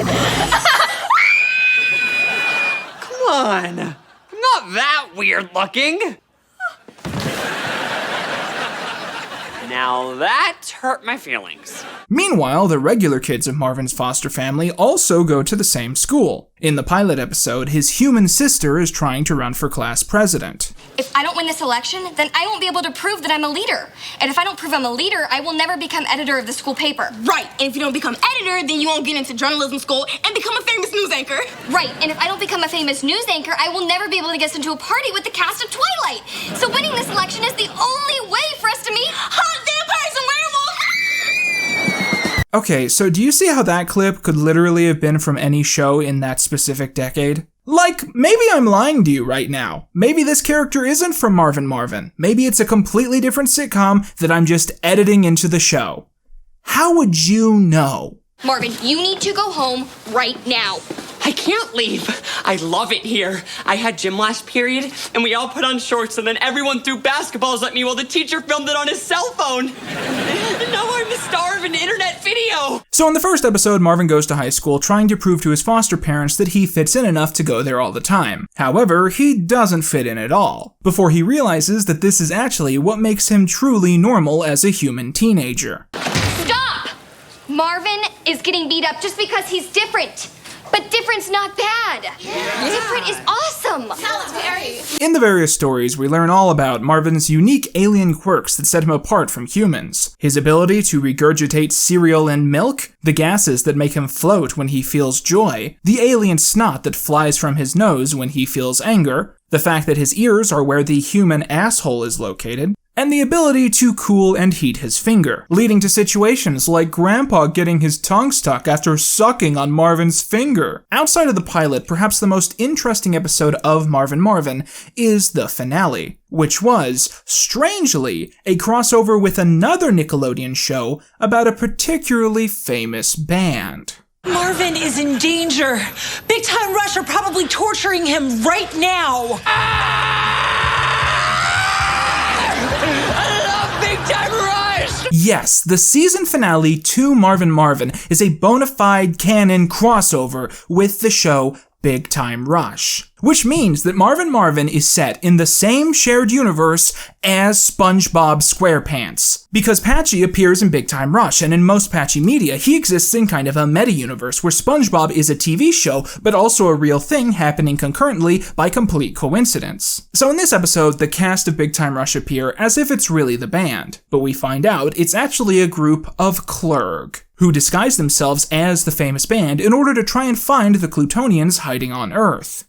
Fellow Clerg, have you made any progress in your mission to find the Clutonian? Not yet, but our plan to impersonate Big Time Rush will not fail. I was really surprised to find out about this episode because despite Big Time Rush being kind of late into my childhood, I did watch it sometimes and I thought really fondly of it. But I never knew they did a crossover with this random show, probably because I didn't know that Marvin Marvin was a thing until like 4 months ago. Okay, but things get a little bit weirder. In Season 4, Episode 5 of Big Time Rush, there's a story about the gang cameoing in a children's sitcom about a robot disguised as a human. And at the end of the episode, one of them remarks, if we had a TV show, we'd never stoop to random celebrity cameos. And then they run into Lucas, thus completing the punchline. Which means that Lucas Cruikshank also exists in the same universe as Marvin Marvin. But why is he still in Hollywood in a universe where his concurrent sitcom didn't exist? Did Fred the show last longer in the Marvin Marvin universe? If the Clergs based their disguises on real celebrities, did Marvin base his disguise on the Fred YouTube character? Would there have been a SpongeBob Marvin crossover if the show had been successful? Perhaps too many questions to answer in a segment that I promised would not be very long. Anyways, if you'd like to hear me talk about Big Time Rush more in the future, hit that subscribe button? That's pretty much going to be my response to everything. Anyways, due to a mistake, the Clergs think that Martin's human sister is a real alien, but Marvin sets things right. However, it turns out that the Clergs are allergic to helium, and Marvin sucks up a bunch and then blows it into their faces. Marvin, that was amazing! Yeah, that was so cool! Wow, can you imagine talking like that all the time? How weird.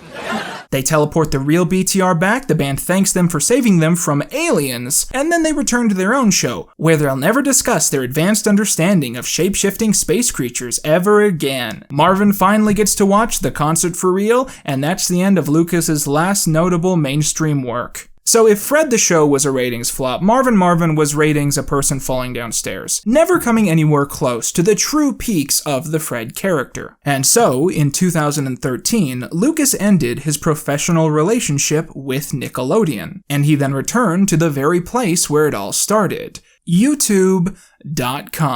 Lucas then began posting not to the Fred channel, but to a second channel he had made sometime before, titled just Lucas. There he would begin posting weekly vlogs that fit his style, finding a companion with Jennifer Veal, as they started uploading videos under the title Lucas and Jenny. Although most of these videos have since been unlisted, one Q&A video has stayed up, and it's the very one where something particularly wholesome happens when Lucas is asked a very specific question. Drum roll, please. What's your matter?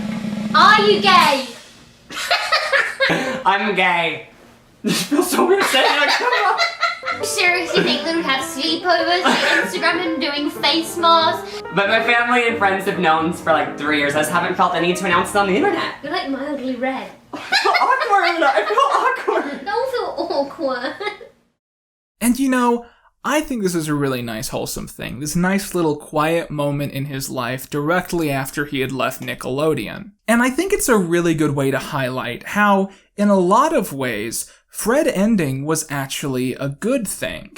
Because Lucas was becoming an adult. He was becoming the person that he was destined to be. And it was probably a little more than awkward to continue to impersonate this slightly exaggerated version of himself at 13. And it is a little bit funny going back and rewatching the Nickelodeon era and recognizing how often they personified Fred as this libido magnet constantly attracting the opposite sex. And the reason that they did this was probably because demographics suggested that Crookshank was more popular with girls instead of boys. And it's also worth pointing out that a lot of these scenes have like a common theme, where Fred is supposedly this lonely romantic looking for love in any places, and yet every single time a girl will confess her feelings to him, he makes a face. Like a specific face that Fred only makes when he's being proposed to by a woman. But the biggest positive about Fred the Show failing and his relationship with Nickelodeon dying out was arguably that his worst nightmare would never be realized. Lucas would never be forced to play Fred in his 20s. However, that doesn't mean that he would never play Fred in his 20s. Because, make no mistake, ladies and gentlemen, it's very easy to pretend that the story of Fred ended on August the 3rd, 2012. But this simply isn't the case. Because back on the original Fred YouTube page, something was happening, and for better or for worse, it would lead to the final Fred storyline. On July 31st, 2014, the Fred YouTube page posted a video announcing that Fred would be returning after a 2-year hiatus. The video didn't feature Lucas or any previews, with nothing more than text and a voice announcing Fred's return. And then, on August the 14th, 2014, the world was introduced to New Fred. Remember the Fred character with his funny YouTube videos? Well, now Fred is back, and he's even crazier! New Fred was the premier character who kicked off the 2014 storyline. This was heavily contentious at the time because people thought this was literally going to be the future of the channel instead of a brief arc. But it's also contentious today, because this story was the beginning of Lucas actually handing the Fred YouTube channel over to new owners. Like a lot of dormant YouTubers, Lucas had been given an offer by someone who wanted to buy the Fred YouTube channel, selling it to Collective Digital Studio, now known as Studio 71. However, the introduction of New Fred, who I will take to calling Fake Fred, was not actually a vision of the channel's true future. Instead, it was a red herring, setting up the Fred ARG. At this point, the channel began to post various videos which seemed one note, but actually hid secret messages. An advertisement from the Yuxon Corporation was posted, and going to the company's website could reveal mysterious clues. And soon enough, this would become a multi-channel story, as the secrets of the organization and the control they had over Fred were eventually pieced together. Wow, do you know what this reminds me of? Lonely Girl 5! So here's a brief recap of the Fake Fred videos. In New Fred Goes Swimming, the new version of Fred introduces himself, then begins opening letters which have been sent in by fans of the channel. Hello, New Fred. I was a fan of original Fred, but you are even funnier. Yay! I'm so glad you have come to YouTube. Yay! What is your favorite cereal? Yuxon cereal! Yay!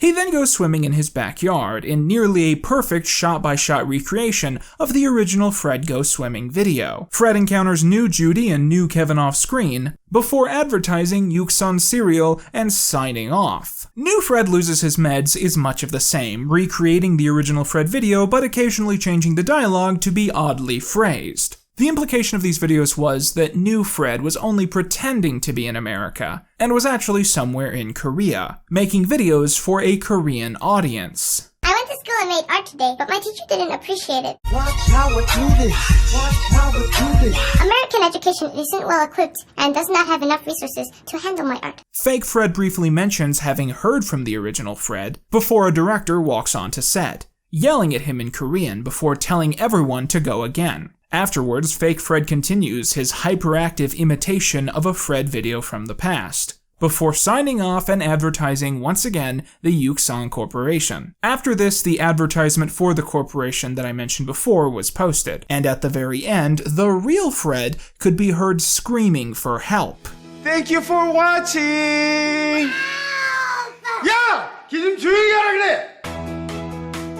Next, New Fred Goes to the Dentist was posted, which was subversively a declaration of love for the art of dental hygiene, featuring the character discussing how much he loves going to the dentist. There is nothing funny about good oral hygiene. People with bad oral hygiene are unworthy to eat yaksang cereal. They are even unworthy to be ground up with the shrimp to be put in the yaksang cereal. This chocolatey goodness.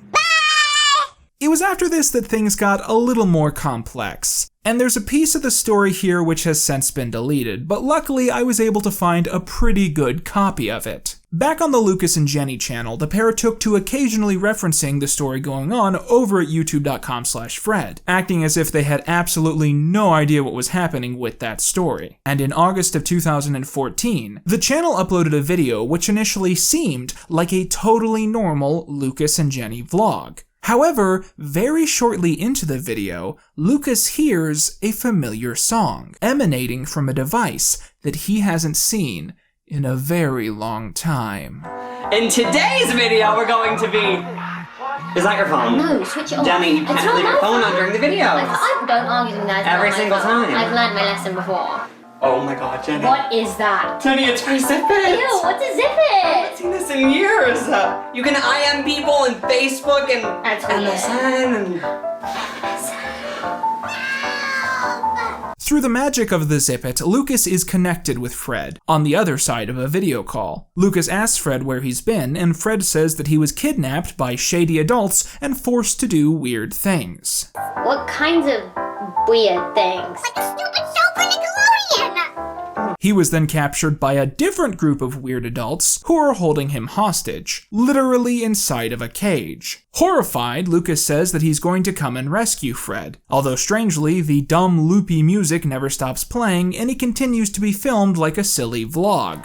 Is this fine? Like, I'm not gonna change again. I think you look really handsome now. You think Fred will accept me in this? We haven't seen each other in a while. Yeah, you look nice. Get in the car. Oh, I'm so excited. Jenny is excited to finally meet the legend that is Fred, but Lucas says that he only bought one plane ticket to Korea. While they're driving to the airport, Jenny asks Lucas to get an autograph from the new Fred, revealing that she actually likes that version of the character a whole lot more. If you get me a signed t-shirt and a selfie of the Korean Fred. I'm going to get the real Fred, not the Korean Fred. I don't care about the Korean Fred. Well, I want a picture of this new Fred. Why do you like the Korean Fred so much? Because he's new and original and unique.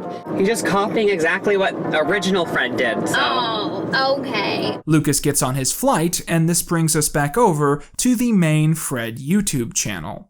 Now, a big question worth asking at this point is, what version of the Fred canon is this story supposed to be set in? The obvious answer might be the Nickelodeon era, because that's the costume that we see Fred wearing in this miniseries. But the story also pulls heavily from the YouTube canon, almost exclusively at times. You could almost potentially argue that this is DVD bonus feature Fred, who was a version of Fred hired by Nickelodeon playing himself in the Fred movies. But the best answer I could come up with is that the version of Fred that we see here is kind of an heightened amalgamation of the Fred character, as if he's not playing a specific version, but instead just the idea of Fred within every single version of the franchise. Because let it be clear, this story is not about wrapping up any kind of dangling plot threads from the Nickelodeon canon. This is exclusively about Lucas exploring his relationship with Fred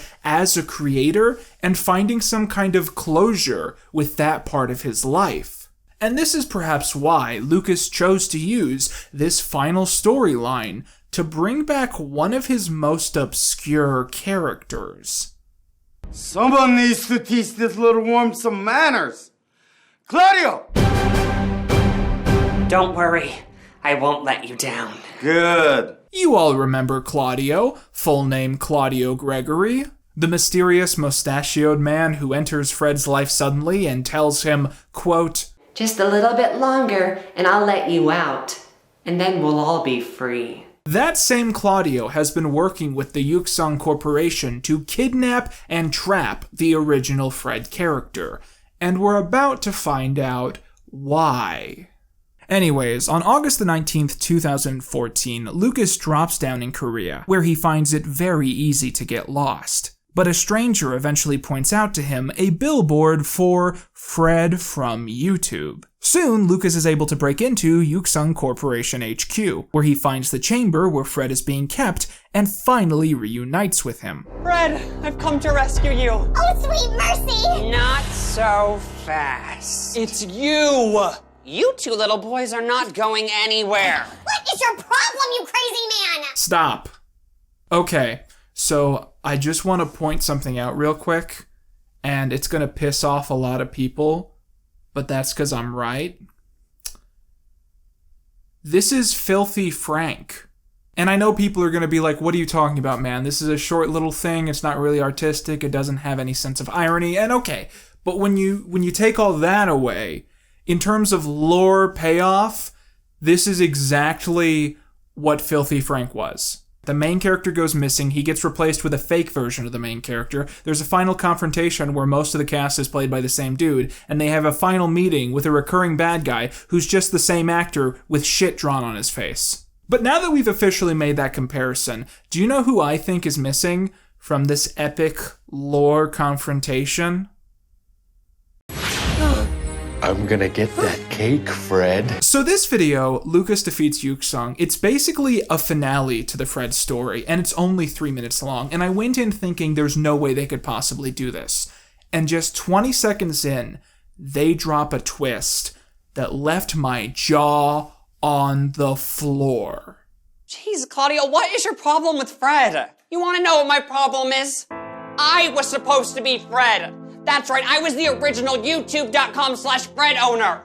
Yes, Claudio is the original owner of YouTube.com/Fred, who was sending threatening letters to Fred since the very beginning of the YouTube channel. That's why he went after Fred suddenly in 2011, and why he's now working with Yuksung to take down Fred once and for all. Do you know how I knew that I was too deep into this?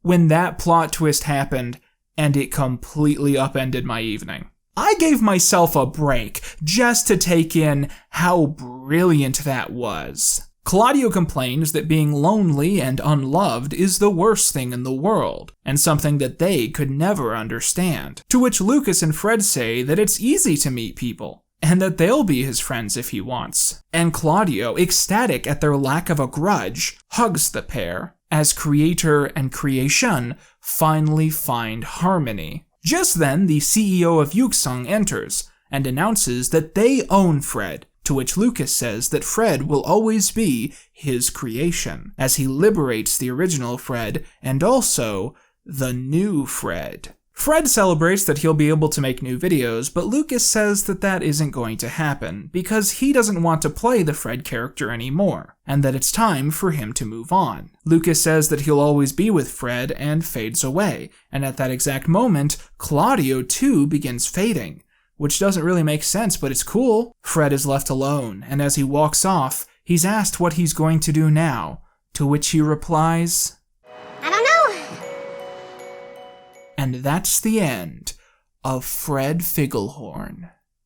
Or is it? Now that we've reached what I consider to be the final page in the Fred story and the Fred legacy, it's worth at this point talking about two things which kind of contradict that opinion. Originally I was just gonna skip this, but there's not really any point in being this amazingly comprehensive throughout this entire video and then just calling it quits for the last two tangents. And so I'm going to be talking about two final notable things involving Fred history. I call these sections Fred Channel Post-Fred and Fred Post-Fred Channel, which I'm sure is confusing, but trust me, that's going to make sense in a bit. Starting us off is Fred Channel Post-Fred.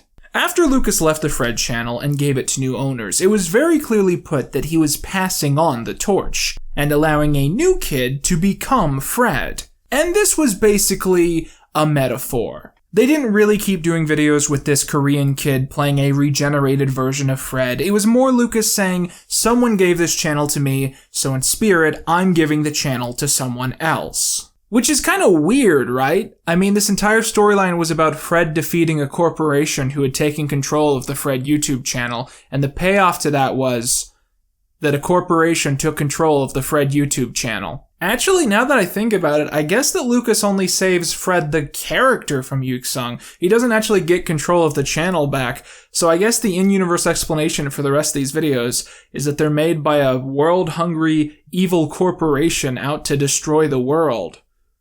Which is probably why Jake Paul is in so many of them. Anyways, the question is, what did these new owners end up posting? And the answer is... everything. Clash of Clans parody, Clash of Cans, Snap Crackle Bot, House of Robots, In Your Face with Jake Paul, In Your Face with Jake Paul Christmas Edition, Ninjutsu, a Yarnimation, Minecraft Adventures, The Taskmasters, Kel Mitchell's Kid Barber Shop, In Your Face with Jake Paul, Halloween Edition, Smosh parody, Skosh. You get the idea. Whoever was running this channel was clearly going about it entirely with the motivation of making something successful, and so they were just throwing everything they could at the wall and trying to get anything to stick. And eventually, the new owners gave up, and the last video they posted was of two kids asking adults in public where babies come from. Far from a fitting end to what was once the biggest channel on all of YouTube. And with that out of the way, it's time for us to quickly talk about the other side of the coin.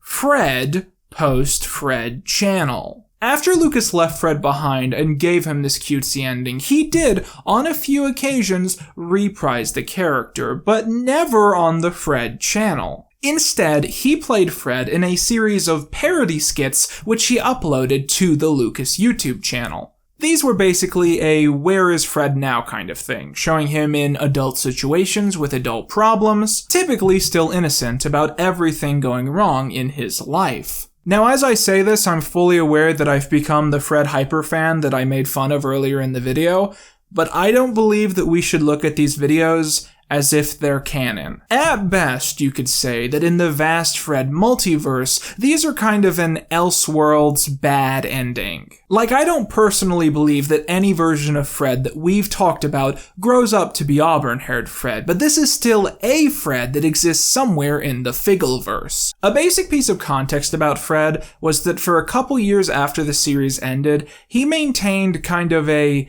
negative reputation. There were a lot of people in their teens and their 20s who had this kind of vague shared memory about the character, but weren't really interested in developing that in any sort of nuanced way. And so for a time on YouTube, you really only heard Fred brought up if it was to be immediately dismissive, or to generally shit on Lucas. But let me just remind you, okay? Having a shitload of subscribers, or even being the most subscribed guy on the entire website, doesn't mean dick. Do you know who else used to be the most subscribed guy on this entire website at one point? Fred! Would Fred ever have been taken nearly as seriously as these three guys are being taken right now? No, he wouldn't. Ever. He would never be taken seriously. Not in a million fucking years. There was this feeling of bitterness about Fred, and I feel like that feeling also got directed at Lucas a lot of the time. And so it probably made sense to him to make kind of like a dark Fred so he could say, hey guys, I'm bitter about Fred too. Don't beat me up about it. Now, all three of these videos have since been unlisted, I'm guessing because this isn't really the vibe that Lucas has about the character anymore, but why make a 3-hour deep dive into Fred if you're not going to include all the stupid stuff? So here it is, ladies and gentlemen, the bad ending Elseworlds Fred arc. Firstly, in Fred is Back, we see a world where Fred is living with his longtime partner, Judy, who finds him terrible to be around and is devastated that her life turned out this way after Kevin broke up with her. Judy works as a dancer and struggles with money, but Fred has been letting her live in his apartment for free because he likes her so much. Fred tries to prepare for his night shift at the funeral home, just as Judy begins drinking again despite her shift starting soon. And we're given the implication that this is a common occurrence and that Judy is an alcoholic. Judy, remember we used to sing together in elementary school? You went to school with me? Just give me 5. Everybody loves me, Fred. I love you, Judy, and that's all that matters. Oh. Don't kiss me, we're not married yet. Several years later, in Where is Fred Now?, we see the character, for the first time ever, being presented with an auburn-shaded wig. This is immediately a much more mean take on the character, which I think will become immediately obvious. At the start of the video, we're told that Fred has been gone for such a long time because he suddenly entered rehab, although he doesn't want to discuss why. Let's just say I'm better now. I'm better. I'm much better, and someone died. But they were later resuscitated, so that's why I didn't go to prison! Yeah! Fred says that when he first moved out of his mother's home, he did make some internet videos, but they're not on YouTube. He then admits to the audience that he sold the original Fred channel for, quote, 2 $46 Cheesecake Factory vouchers. I do really like Cheesecake Factory. However, things have turned around, since he's now living with a middle-aged man named Jeffrey, who lets him live there for free. The only thing I have to do is clean the apartment once a week, wearing just underwear. It's fun! Sometime later, Lucas uploaded a sequel to this, called Fred Tries Online Dating. This goes much the way you'd expect. More jokes about him living with his dominating master, and scenes of him trying to make a dating profile, filled with jokes about how edgy and dark his life is now. P.S. I don't do drugs. Anymore. It's always good to be honest when it comes to meeting strangers online. Never give a stranger online the wrong social security number. That's it. That's the series. That's Bad Ending Fred. This might not be something that you guys relate to, but as a video producer, I often have to rewatch old videos of myself, for one reason or another, stuff from like 5 or 10 years ago. And there's this thing that sometimes happens when I do that, where I'll be watching it and like maybe, for instance, one of my friends in the videos will say something, or he'll make a joke, or something will happen. And in the real world, watching this video, I will like riff it. I'll make a joke at the screen. And then the version of me inside the video will make the same joke. You know what I mean? You ever experience something like that? I always think it's funny when that happens, because it makes you realize, we change a lot as people as we age. We really do.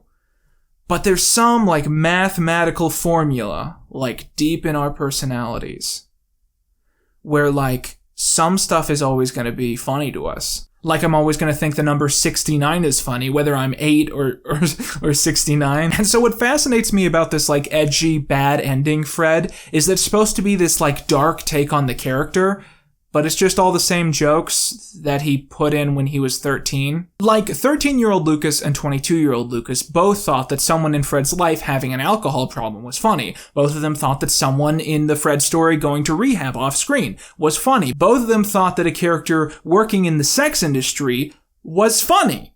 In fact, I would go as far as to say that the edgy, dark version of Fred that he created as an adult is considerably less dark than the version he wrote when he was a teenager. Lucas eventually unlisted these videos, and I think it's partially because the bitterness that was once directed at Lucas and Fred has kind of melted away since then and developed into an odd curiosity. The most recent time that Lucas played the Fred character was 8 months ago, when Lucas created a Fred-themed TikTok account and a series of videos where he played Fred in a modern setting for a TikTok audience. I am fucking crazy, but I am free. I never snitch on daddy. Never. I hold a brick for your daddy. Splash on a bitch for your daddy. Oh shit, shake the last one moving like a gypsy. Stop, fall back, get up there, let me see this. I'm gonna get that cake, Fred. And I think this does show an evolution in terms of how we look at Fred and what we want to see from Lucas when he occasionally puts the cowl back on for fun. And with that, we've now officially heard every single high-pitched note in the history of Fred. And it's now time for some closing statements.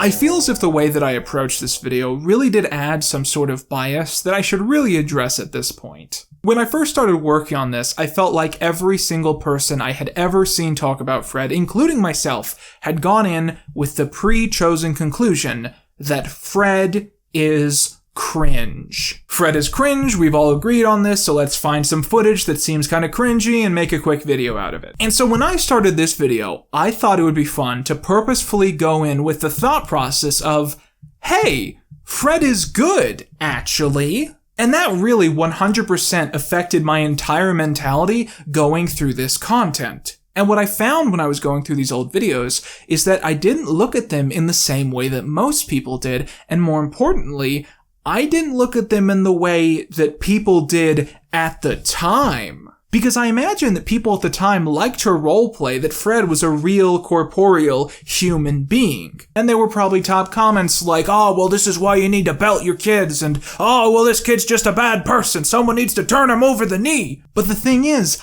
I ended up looking at these videos as if they were a historical record of a real person, of a real 6-year-old in 2007. And so I think I didn't judge Fred as heavily as most people do, because I just kept constantly thinking, who would Fred grow up to be today? And how little would all of this matter to the person that he ultimately became? Think of it like this. Let's say you meet a guy in his 20s, and the two of you start going out, and you're getting pretty friendly, if you know what I mean. And then one day you say to him, hey, what's the worst thing you've ever done? And he starts sighing and he goes, oh, well, when I was 6, I got left alone a lot, so I used to just walk across town anywhere I wanted to go. And one day I walked over to the house of this girl that I kind of had a crush on, and I knocked on the door and no one was home. So I just went inside and I started going through her stuff. And then her parents got home and I got in big trouble. Your first response to that would not be to go, oh, well, you're a bad person, that's irredeemable. Your first thought would be, you were 6? Who were your parents? You were 6 years old and you were just walking across town? And when he told you that his mom was an alcoholic and that she was a prostitute and she used to take him to bars and leave him outside on the sidewalk, and sometimes he'd have to go home on his own because his mom would just disappear for weeks at a time, you wouldn't blame any of that on him. And to use the Nickelodeon canon as a similar reference, if you met a guy my age and you asked him, hey, what's the worst thing you've ever done? And he said, well, when I was 15, I built this robot and it almost wiped out humanity. You would say, what? It's interesting to me that for every little era of Fred, there's like a different kind of zing, a different flavor to it. I mean, the movies aren't really like the YouTube videos, the animations aren't like the movies, and the TV show isn't like anything that came before it. And so I feel like for each little mini canon, I imagine that version of Fred as being a different character, and thus growing up to be a different person.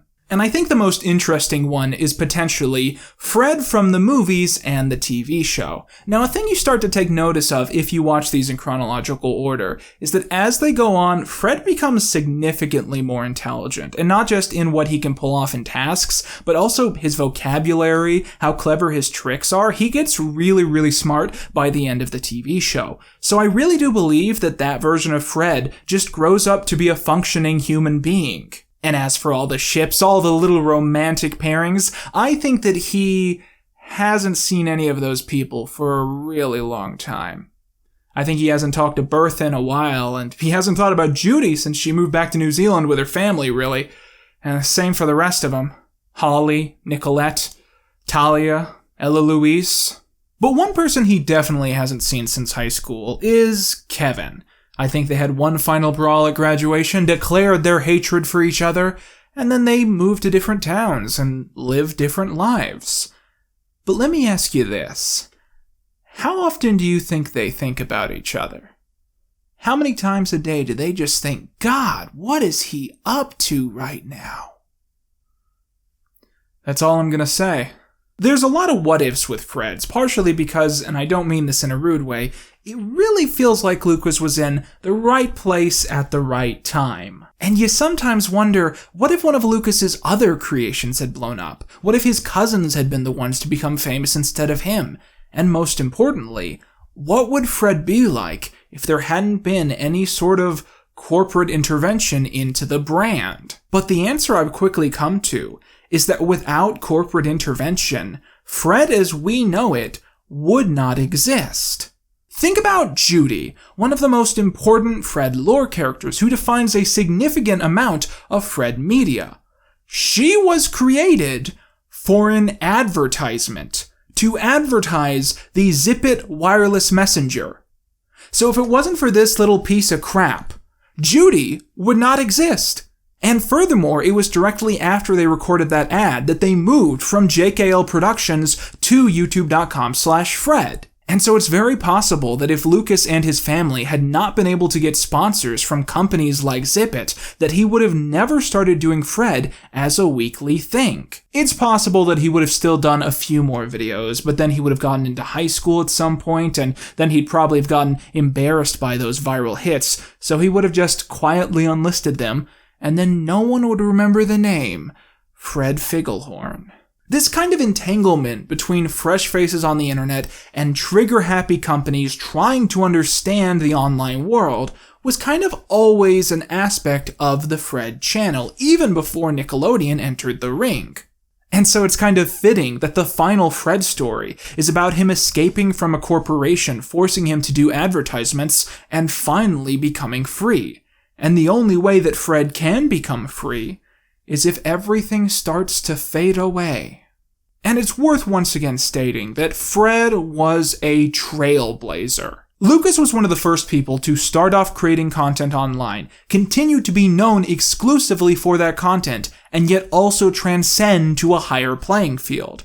And even if he didn't stay there, that's still a really cool mark to leave on history. And today we see this so often. YouTubers host the Kids' Choice Awards, they're given talk shows, and yet every single year it feels like the internet is hurting cable more than it's helping it, as people are so easily swayed away and distracted. And Nickelodeon really was the first network to try and bridge the gap between these two very different mediums.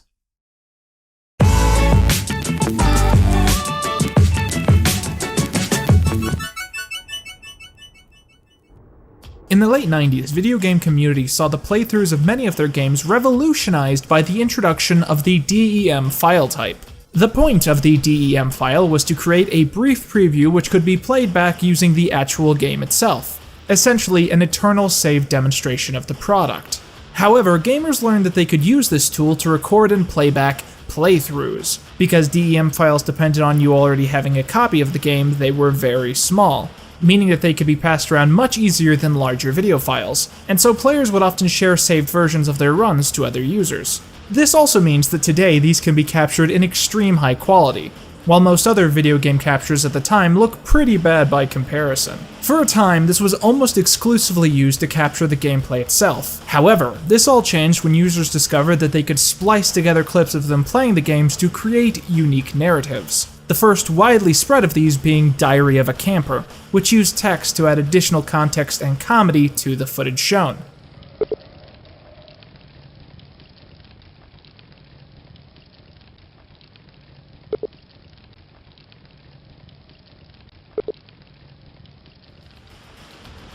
This birthed one of the first art forms that was pretty much exclusive to the internet.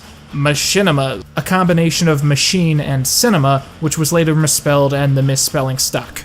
It was extremely useful for the day and age, considering that it allowed users to create animations without all of the training that comes with real animation. Although it mostly resulted in scenes that had to focus on dialogue over expecting the footage to actually make sense on its own. Think about your family! Think about what they mean to you! Blah, blah, blah! Blah, blah, blah! What the hell are you saying? Soon, a community of players, modders, and wannabe filmmakers came together to create software that could make the hobby easier. Users found ways to move cameras, introduce whole new character models, and do so much more. Pretty quickly, users in the machinima genre became something like real filmmakers, working with actors, having to direct and contort their stars. There are stories of camera angles having to be perfectly and smoothly moved with nothing more than a mouse as the game clip played out, all just to get that perfect shot. Within a few years, the animations that were put together through this process looked pretty damn close to animations made in a real 3D program, bearing no resemblance to the games which these engines were nabbed from. It might have been a replacement for 3D animation, but that didn't make it any less viable or any less fascinating. The most well-known of these movies were created from the first-person shooter games Quake and Quake 2. The first of these to really blow up was the comedy Operation Bayshield. The film surrounds a group of anti-American terrorists trying to infiltrate and harm America by taking out its greatest leader, David Hasselhoff. Basically, the joke is that the terrorists don't like Baywatch, so they're gonna off the Hoff, so the good guys have to run in and save the day. What I like about this film, and many of the others that I saw, is that it creates a linear story while still capturing the feeling of a bunch of friends hanging out and just riffing while they're having a good time. In 1999, the third game in the Quake series was announced, but released alongside it was a notice that anyone who attempted to crack the game's coding or release information on it would face legal repercussions. While this was done to stop cheaters in the online multiplayer mode, it essentially put a prohibition on fan productions. The waning popularity of the already niche genre didn't help, and the disappearance of this art form seemed increasingly imminent. This was until the launch of machinima.com in January 2000. The site's creators, hoping to overcome the regulations surrounding Quake 3 Arena, elected to physically record frames from the game and to release their final products as video files, which allowed users who didn't own the game to play it back. Many protested that this soiled the art form by hindering the quality, but it also seriously broadened the audience and appeal of these videos, which were soon being sold with magazines and on CD and gained mainstream recognition. For years, machinima.com would allow users to post their own films, and alongside these, it would also publish articles and other informative edutainment features surrounding video games. The site, as it existed at this point, obviously shared a large resemblance to Newgrounds.com, although I would argue that they were two completely different sides of the same coin. Newgrounds made films that were interactive like a video game, and Machinima made not-interactive films out of video games. Essentially two completely different ideas that probably shared a big demographic. What interests me about this trend is that you would almost expect the video game companies to fully revolt against this, but in many cases it seems to be quite the opposite. Developers love to see their fans get creative. They enjoyed seeing them make something so cool while essentially advertising their product. And so many decided to actively encourage these being made. 2002 saw the first Machinima Film Fest being hosted at QuakeCon, sponsored by a well-known graphics company. Many of these would follow in years to come. 2003 would see the launch of Red vs. Blue, without doubt one of the most popular shows to be posted on the site. And this would, in turn, eventually lead to Rooster Teeth becoming a fully fledged animation group. Red vs. Blue was created by logging into a Halo 2 multiplayer map with multiple controllers and manipulating each character individually. The camera was actually one of the characters in the match, just in first-person view, explaining why there's usually some sort of weird marker in the middle of the screen. The creator, Bernie Burns... My god, is that his real name? The creator, Bernie Burns, used a glitch in the game to make the characters look more relaxed, creating the comedic juxtaposition of the main characters just standing around and talking to each other in a very non-combative situation. You ever wonder why we're here? It's one of life's great mysteries, isn't it? Why are we here? I mean, are we the product of some cosmic coincidence, or is there really a God watching everything, you know, with a plan for us and stuff? I don't know, man, but it keeps me up at night. What? Red vs. Blue is one of the most popular shows created for the early internet. Although, I have to admit, I had never seen it before I started working on this video. But I have to say, it is so good. Half the time when I say something is good on this show, it's like when a child draws a picture of their family. It's not good. I'm just trying to be nice to someone who did their best. But Red vs. Blue is great. It's also still running, so I feel like it would be cheating to linger on it too much for this video. Machinima.com also, interestingly enough, became the host to many a Star Trek fan, as the series Borg War was also a hit and even reached screening at an official CBS convention in 2003. I don't know anything about Star Trek, so we're just gonna skip that one. Things were quickly changing on the website, something indicated in 2006 as its original creator stepped down to focus more heavily on artistic pursuits. In 2010, the board left in charge put into play massive changes, removing the forums, the ability to post personalized content, and essentially changing the focus of Machinima.com away from the machinima genre and towards just general geekiness. Gone was a cute collage of new videos and projects, and in its place set a blank page of text, fully solidifying the transition.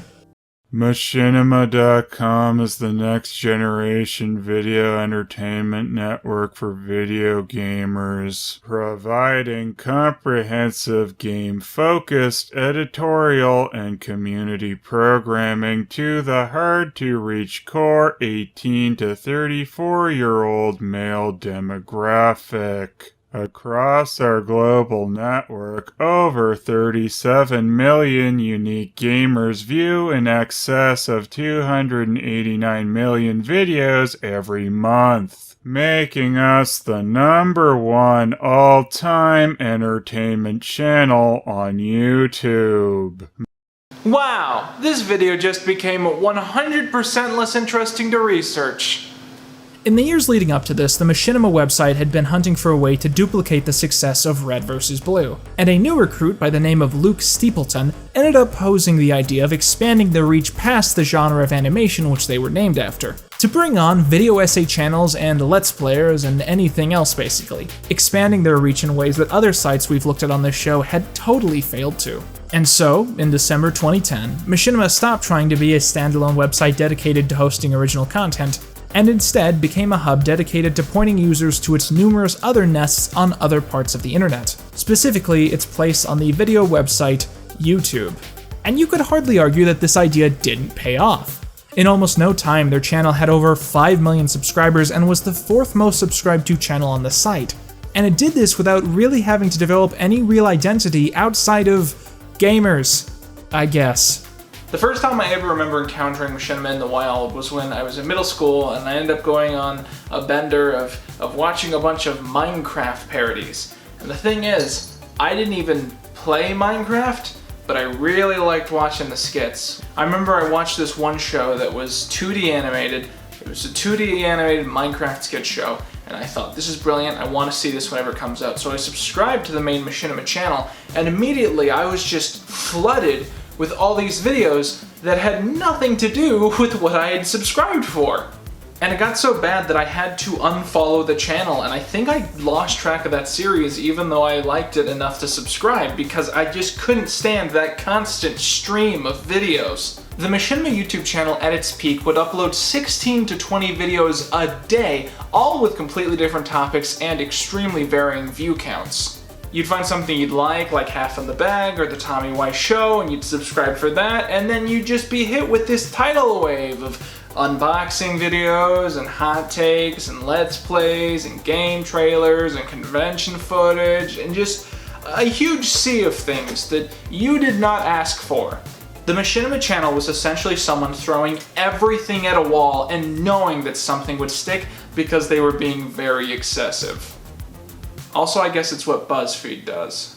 And this is also probably the main issue that led to the decline of the main Machinima YouTube channel. You see, modern YouTube rewards content creators who post consistent and similar content. That's why whenever I do a bunch of similarly themed videos in a row, I grow at a crazy rate, but when I do more experimental videos, they barely get recommended because that's just not what Google wants me to be doing. And the Machinima channel, having no brand and no consistency whatsoever, probably made it hard for the algorithm to suggest it to people because, let's be fair, pretty much no one who subscribed to the Machinima channel clicked on every video they posted.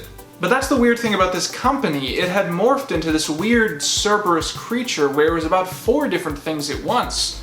Although Cerberus has 3 heads, so I guess it's less like him and more like the dog from the Yellow Submarine. So you've got Machinima the Dead website, Machinima the Dead YouTube channel, and next, Machinima the Dead YouTube network. YouTube networks are pretty self-explanatory at this time, aren't they? Networks act as a middleman between content creators and YouTube itself. They'll take some percentage of the creator's profits, and the idea is that they'll then use that to do something to make the exchange worthwhile. Of course, nowadays you don't really need a network, and most of them are probably secretly scam artists who just don't want to do anything but want your money. They're really notorious for seeking out small channels who make very little and giving them very bad deals, hooking them up to a cash IV that gets very little from each person but eventually drains a whole lot from a lot of people, until whoever owns the network can swim around in money like Scrooge McDuck. But at the time, signing up through monetization through Machinima actually proved to be easier than doing it through Google. On early YouTube, getting approved for monetization could take months, and the policies on what would and would not be approved were entirely arbitrary. However, YouTube allowed approved creators to link sub-channels of their own to be approved through the larger channel. Machinima was one of the first to figure out that they could thus act as a middleman between smaller channels needing approval and YouTube itself, taking a small piece of the action in exchange for a much easier process. This also allowed them to monetize people who had been rejected through Google, which led to many colorful characters making their money through the network. Machinima gained a reputation as one of the largest networks, signing up more than 50,000 channels at their peak, and by some accounts with 8 people working customer service. They also soon gained a reputation for one of the most scammy out there. In particular, they would sign YouTubers up to their network only to sneak perpetuality clauses into their contracts. Specifically, this very infamous clause stated that Machinima would own the rights to whatever content was created by this person, and I quote, "in perpetuality, throughout the universe, in all forms of media now known or hereafter devised." Is throughout the universe really broad enough, guys? I mean, I feel like you're not covering your bases here. I mean, if this guy makes a YouTube video on the planet Mars, then you've got this situation covered. But what if he travels to Earth too? What then? What if he goes into a black hole and starts vlogging with Omega? How are you going to steal his money then? And the second part of that, in all forms of media now known or hereafter devised. Y'all really getting ready for YouTube to start streaming 7D sex holograms. I mean, is there anything else to say about this? It's so trashy and malicious that it's transparent in a way. I don't think there's anything good that can be said about this. Although, to be fair, it might just be that I have absolutely no compassion for YouTube networks whatsoever. Machinima's final and most important head was its creative one. The part of it that continued to make original content long after all of the other heads were dedicated to just stealing money from other people.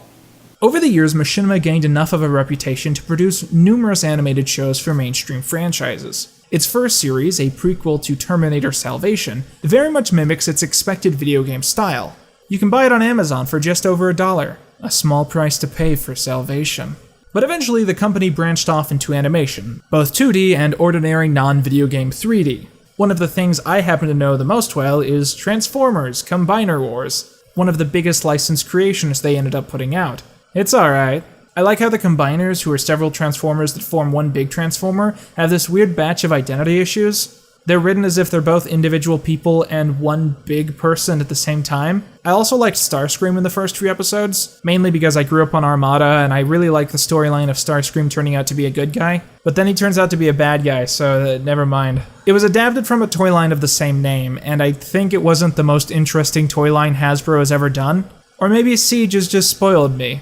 Because Siege is so good. Soon, my love. I've been meaning to talk about Machinima for a while because it's just this weird, mutated case. But things really got heated earlier this year. In January, without any warning, every video ever uploaded onto a Machinima channel was either privated or deleted. Years of content and online history, some good and some less than that, was gone in an instant. It would soon materialize that Fullscreen, Machinima's former head competitor, had bought the company out and was stripping it down for parts. By February, all of the site's 81 employees were let go. Its operations entirely ceased. It's been said that Machinima will continue to operate in some form under Fullscreen, and that they hope for a smooth transition. But I've seen evidence of neither of those things since then. It really does seem like Machinima, in any of the numerous ways that it existed in the past, is entirely gone for good. And I don't know how to feel about this. Machinima has this weird legacy. It started off as this breath of creativity on the internet, opening up the art of storytelling to just about anyone who understood the tools, and making a lot of cool stuff along the way. But all of that seemed to just fade away so quickly, and it became something else. Machinima is dead. And I can't bring myself to care.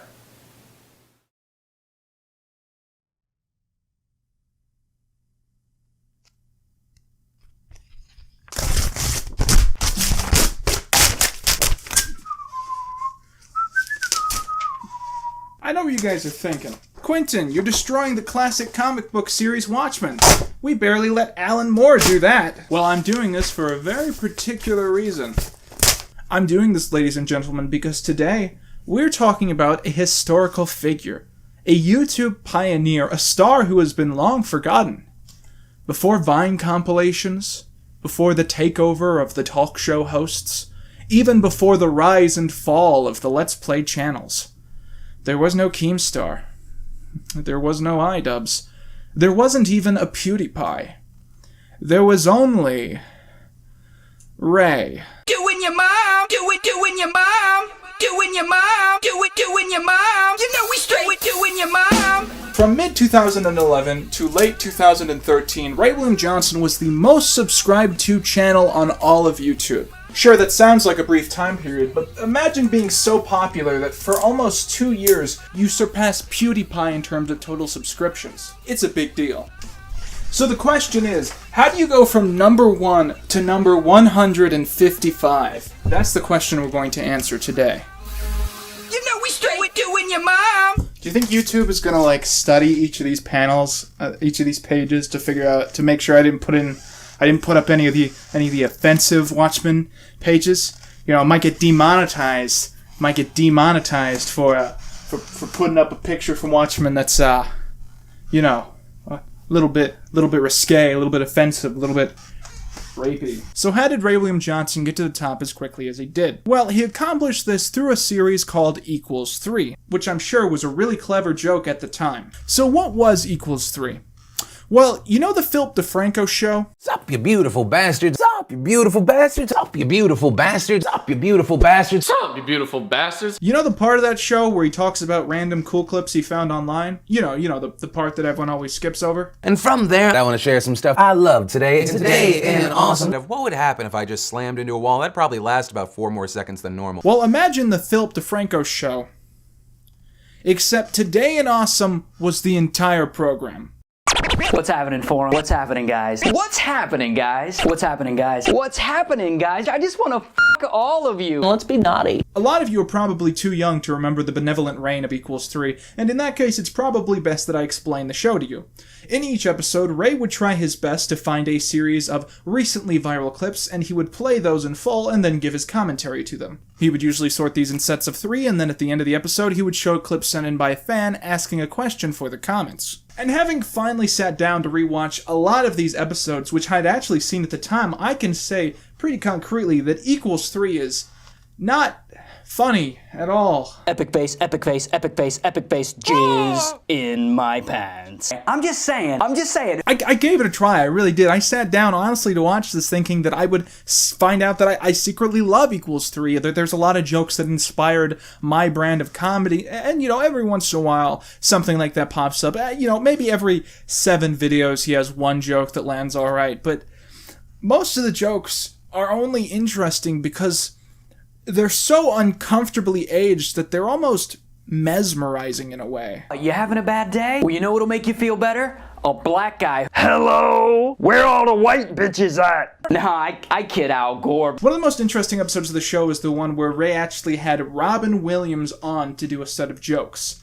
And what's interesting about this is that it's really funny. Not too funny, not insanely funny, hardly the funniest thing that Robin Williams ever did. But also probably the funniest thing to ever come out of Equals 3, and from a clip that's not exactly very interesting. And I think that says a lot. And it's odd because these days I don't really get the appeal of Equals 3, but back then I remember watching it every single week and hating it. I hated it so much. I thought it was the least funny, most uncreative damn thing I'd ever found, and yet I kept watching it.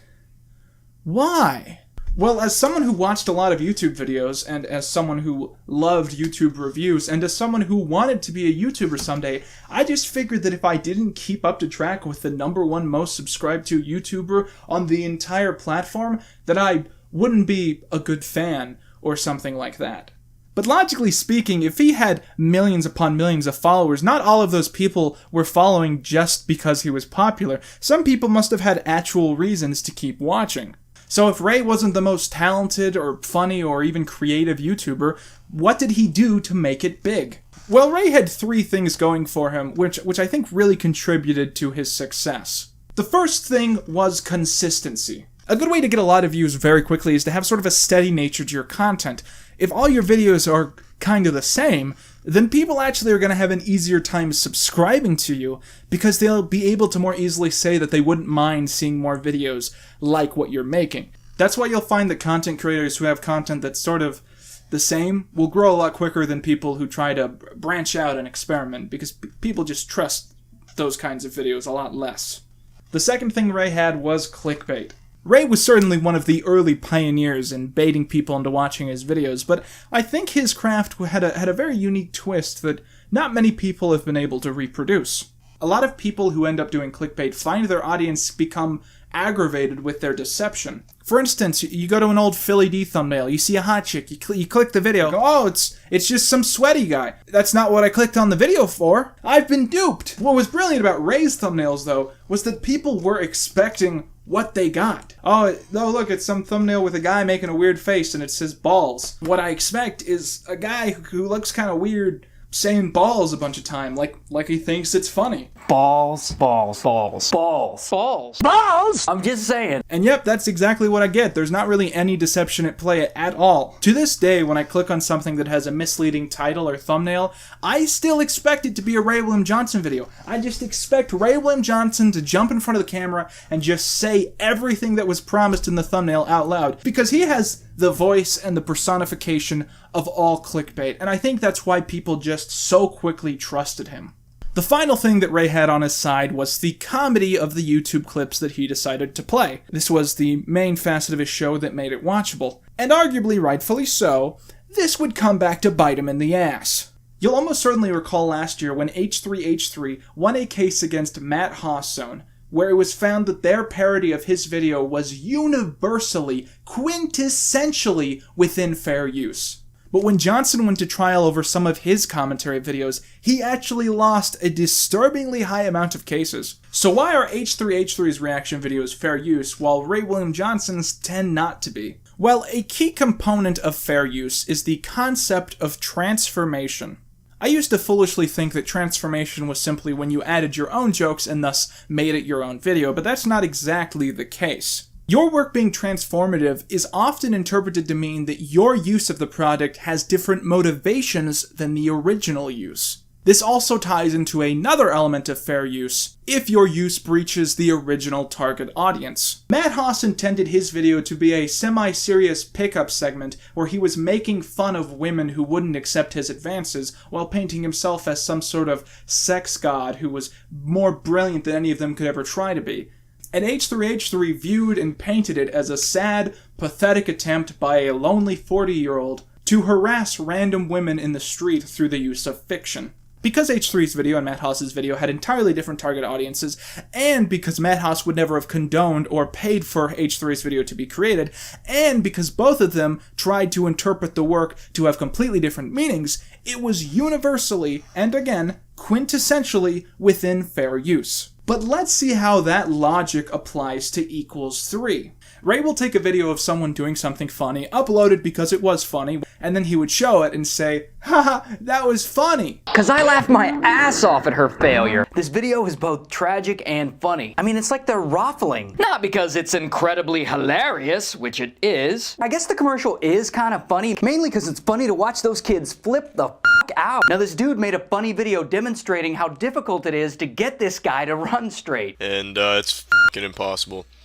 So, I'm commentating this while I'm playing. It's hilarious because the guy's humor is so dry. And I will admit that I did laugh out loud. On a surface level, a high amount of his content seems to be him showing a huge bulk of online videos, and then simply repeating the purpose of said video in sort of a positive manner, as if to agree with the creators of the video. Now the video is titled Greatest Putt-Putt Shot of All Time, and I'll be damned if that might be the greatest putt-putt shot of all time. There's actually one episode I found where he played a segment from a BBC television series. And when you really get down to it, he doesn't add anything to the clip. He doesn't say anything that's not conveyed by when he showed the segment, and a lot of his skit seems to be just him ranting about how he thinks British accents are funny.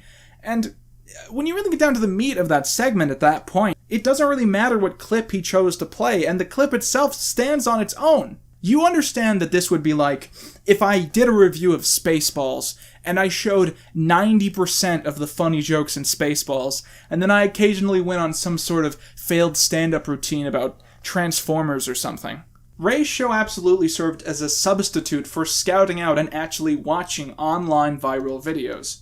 And as having a viral clip on this website suddenly started to become a very profitable experience, it's no wonder that people started to think that lawsuits over Ray's content might be worth it in the end. Now, Equals 3 wasn't the only thing that Ray did to successfully branch out into YouTube content.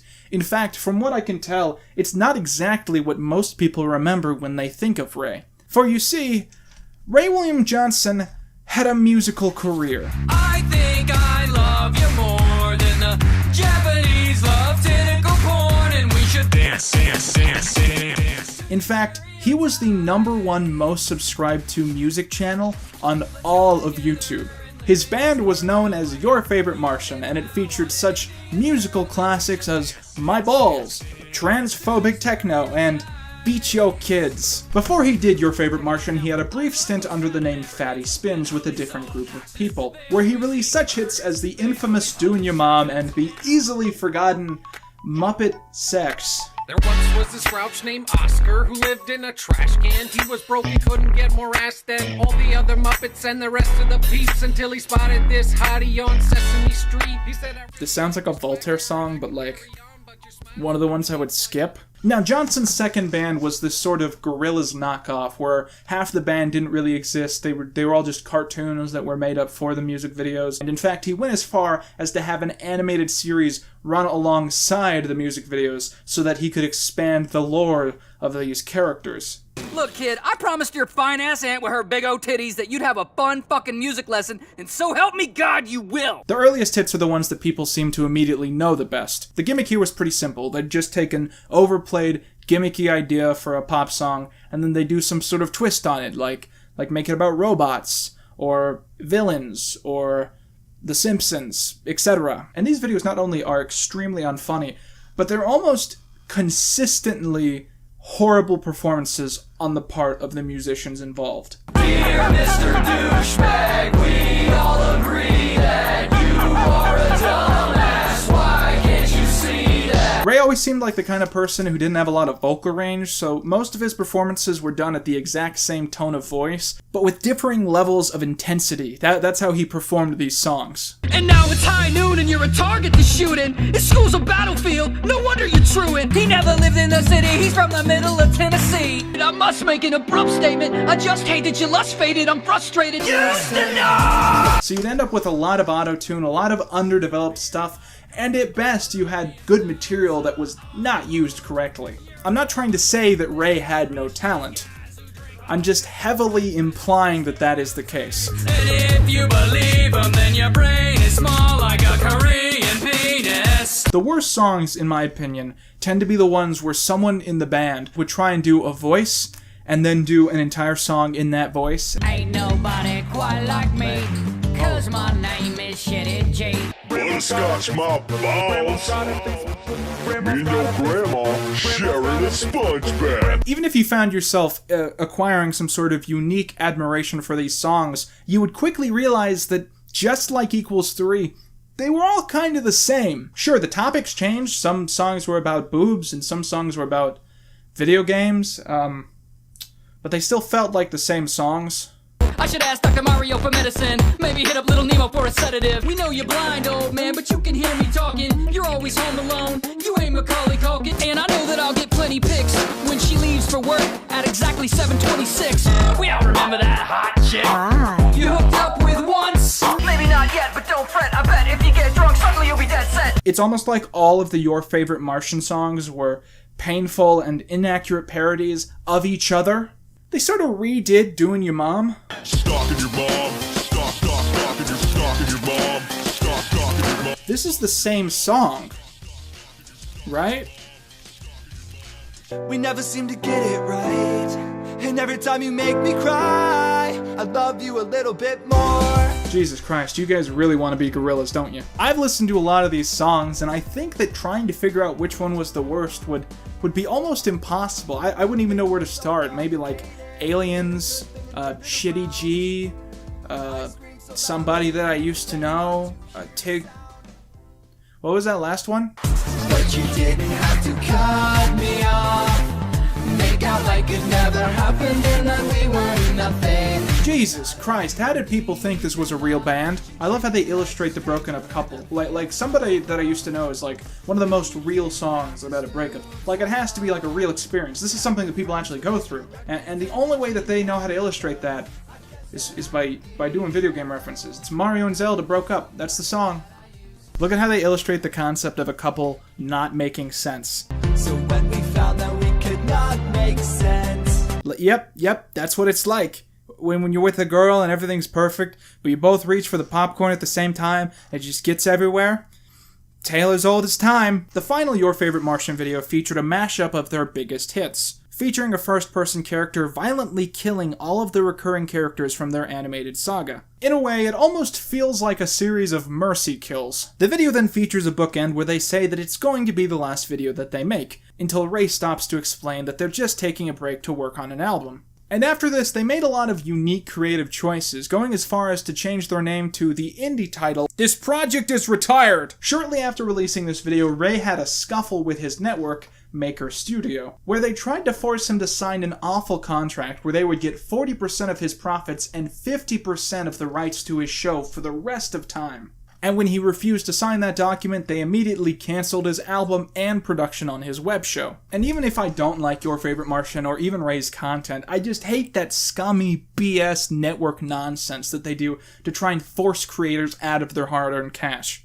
Again, horror stories like this is the very reason that I have not joined a network yet, and I honestly don't trust them. But even if his musical career was over, he still continued to make Equals 3 after he left Maker Studio, until 2014 when it was announced that he was leaving. In his video announcing his decision to quit making the show, he discussed his difficulty continuing to make Equals 3 while still finding it creatively satisfying, and how this has occasionally led him into fits of depression, which I can honestly really relate to. In the video, Ray discussed that he had found success basically in every single thing he tried to do on the internet, and that he didn't really find it satisfying anymore. In short, not only was he quitting the show, but he had also basically decided to quit making content for the internet. And the most curious part of the video, he admits that he wants to end Equals 3, but that powers outside of his control won't let him. Originally, I wanted to retire the show completely. It's actually still what I want, but I've gotten so much pushback from you guys and people around me that I'm gonna try to keep the show going. And in time, this would quickly be proven to be a bad idea. Equals 3 worked in part because Ray saw it as a passion project, and no matter how good the hosts were after this, they would always see it as a job, a sting, a gig, just a bit to do for a while. And as with any internet show, personality is what keeps people watching. And when you have a show that goes through 4 hosts in 2 years, people are gonna stop tuning in. Especially if it's a channel named after a person. To clarify, people were not tuning in to a different host on Equals 3. They were tuning in to a different host on Ray William Johnson. For the first time in the channel's entire run, people were tuning in and not being given what they wanted. By mid-2016, the channel had tried just about everything to recoup from its losses, but they were still failing to hit 400,000 viewers on a channel that, at one point, would reach tens of millions of views. And at the end of the May 13th episode, it was announced that they were planning on going on a break for production. We're gonna take a little production break. And just like Ray's previous projects, that meant that this was the end. Since then, it seemed that Ray's non-YouTube career hasn't panned out exactly as he'd hoped. He's found some success posting skits to Facebook, and he apparently has been doing a stand-up tour. Since 2017, he's also been uploading regular vlogs on his YouTube channel, which still has 10 million subscribers. He's doing reasonably well considering everything that his channel went through, but it's still odd to think that if me and Ray upload on the same day, it's totally up in the air who's gonna get more views. On that note, the videos that I have seen him recently post on his channel feel so much more natural and organic than his Equals 3 series. It's nothing special, but it's a lot better than every single video being almost exactly the same. Most infamously, in October 2017, he and the other real-world member of Your Favorite Martian had a reunion on stage where they performed a song for the first and only time. I need a friend, 'cause I'm on the outside looking in, and I'm an alien. Have Well, this is the saddest thing I've ever seen in my entire life.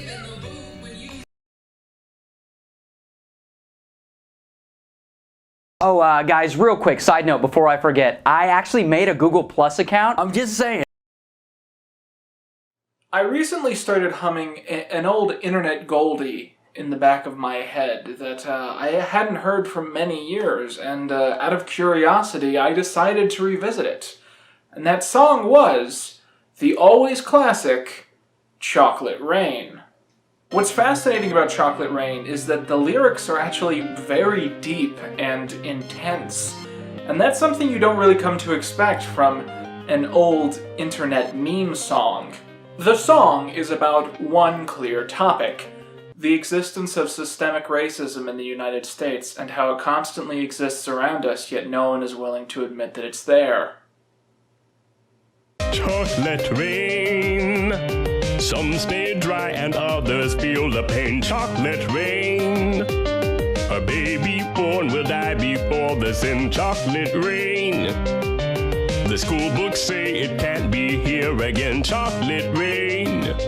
Chocolate rain is something that devastates many people, but is ignored by those who don't seem to be affected. People who prefer to build a tent and say the world is dry.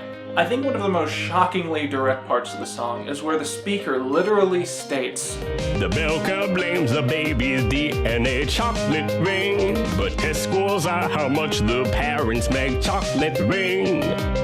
And it's just fascinating to me that this became one of the most famous songs on the entire internet, and entirely because people liked the loopy tone and thought that this guy's voice was funny. But it's also this deep and incredibly insightful piece of poetry that has so much to say outside of just being a meme. Anyways, once that song was done playing, Spotify decided to play me this. Chicken nugget, bacon nugget in a biscuit, nugget, bacon nugget in a biscuit, nugget, bacon nugget in a biscuit, dip it all in mashed potato. This simplistic tune immediately uncovered long-buried memories of a man who was once worshipped by me and so many of my friends. Someone who didn't just have one YouTube series that was good or one YouTube channel that was watched, but almost an entire overgrown YouTube empire of content. What happened to this mysterious traveler who went from YouTube god to unknown in mere moments? The answer? I don't really care. But it does seem like something that someone should make a video about.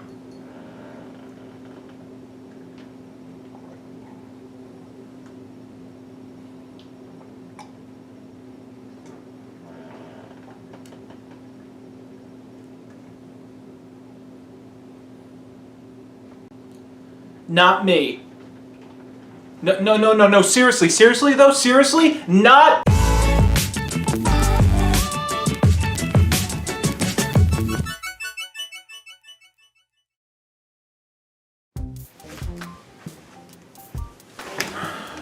Okay, let's do this.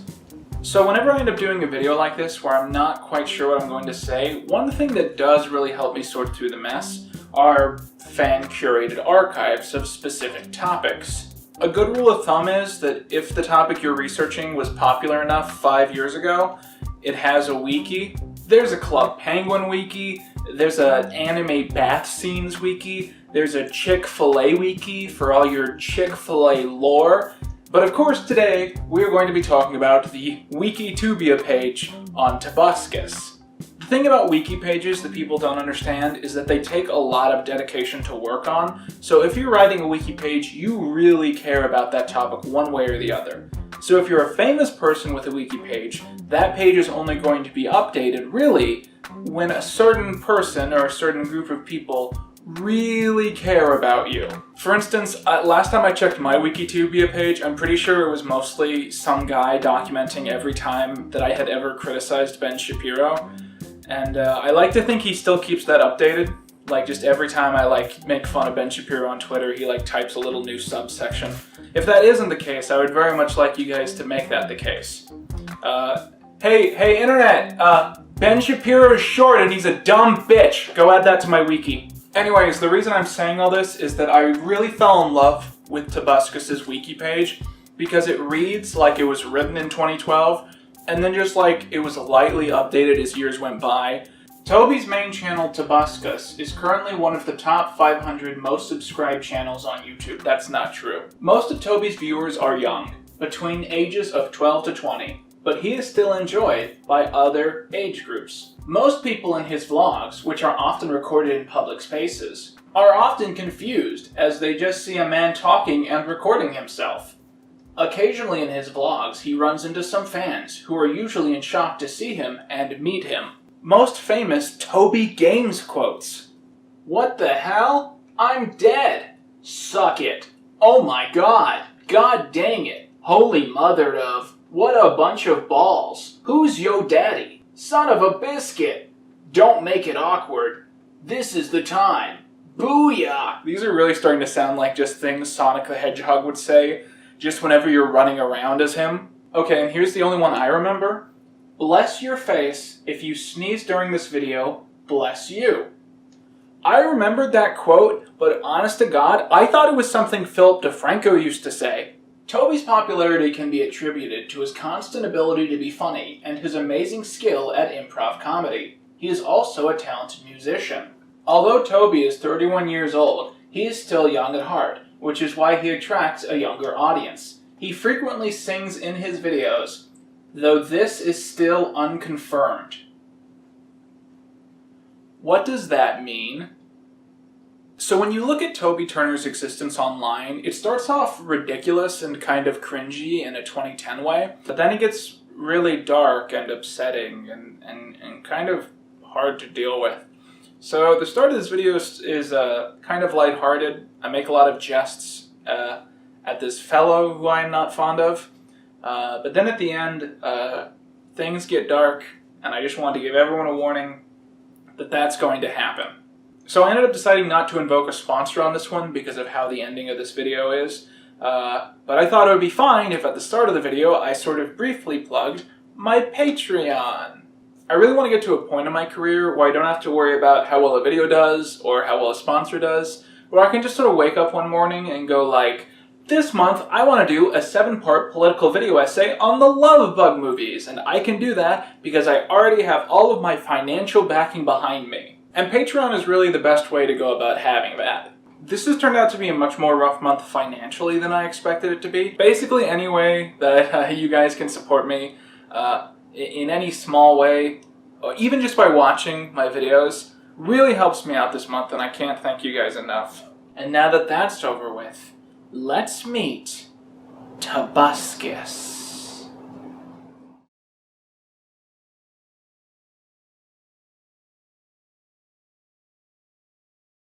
Toby Turner first started posting to YouTube in early 2006. These periodic uploads would feature skits Toby had created with friends alongside random videos of him playing music. One of the first original songs he ever uploaded was titled Re Your Brains, and was a parody of the Jonathan Coulton song about an office worker turned zombie. And I plan on eating you slowly. All we want to do is eat your brains. We're not unreasonable. I mean, no one's gonna eat your eyes. Toby brilliantly rewrote the song to instead be from the perspective of the person the zombie is talking to. Bob, I know your sex appeal has never been that grand, but I can tell that things have worsened since the marching band. 'Cause I can see right through that shotgun blast-sized hole in you. All you wanna do is eat my brains, which is understandable. They are a little oversized. I'll do classical gas.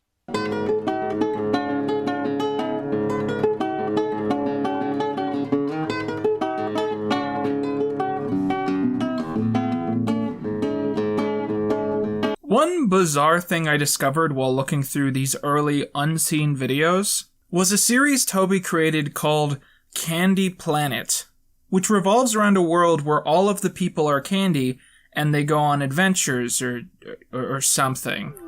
Well, so, hello, ladies. We're twins, but we're drunk, so we're lesbians. Could I mayhaps interest you in some coitus? Theo. I think he envisioned this as his channel's flagship series because he made more than one, and they introduced plot threads that are never concluded and he never does anything with. I don't think he had any jokes prepared for this other than the fact that the main character is a chocolate bear and he's been adopted by 2 male gummy bears. So the only joke he really does is doing stereotypical gay voices for the dads and a black voice for the chocolate bear. Man, I don't need no goddamn school shit. Son, you're black. I think what your other dad is trying to say is, you're adopted.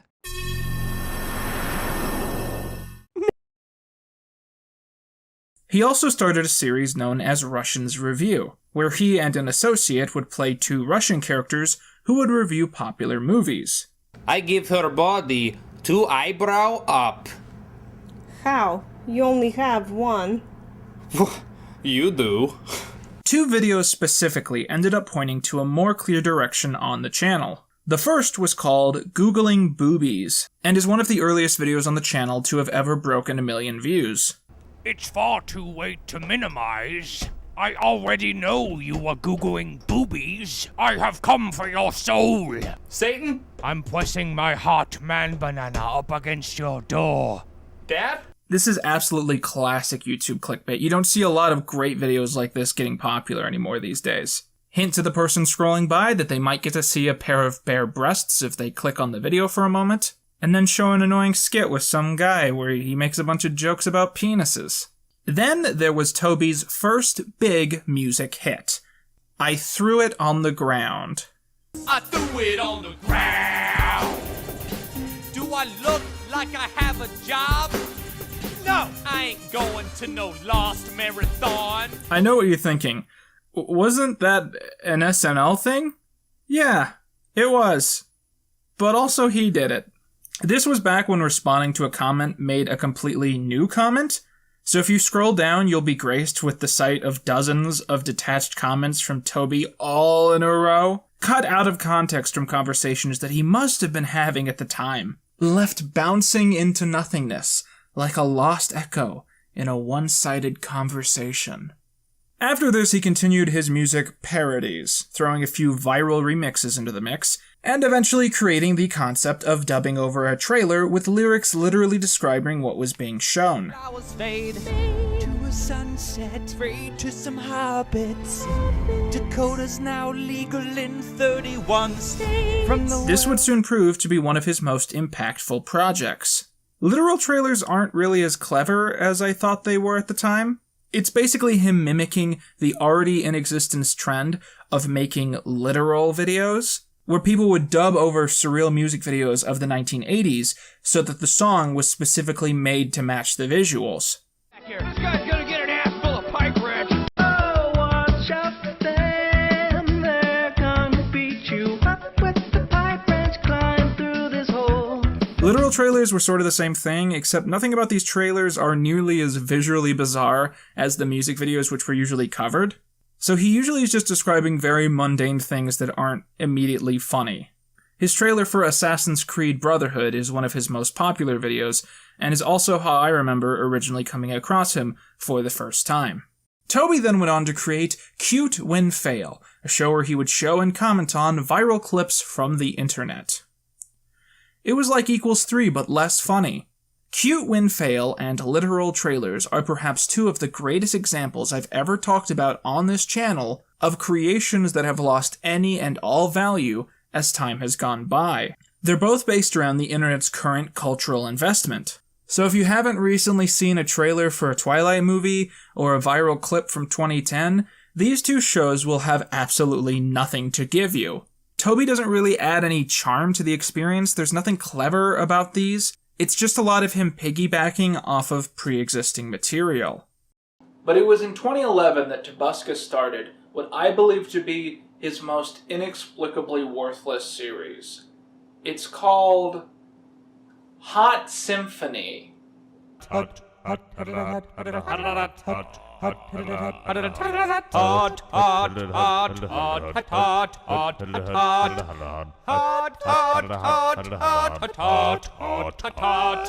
This is what constituted as comedy in 2011. Around this time, Toby also seriously started to expand his horizons outside of his regular skit and music content, also creating regular vlog and Let's Play channels.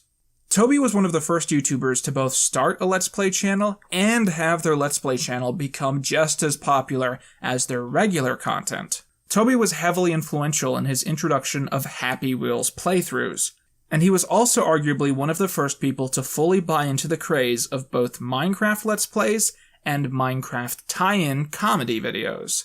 God, I have absorbed so much of this man's content, but at the end of the day, I can't justify why I've done it, so I just have to presume that everything I'm saying right now isn't super boring. Okay, time for me to just flip floop up on the sip soup. I'm gonna sip some soup while I'm flipping the floop. Oh, good. Get the goop off my suit. Ah! I love tables. Yeah, man. This is a bobsled, man. I'm sledding the bob. Oh, I broke my sled. Now what is Bob going to do? 2011 was a damn good year for Tobuscus. First of all, it was then that the Tobuscus Animated Adventures first premiered, brought to life by a fan by the name of Gonzosum. The series proves to be really charming and funny, at least partially because there's a greater balance to Toby's energy. The animation's timing is really on point, and Gabe Uskus's straight man persona really gives the show that comedic flair that most of his other videos lacked. The animated Tobuscus spinoff was clearly introduced as a one-off fun video showing this unique concept, but it became such a hit that it was easy to fund more episodes, many of which today sit at over 10 million views. It also quickly evolved into just being poorly disguised ads for things Toby had been hired to advertise, but we're getting ahead of ourselves here. Because 2011 was also when we first saw Tobuscus shed his skin and become a music YouTuber. Swing, swing, swing my sword, sword, whenever I get bored. I can swing my sword, I can swing my sword. I have this memory in the back of my mind, which I might have facilitated over the years, but I believe must be real in some way. Me and my childhood friend, the only person I've really known my whole life, we were hanging out outside of school one day, and we had these school-issued iPads, and so we both started playing Minecraft on these. Now this was the app version, and neither of us had paid for the full package, so we couldn't save, and as far as I remember, we couldn't play in the same world, so we were both independently creating our own little civilizations right next to each other in this free version of the Minecraft game. And at some point, I think he turned to me and he said, "Hey, have you heard Nugget and a Biscuit?" And I went, "Yes, but I'd like to hear it again."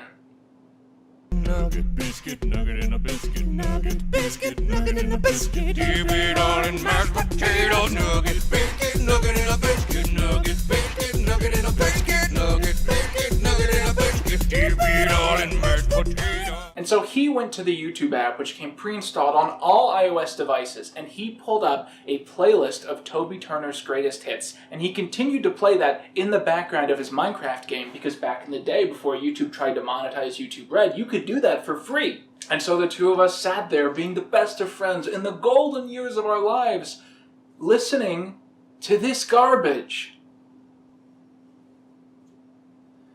Saying that Nugget and a Biscuit exists is already saying one sentence too many about Nugget and a Biscuit.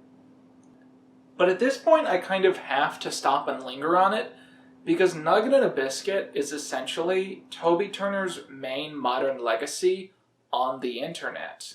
Not only is it true that the last time I thought about Tobuscus, I was thinking about Nugget and a Biscuit, it's true that the last 10 times, the last 15 times, the last 20 times I thought about Tobuscus, I was thinking about Nugget and a Biscuit.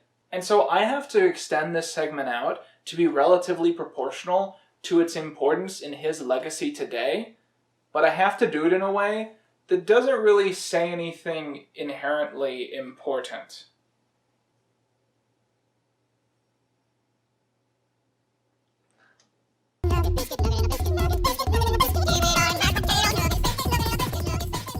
Hey guys, welcome back to another episode of Cooking with Quentin. Today we're going to be making the nugget in a biscuit from Nugget in a Biscuit. Let's go ahead and get started. We're going to start by prepping the mashed potatoes. Take 3 raw potatoes and peel them like I have here, then cut them into cubes. Next we're going to take a large pot and fill it with water and a touch of kosher salt. The fact that it's kosher is important enough to mention every single time I use any salt in any recipe. Once the water's going, we're going to add in our potato cubes and let it boil for about 15 minutes.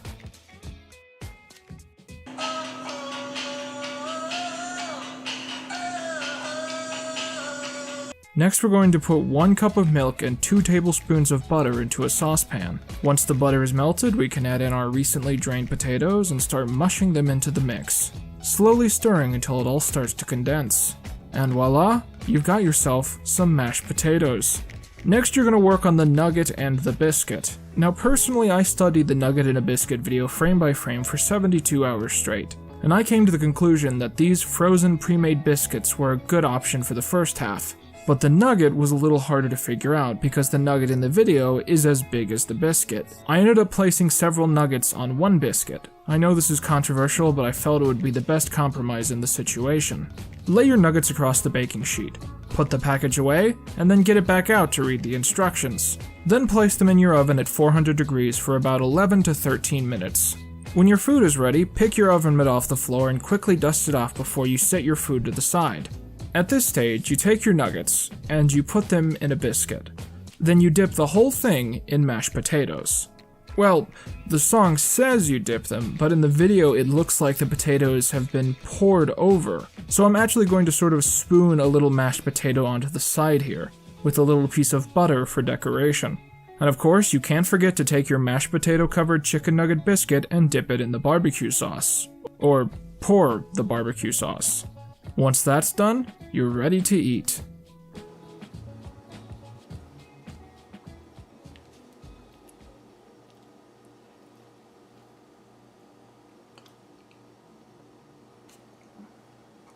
This is so bad. It's pretty good, but let's see if we can improve on this recipe. Take some fresh cilantro out of your fridge and begin beating it with a large hammer. This isn't actually part of the recipe. I just really hate cilantro. So let's start out by making some biscuits from scratch. Take a large bowl you bought on clearance after Halloween, and whisk together 2.5 cups of all-purpose flour, 2 tablespoons baking powder, 1 tablespoon sugar, and 2 teaspoons of kosher salt. Then use a box grater to shred a stick of butter over the bowl, making sure of course that the butter is thoroughly cold and stiff beforehand. Quickly toss this together with your hands, and then struggle pathetically to unlock your phone without direct access to your fingertips. Make a small indent in the center of your dough and pour 1 cup of very cold buttermilk into the mix. Once it's barely starting to come together, place it onto a parchment paper covered area and form into a 1-inch thick rectangle. Fold twice, like you would a piece of paper you're putting into an envelope, then roll back into the original size. Repeat this process twice. Now this recipe is much more time consuming and expensive than the one we did before, but the good news is that the output will literally be exactly the same. Once your dough has been rolled and pressed 3 times, you're ready to begin cutting out your biscuits. While most recipes advise for a biscuit about 2 inches across, I actually am going to be trying to make the biscuits as small as possible. My thought process is that instead of trying to make the nugget bigger to match the biscuit, it would be much easier to just make the biscuit smaller. Now that your apartment smells like rotten milk and you look like a really snobby Coke dealer, let's go ahead and get started on our nuggets. This time around, I decided to make the small change of using these vegan nuggets. Back when I was trying to be a vegetarian, I would always buy these, and they're pretty much the best home-cooked nuggets I've ever had. After around 22 minutes, your biscuit should be ready to pull. So we have our nugget in a biscuit, but instead of dipping it in mashed potatoes and barbecue sauce, I thought it would be better to instead put a little caviar on the top. Just a little. Yeah. There we go, that's good. And, yeah, it's pretty good now. What do you know? One of the big things that makes Toby Turner noteworthy is that as a YouTuber, he actually managed to get a lot of gigs outside of the website. You see, around this time, internet sensations were a new and exciting thing, and networks wanted to experiment with bringing them on board to mainstream projects to market to younger generations. And Toby Turner seemed to be one of the most fresh, most popular, and most safe brands to invest in. And so, he was invited to take part in a lot of these concepts. He was in The Annoying Orange Show, a program that ran on Cartoon Network despite not being a cartoon. I always presumed the show was some sort of bad sitcom when I heard about it, but I watched a couple episodes, and it's just Annoying Orange YouTube episodes, but with a higher budget. Toby would play a character called Nerval, a worker at a fruit store who can see and interact with the fruit, and I don't have anything else to say about it. He was in an episode of Law & Order SVU where the writers were trying to write about Gamergate, but they invited, like, Logan Paul on for some reason. Like they were like, we're gonna write about Gamergate, get Logan Paul and Tobuscus into this show. Alright, you need to think really carefully about what you're doing right now. Don't talk, officer! He had a role in the film Smiley, which looks like a movie that exists. He was hired to make a series of linking segments for Cartoon Network with his dog that would transition from one show to the next. Also, he got to make a Terminator movie that they let him put Arnold Schwarzenegger in to advertise for Terminator Genesis, and he played one of the Terminators. If this movie isn't fully and concretely documented on the Terminator Wiki, I'm gonna be pissed. Oh, did you guys know that the Annoying Orange did a Harlem Shake video? You do now.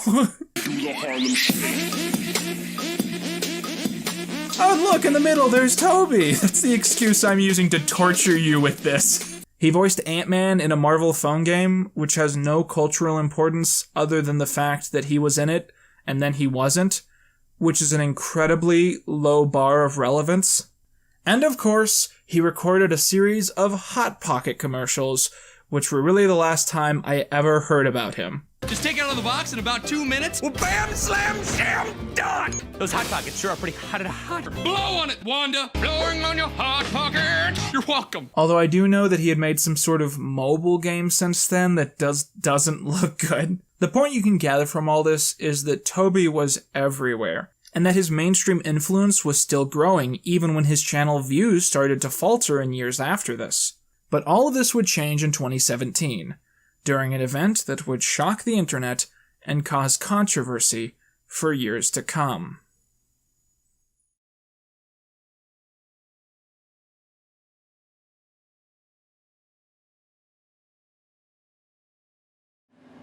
So the inspiration for me wanting to make this video is legitimately the story that I told in the start of the video. I was listening to music on Spotify and Nugget and a Biscuit came up without me asking it to. And, you know, it brought back all these memories and I just started thinking about like how much of a horrible person Tobuscus is. And I just suddenly wanted to do a video making fun of him. But I also realized while working on it that making all of it this, you know, lighthearted romp at his expense and not stopping and getting a little serious at the end would be really heavily irresponsible for me to do as a creator. Okay, so a big content warning at this point because I'm going to be talking about abuse, I'm going to be talking about drug abuse, I'm going to be talking about sexual abuse, just a lot of heavy stuff that will probably not mirror the more lighthearted jests I've been making up to this point in the video. I know it's going to be a big tonal shift, but I again cannot emphasize enough how irresponsible it would be not to talk about this stuff. So Toby eventually ended up getting himself a toy because there was a line called Tube Heroes that essentially was attempting to make toys out of famous YouTube Let's Players. And one day, a woman who used to appear in his videos made a claim on Twitter that she was shocked to discover that a toy based on one of her abusive exes was being sold to children. People asked her to come forward and say who the ex was, but at first she hesitated, fearing the almost certain negative consequences. But eventually she did come forward and created a post on Tumblr telling the full story from her perspective. According to her, she and Toby had dated many years ago, but that the general public didn't know about it because he asked her to keep it from his audience. Toby, she explained, was addicted to hard drugs, had cheated extensively through their relationship, and at one point drugged her drink without her consent before flippantly admitting to it. Most shockingly, the woman claimed that one night in early 2013, Toby had sexually assaulted her. Following this, many of Toby's exes and friends started to come forward. At least one indicated that Toby had also drugged her, and overwhelmingly they all seemed to agree that Toby had a massive drug problem and consistently failed to be monogamous. And several stories came out of Toby being extremely inappropriate in social situations. For instance, in the smallest of the 3 stories, Toby had groped a female personality at a party and had then mocked her over private messaging for caring about the fact that he had done this. An editor-in-chief for New Media Rockstars told a story where Toby had arrived at a party and had forcefully kissed a woman he did not know, and that when the person had told Toby he needed to either apologize or leave, he refused to do either. And when the person noticed that none of the other guys at the party seemed to care that Toby had done this, he was given a response of something like, "Hey, that's Toby." Philip DeFranco ended up telling the most upsetting story, if sort of indirectly. He reported on an incident where he vaguely said that Toby had arrived at a Super Bowl party that Phil was running, and he had done something extraordinarily inappropriate in front of female guests, and because of that he had been kicked out. Well, it turned out he had told this story before, he just hadn't said who the story was about, but he had included all the details, so we have the full story. And the full story is that Toby Turner, the famous YouTuber Tobuscus, had gone to Philip DeFranco's Super Bowl party and had taken his penis out in front of female guests. Apparently he was flirting with one of the guests, and he wasn't getting the reaction he wanted. So as a last-ditch attempt to get attention from this girl, he took his penis out at a party, a Super Bowl party. It doesn't even sound like a real story. And the craziest part about these stories to me is that he had done stuff like this so often that he had almost normalized it. That people had come to accept this as like Toby behavior. What are you gonna do, man? That's Toby. Boys will be boys, ladies and gentlemen. So all these people were coming out, and it was turning out everyone and their mom had like 7 different bad Toby Turner stories. And the only thing that none of them could really confirm, or none of them felt comfortable trying to confirm without evidence, was that Toby Turner had actually sexually assaulted the woman in the original Tumblr post. But like, I don't want anyone to misunderstand what I'm trying to say here, but at some point, does it even fucking matter? First of all, are you really expecting me to believe that out of the 90% of her story, which has absolutely been proven to be true, that the 10% that is the worst is just something she made up? And even if you do want me to believe that, that doesn't remove the fact that the 90% of her post that is true is really fucked up.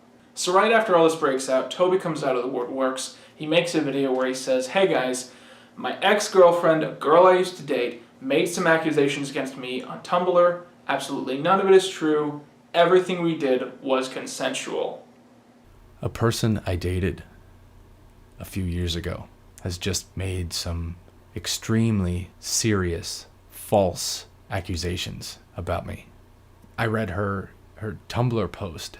I've never done anything without her consent. I've never tried to trick her into anything.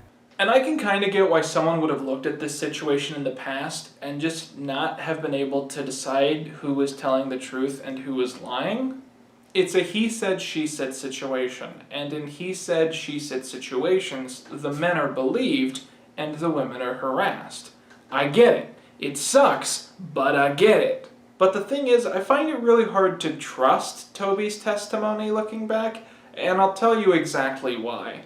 You know how in true crime documentaries, the investigators always know if someone is lying because as their motivations to lie evolve, their stories change. If you tell me one story at hour 1 and a different story at hour 5, and these two stories do not go together, I'm going to believe both stories are lies. Well, several years after these allegations had come out, and truly after he had essentially lost everything, Toby released a second rebuttal titled #MeTooLate. In it, he doesn't just change one factoid or one nugget of the narrative, he essentially starts from scratch and writes an entirely new defense. In this video, he states that not only did he not assault this woman, they never even dated.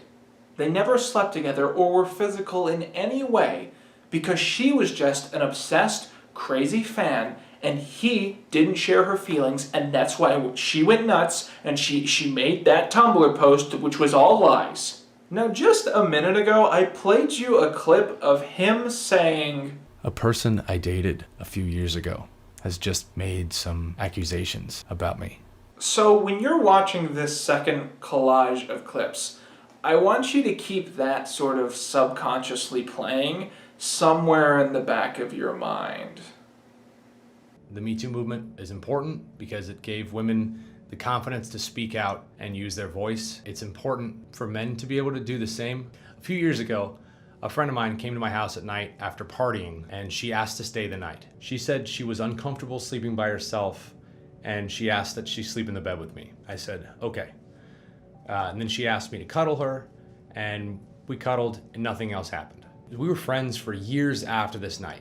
The only problem I was aware of that she was upset with was that I didn't want to be in a relationship. A few years later, we went to Disneyland where she told me that she loved me more than anyone in the world and she'd never love anybody more. And I told her we could continue to be friends, but nothing more than that was ever gonna happen. I would appreciate it if she just wouldn't say stuff like that because it made me uncomfortable. And then she said that I had the wrong idea and that she had a boyfriend at the time. Also that he was accused of rape by a Tumblr post, or by a woman who made a Tumblr post about her boyfriend. A few months after this, she made her own Tumblr post about me. Give me my f***ing show back and my book deal for young adults.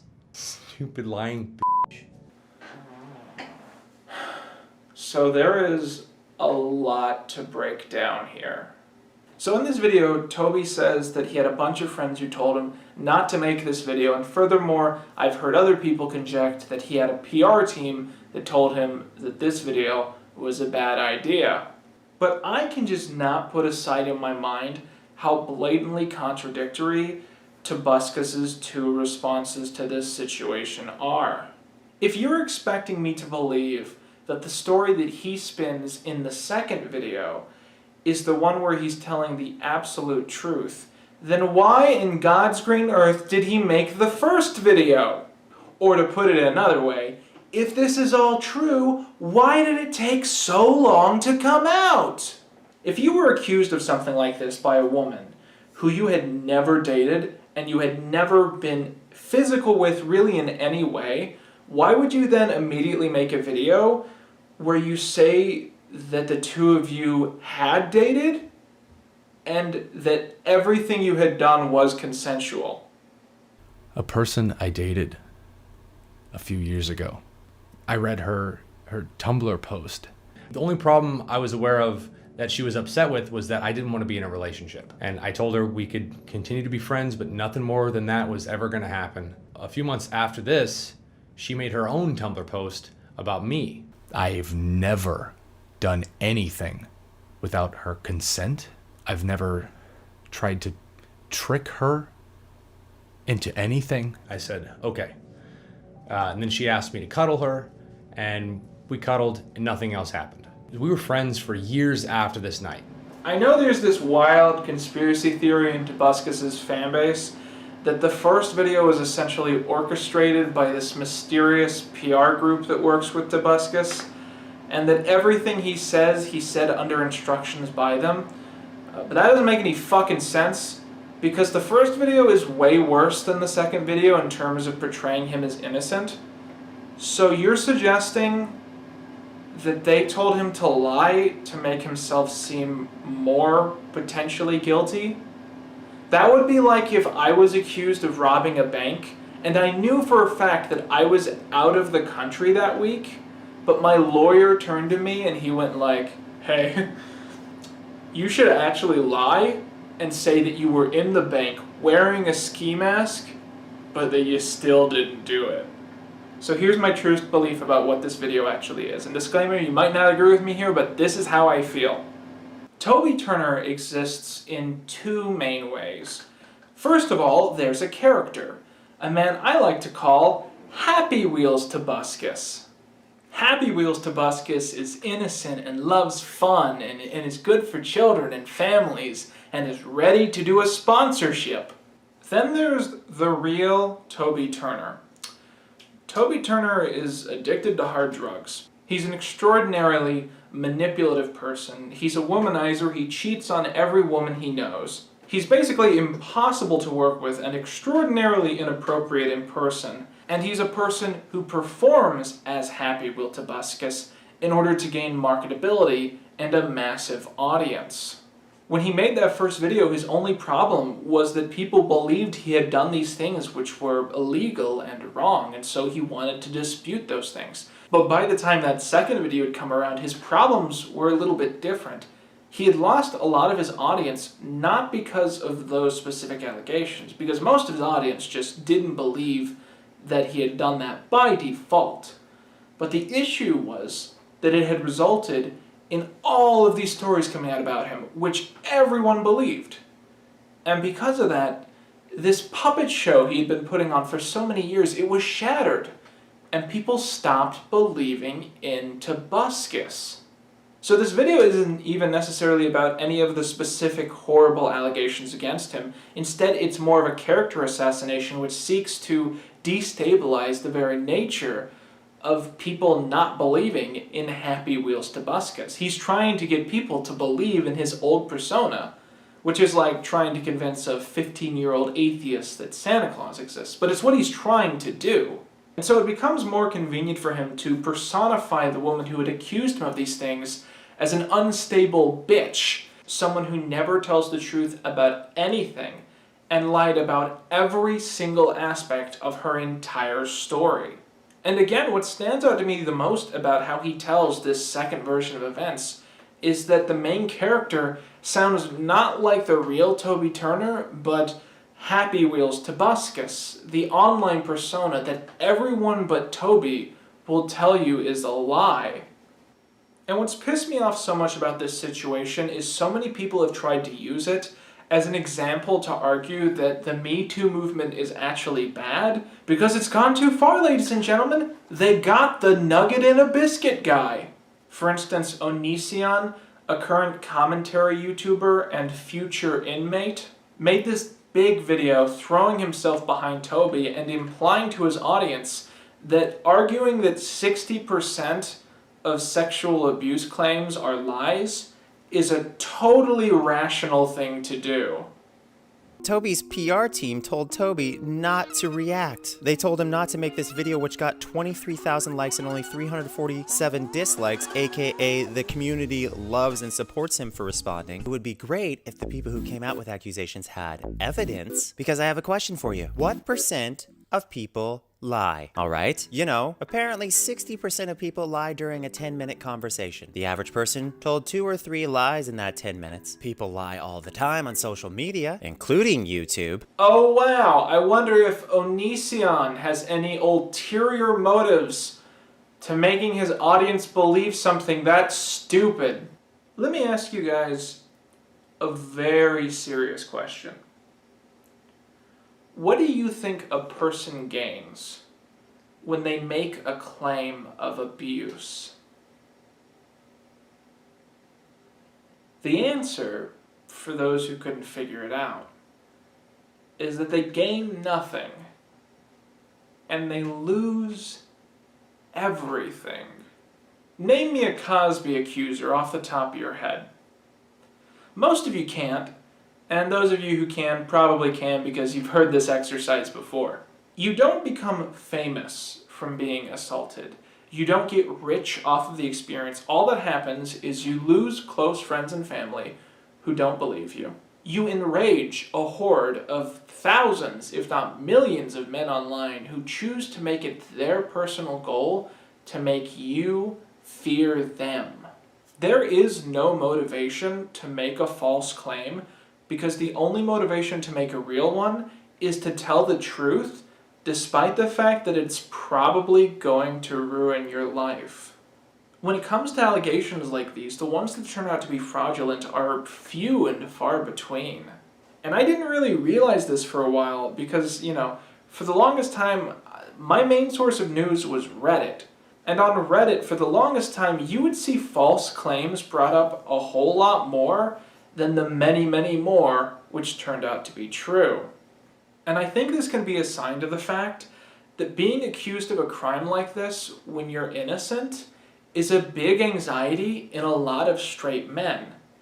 And the horrifying revelation is that while men fear being accused of rape and thus identify with the accused, women fear being raped and not being believed.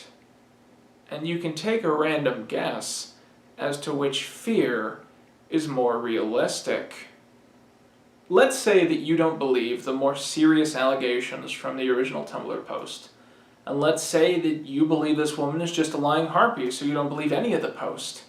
And let's even go a little bit more unrealistic and say that you don't believe any of these other stories that are getting told about other horrible things he's done to people. Let's pretend that Tobuscus is totally 100% innocent of everything, that he's nothing more than a mischaracterized gamer, and that he's the greatest innocent personality to ever lose his career because of an allegation like this. The question you have to ask is, have we really lost that much? Let's put on a more recent video of his that we all missed out on because of all of this. Toby. Toby. Toby. Toby. Toby. What, dude? I'm working. I want to let you know that I'm going to need to start eating human food. I identify as a human being. What? Where are you going with this? Toby, there's no biological difference between me and you. It's a social construct. Nobody thinks that, anywhere. Guess what I'm doing next week, Toby? I'm having the surgery. Yeah, you know what? I think we're good. When did Ricky Gervais start ghostwriting for Tobuscus? Hold on a minute. Are you telling me Tobuscus made a nugget in a biscuit too? The only thing greater than a nugget in a biscuit. 2 nuggets in 2 biscuits. Chicken. Nuggets, biscuits, nuggets into biscuits. Nuggets, biscuits, nuggets into biscuits. Nuggets, biscuits, nuggets into biscuits. Dip them both in mashed potatoes. This is the same song!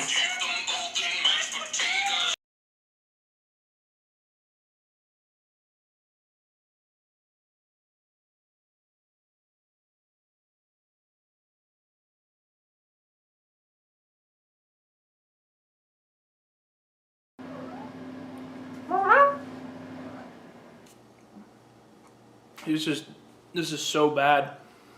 Nothing about this recipe makes any sense.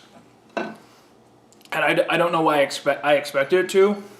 Part of me just really thought this... Part of me was really hoping this was going to turn out to be surprisingly good. And I keep burning myself. It's the pumpkin spice spam all over again. I keep becoming invested in bad food being good, and then it's just bad, and it makes me sad.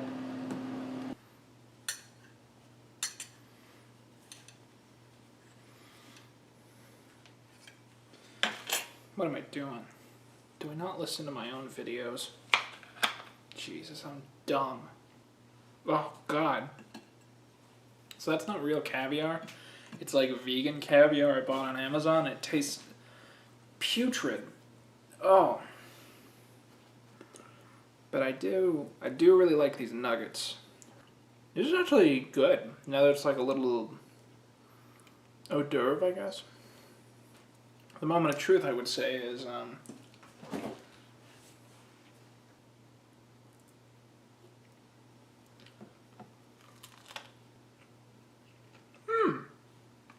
yeah, I really like this now. That's a real surprise.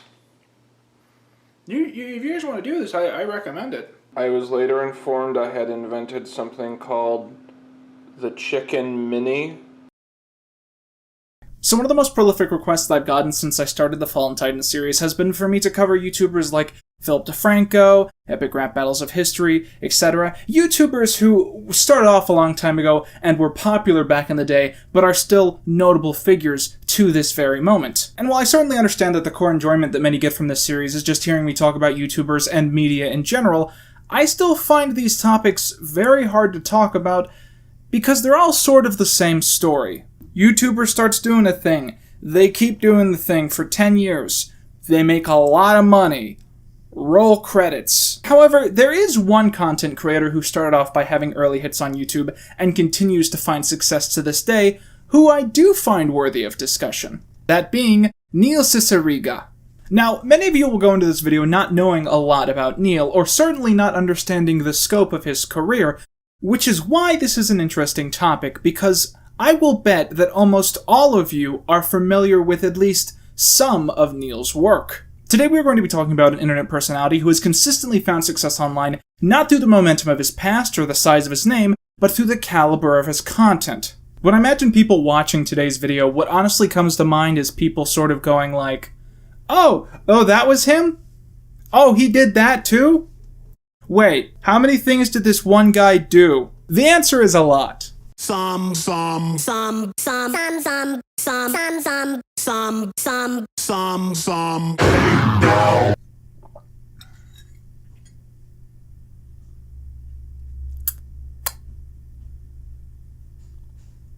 Oh, Godzilla was hopping around Tokyo City like a big playground when suddenly Batman burst from the shade and hit Godzilla with a bat grenade. Godzilla got pissed and began to attack, but didn't expect to be blocked by Shaq, who proceeded to open up a can of Shaq Fu when Aaron Carter came out of the blue and he started beating up Shaquille O'Neal. Then they both got flattened by the Batmobile, but before he could make it back to the Batcave, Abraham Lincoln popped out of his grave. The Ultimate Showdown of Ultimate Destiny was a song created by Cicierega under the pseudonym of Lemon Demon, a title designed to annoy anyone trying to read it out loud for the first time. The song is about a mass conflict taking place between numerous figures of pop culture. These days, most films and even some TV shows are trying very hard to appeal to that Goku versus John C. mentality of who would win. But I think it's notable enough to realize that one of the first people to capitalize off of this obsession was Neil Cicierega in 2005.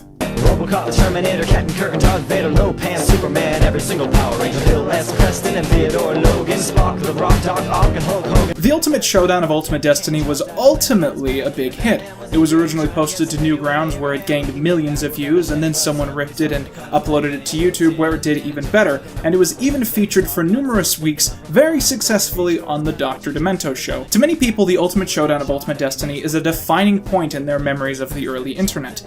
And to most figures, having one early online hit that redefined some form of culture, that would be enough. Remember Potter Puppet Pals? Yeah, same guy. You know, have you seen that thing on the YouTube, the Harry Potter puppets? I haven't. Okay.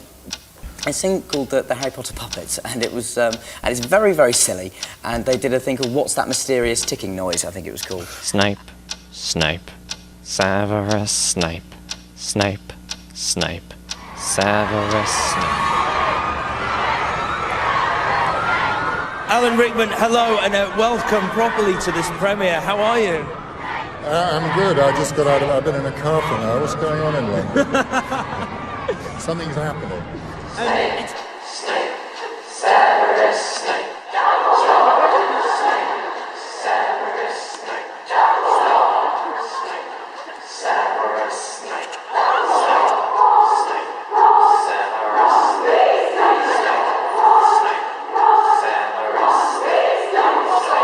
Throughout most of the 21st century, Harry Potter has been a massively successful franchise. In fact, I would argue that trying to find words that even adequately explain its scope, in terms of popularity, it sort of feels impossible. And that in itself is a good representation of how redundant this sentiment is. But what you have to remember is that as the early books and movies were released, there was sort of a lapse in judgment in terms of the cultural understanding of the franchise. And Potter Puppet Pals capitalized off of this by creating a downsized parody that mocked this sentiment. Complex characters were whittled down to very basic gimmicks and personality flaws. Delicate situations with very high tension were replaced with scenes like this. Shoot him! And so on and so forth. The most successful video in the series was the mysterious ticking noise, which featured numerous Potter characters rapping over a ticking sound coming from an unclear source. Potter Puppet Pals was an instant success, both with people who barely knew anything about the franchise and fans who appreciated the nostalgic simplicity of it. As the Harry Potter books and movies continued to get darker and edgier, with fewer and fewer beloved characters surviving to the end, Potter Puppet Pals remained exactly as apparently innocent as everyone remembered the first film being, while still standing out in terms of writing and comedic merit. But obviously after the 7th book and 8th movie, there was only so much potential that the series had. Almost the entire time that Potter Puppet Pals was being created and was being a massive success, he was also putting his talents elsewhere. He continued to release albums under the pseudonym of Lemon Demon. One of my personal favorite songs of his is the fantastic Jaws, about the movie of the same name. Jaws is dead. Long live Jaws. He was a shark without a cause. He was in a movie, you should watch it, it's called Jaws. Sharks exist in real life. But when glancing down the discography of all the songs released by Lemon Demon after the Ultimate Showdown of Ultimate Destiny, one stands out. You became a hit a few years ago with something called Brody Quest. Yeah. Nothing to do with this, but let's show the people what... How do you know I had nothing to do with that? Did you have anything to do with what I'm about to show the people? No, I didn't.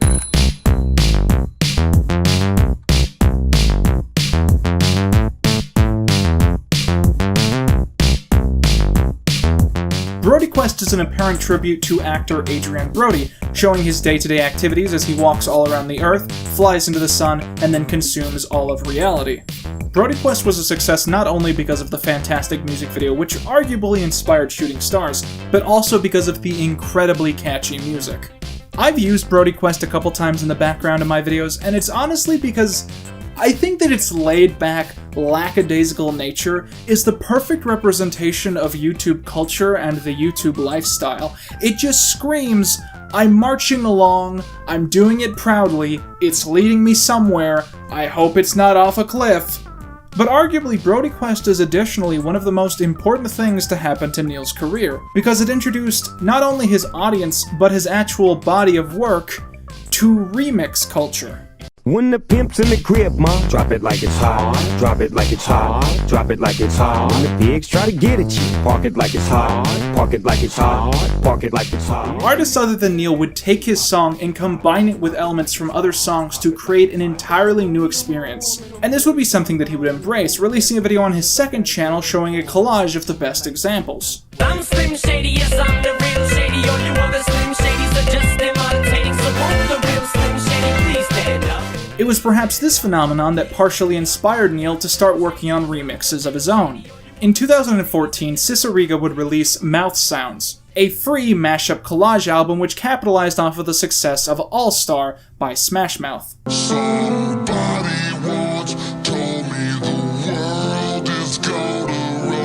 Neil would then continue the project, eventually releasing Mouth Silence and Mouth Moods. Without a doubt, the most popular project to come out of this series was Busting.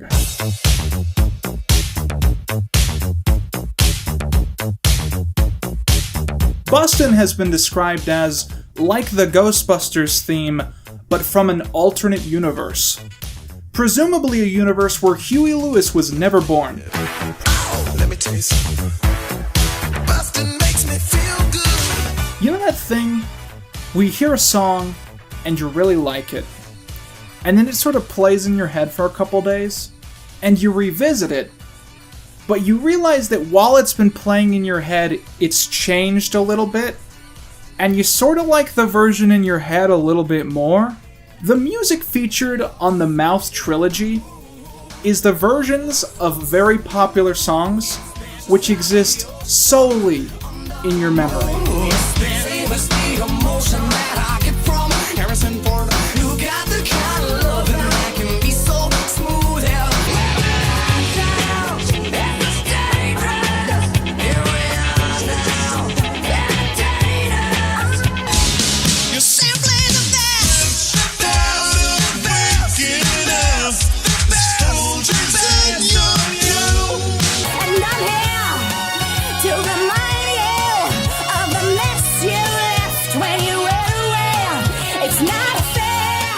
The Mouth trilogy is brilliant because it's mostly made out of songs that almost everyone knows, but in changing them just a little bit to shock the audience, it makes us reevaluate why we love those songs, what value we find in those songs. Before I heard these remixes, I had failed to appreciate the lyrics and the music of these songs as much as I do. The Love Shack is a little place where we can get together. Love Shack, baby.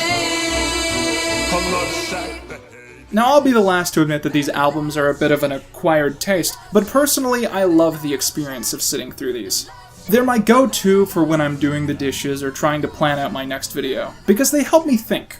They help me fantasize, and frankly, they help me dream. In general, when I tried to stop and figure out who Neil Cicierega was, I was shocked to see how much of a silent impact he's had on my life. The work of this man, which might initially seem like a vague pile of one-hit wonder internet memes, directly impacted not only how I consumed media, but also how I viewed pop culture. The scholar of our time recently said in a 127-character real-time book, "Too much emphasis is put on originality. Feel free to take ideas and update them at your will. All great artists take an update." And if there's any indication to the validity of Yeezy's words, it's Neil Cicierega, a man who has spent the past 10 years on the internet creating massive pieces of art, who has brought himself to relevancy in a way that no one else really has. Not by making his audience infatuated with his face or his tone of voice, but by making them fall in love with his individual, unique pieces of work. By making them think about how they view the world around them, even if it's in a way that they might not even notice. And because of that, I honestly respect Neil Cicierega more than any other internet personality that I've followed in the past 10 years. And this video has just been the cliff notes of his long and interesting exploration into music, storytelling, and animation. And honestly, I'm so excited to see what the following years bring to us from this brilliant man.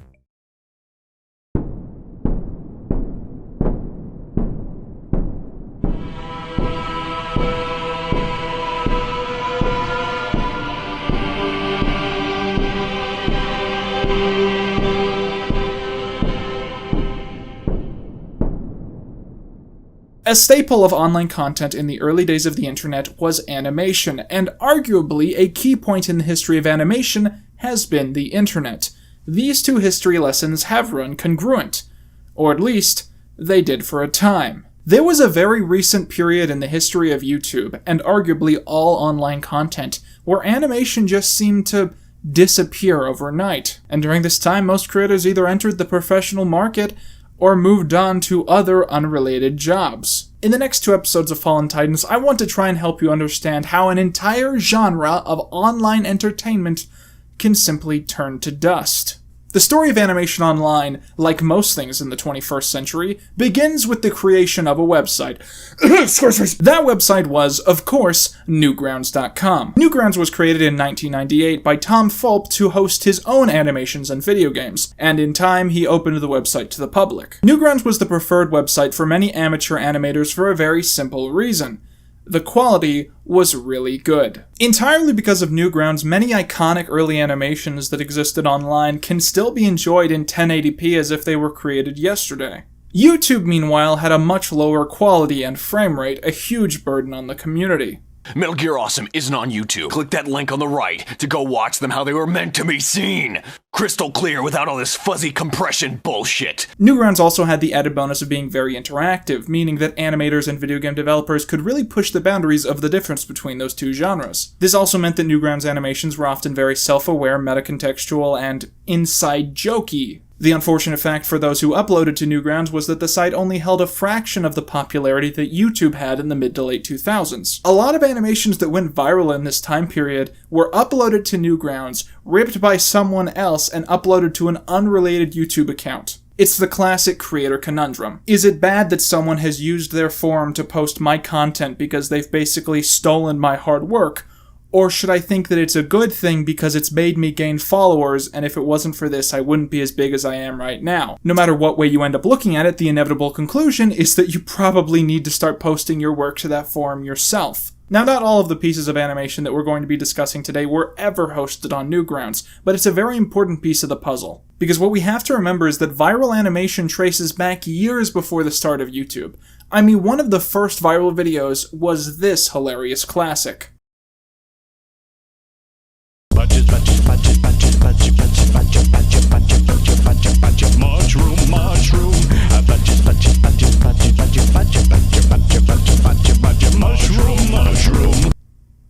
Okay, so it should be said, finding any examples of viral clips from any point in the history of the internet is sort of like finding a bookmark in a book where the words have faded. It's like finding a treasure map that dates back to the 1800s, and it leads you to a 1940s missile test site. Imagine that the internet is the highway that you and your friends use to get to work. And imagine that every single day you get on this highway, there's this billboard. Every single day you pass by this thing, and every single day it has something stupid on it. So you and your friends start making fun of it. You reference the billboard randomly. Every day there's something new on the billboard. You make fun of something new every day. There's an entire circuit of inside jokes at your job entirely about this ugly billboard. And that's all good and fun for people that use that highway or people that go to that one office. But eventually, so much time is gonna pass that no one's gonna know what the hell you're talking about. Within 6 months, even you are not going to be able to remember what was on the billboard, or why it was funny, or why it was even there in the first place. Internet humor goes in a set of repetitive steps. Firstly, someone makes a really unfunny joke, and a lot of people see it. Then that joke is brought up in other jokes, which makes people laugh because it reminds them of something else, and references are funny, I guess. And then eventually referencing the unfunny joke becomes an unfunny joke, and then the cycle starts over. Case in point, one of the very first things I ever remember watching online. The Laser Collection. Go, Pikachu! Use your Thunderbolt! Pikachu! I want to talk about Secret Agent Bob, or as he's better known now, Film Cow. In 2005, Jason Steele created a 3-minute comedy video about unicorns as a birthday present to his mother. His mother then uploaded this to Newgrounds on her own account, and it was then ripped and uploaded to YouTube by someone completely unconnected to the story. Soon enough, Charlie the Unicorn was one of the most mainstream online videos of all time. A video so popular that it changed the pronunciation of a word. Oh god, what is that? It's a Leopleurodon, Charlie. Magical Leopleurodon. Leopleurodon. Leopleurodon. Leopleurodon. Leopleurodon. Where's my money, Leo? This is the Film Cow Master Collection. It has a lot of rare gems. It looks better than YouTube, but worse than Newgrounds. Inside there is just a picture of some geese. I'm sure that was funny at the time. There's a lot of gems on here that most people don't know about. Commentary from the creators, commentary on the commentary from the creators, where they point out how that joke isn't funny. I broke it. What I appreciate so much about Film Cow is that despite the fact that it has features that appeal to children, it's still very much ageless comedy. To oversimplify it, I think that the straight man nature of Charlie makes so many of the jokes that wouldn't work in an Asdef movie stand amazingly tall here. I'm not even gonna ask how I'm still alive, because you know what I think? I think I died long ago, and you two are my eternal punishment. You're like a constant downer, huh? Most of the comedy in Charlie the Unicorn is built not off of the randomness of pink and blue, but off of how Charlie reacts to them. Charlie, where are you? I'm in some sort of chamber. The Chamber of Madness or the Chamber of Death? Does it matter? Charlie, I'm on fire! Tell me! I don't know! Why did you bring me here? Like most things created out of an expectation for them to exist, there are misses. I think Charlie the Unicorn 2 is just not my thing. Charlie the Unicorn 3, however, is very possibly better than the original. And Jason's extended repertoire, with such work as Llamas with Hats and Detective Mittens, absolutely reaches the same standard. But again, it's hard not to notice a change in the tone and representation of the Film Cow animations. While Asdef movies slowly sold out more and more, and a laser collection became increasingly passive-aggressive, Film Cow became depressed. I guess I'm done. You must complete your work, Carl. There's nothing left to complete. It's all gone. Carl! I'm done, Paul. Why are you still yelling at me? You must complete your work, Carl. I don't know if the guy was depressed, but his animations were definitely depressed. Gary, you ever feel like you spend so much time just trying to keep going that you don't know how to follow your dreams anymore? I'm not sure what you mean. I just had a few moments of freedom today. The freedom to finally do all the non-horse stuff I wanted to do, and I just stood here. Don't know where to start? I don't know if I can start, Gary. As time continued to pass, creating animations for YouTube meant working 10 times as hard while reaping barely a fraction of the rewards. And eventually it got to the stage where animation online seemed to just disappear.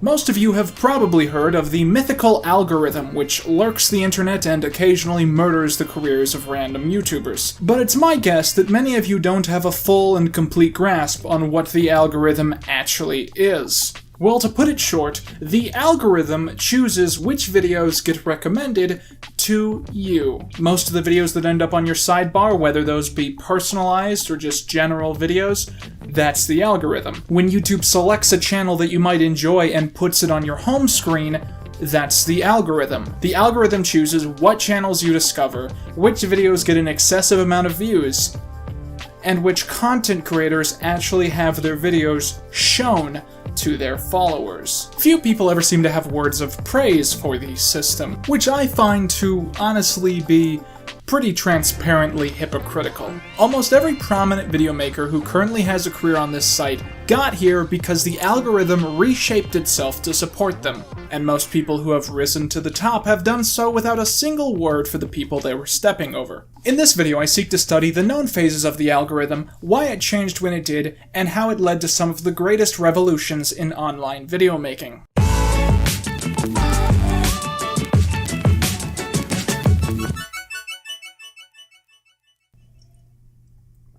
Early into the history of Google ran YouTube, machine learning was implemented with the gargantuan task of maximizing clicks. The logic was that if the site was recommending videos that more people were clicking on, they were recommending videos that more people wanted to watch, and thus they were making more money. The quick problem that the developers at YouTube discovered was that there was a lot of abuse in the system.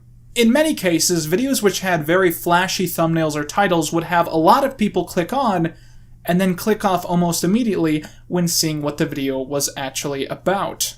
These deceptive videos were doing incredibly well on the site because they were exactly what the algorithm wanted.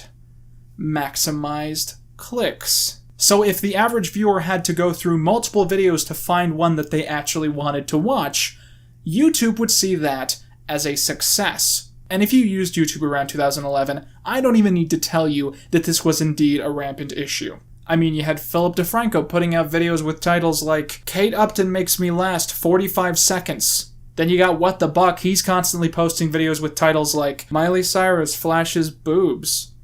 And Christina Aguilera. And like I said before, you click on them, what do you get? Weird, sweaty guys making sex jokes. Looking hot, and you gotta appreciate that. Having sex with Ryan Austin Green for some reason. What the fuck? In 2015, Christos Goodrow, YouTube's Director of Engineering for Search and Discovery, spoke to BusinessInsider.com about the issue.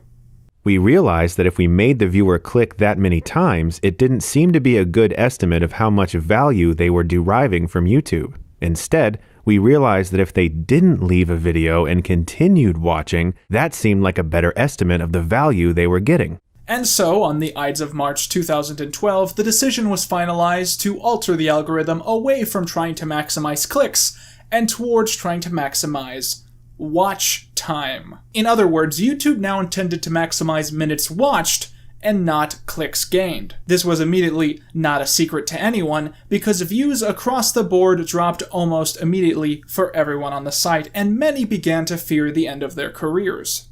They were calling us saying, I think something's broken on YouTube. And I talked with someone who said, I'm going to have to go back to work. I'm not going to be able to pay my mortgage anymore. I quit my job because I was making these misleading videos. Why did you do this to me? Okay, well, he didn't say misleading, though that's what they were.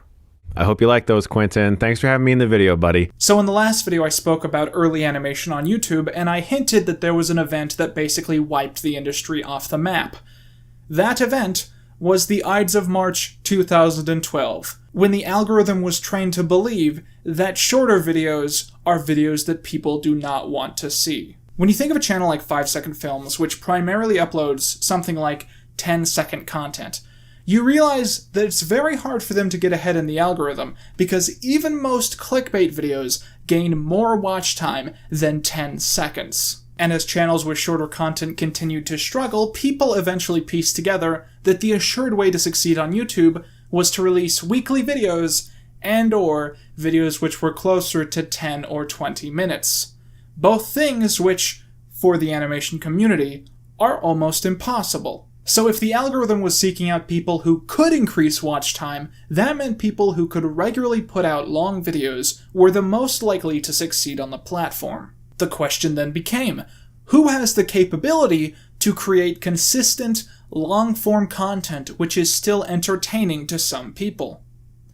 The answer, evidently, was people recording themselves playing video games. I'm pretty sure that's illegal. Share mode, activate. But who gives a shit? Alright, can I... Je m'appelle Pipet. Ah, je m'appelle Pipet, that's it. Je m'appelle Pipet. Je suis très pipeish. Hey, Billy. What? Barrels! Oh, god damn it, Barrels. Content creators who would spend weeks or even months formulating short-form material were suddenly being replaced by users who could create 20-minute videos in 20 minutes. To be transparent, this has led to a YouTube which is less artistically vibrant. When I think of early YouTube, I think of the animations, the original comedy skits, and the music. And when I think of modern YouTube, I think of communities so heavily built off of creating content which exclusively comments on things that they comment on each other entirely out of boredom. Put yourself in the shoes of one of these early content creators who worked so hard to create things like animation or music. It must have been so shocking and honestly pretty annoying to see your financial security, which you barely had in the first place, be yanked out from under you so you could be replaced by someone like PewDiePie, who just screamed the word barrels a bunch of times, who would then go on to become a multi-millionaire off of that career path. But, in reality, that exact same sentiment is almost certainly why YouTube didn't care about this issue in the first place. YouTube had a hidden but obvious ulterior motive in changing the algorithm the way that they did. And that was money. YouTube actually makes better AdSense off of videos that last for a long period of time than they do on shorter ones. Additionally, with longer videos, the feature exists for you to put ads in the middle of your content. Once again, maximizing profits for YouTube. If channels like PewDiePie were suddenly making themselves millions of dollars, and they were replacing content creators who were never making themselves millions of dollars, then to YouTube that just meant that they had made a very smart business move. And that's fair. When Google purchased YouTube in 2006, they blatantly said that one of their main motivations was to make it the new television. And in the early days, it couldn't have been further from that. YouTube was a vague pile of video maker one-hit wonders, and often those one-hit wonders would grow fan bases and even have further hits, but the site simply wasn't as consistently global as it wanted to be. To some extent, the algorithm fixed that, whether it's comfortable to admit or not. This change, which killed the careers of so many promising and beloved creators, is the backbone of YouTube's success today. All you have to do to see how true this is to watch the 2 South Park storylines about YouTube. In the first one, the characters of South Park run into what is essentially a group of penniless viral nobodies. And the show at the end directly says that YouTube is not a marketplace where one can realistically make a living. While the internet is new and exciting for creative people, it hasn't matured as a distribution mechanism to the extent that one should trade real and immediate opportunities for income for the promise of future online revenue. It will be a few years before digital distribution of media on the internet can be monetized to an extent that necessitates content producers to forego their fair value in more traditional media. And the second one is all about the fact that kids love YouTube more than they love television, and older generations don't understand why.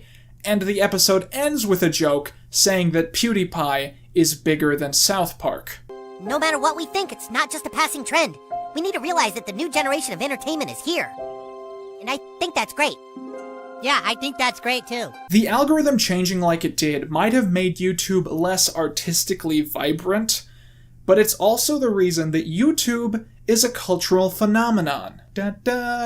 Sorry. Okay, so you have these comedians/animators with huge followings who suddenly can't make a living off of their content. People like Ego Raptors, Psychic Pebbles, and Oni Cartoons. What do they do? Well, the answer, for many of them, was to discover new ways to make money off of the site. Ego Raptor, also known as Aaron Hansen, famously formed Game Grumps with video game reviewer/terrible quotes factory JonTron, and because of their history of bringing on content creators to reimagine their discussions, Game Grumps has arguably become the host to some of the most interesting animations on modern YouTube. Some content creators went on to form podcasts, some tried to make Let's Play channels, but the one I want to talk about is someone who tried his best to continue making animations in a system which simply did not want to support him. Film Cow, of course the creator of such hits as Llamas with Hats, Charlie the Unicorn, and Nick the Feature Film, was one of the last animators to successfully contribute to the commentary hell portal that had become modern YouTube.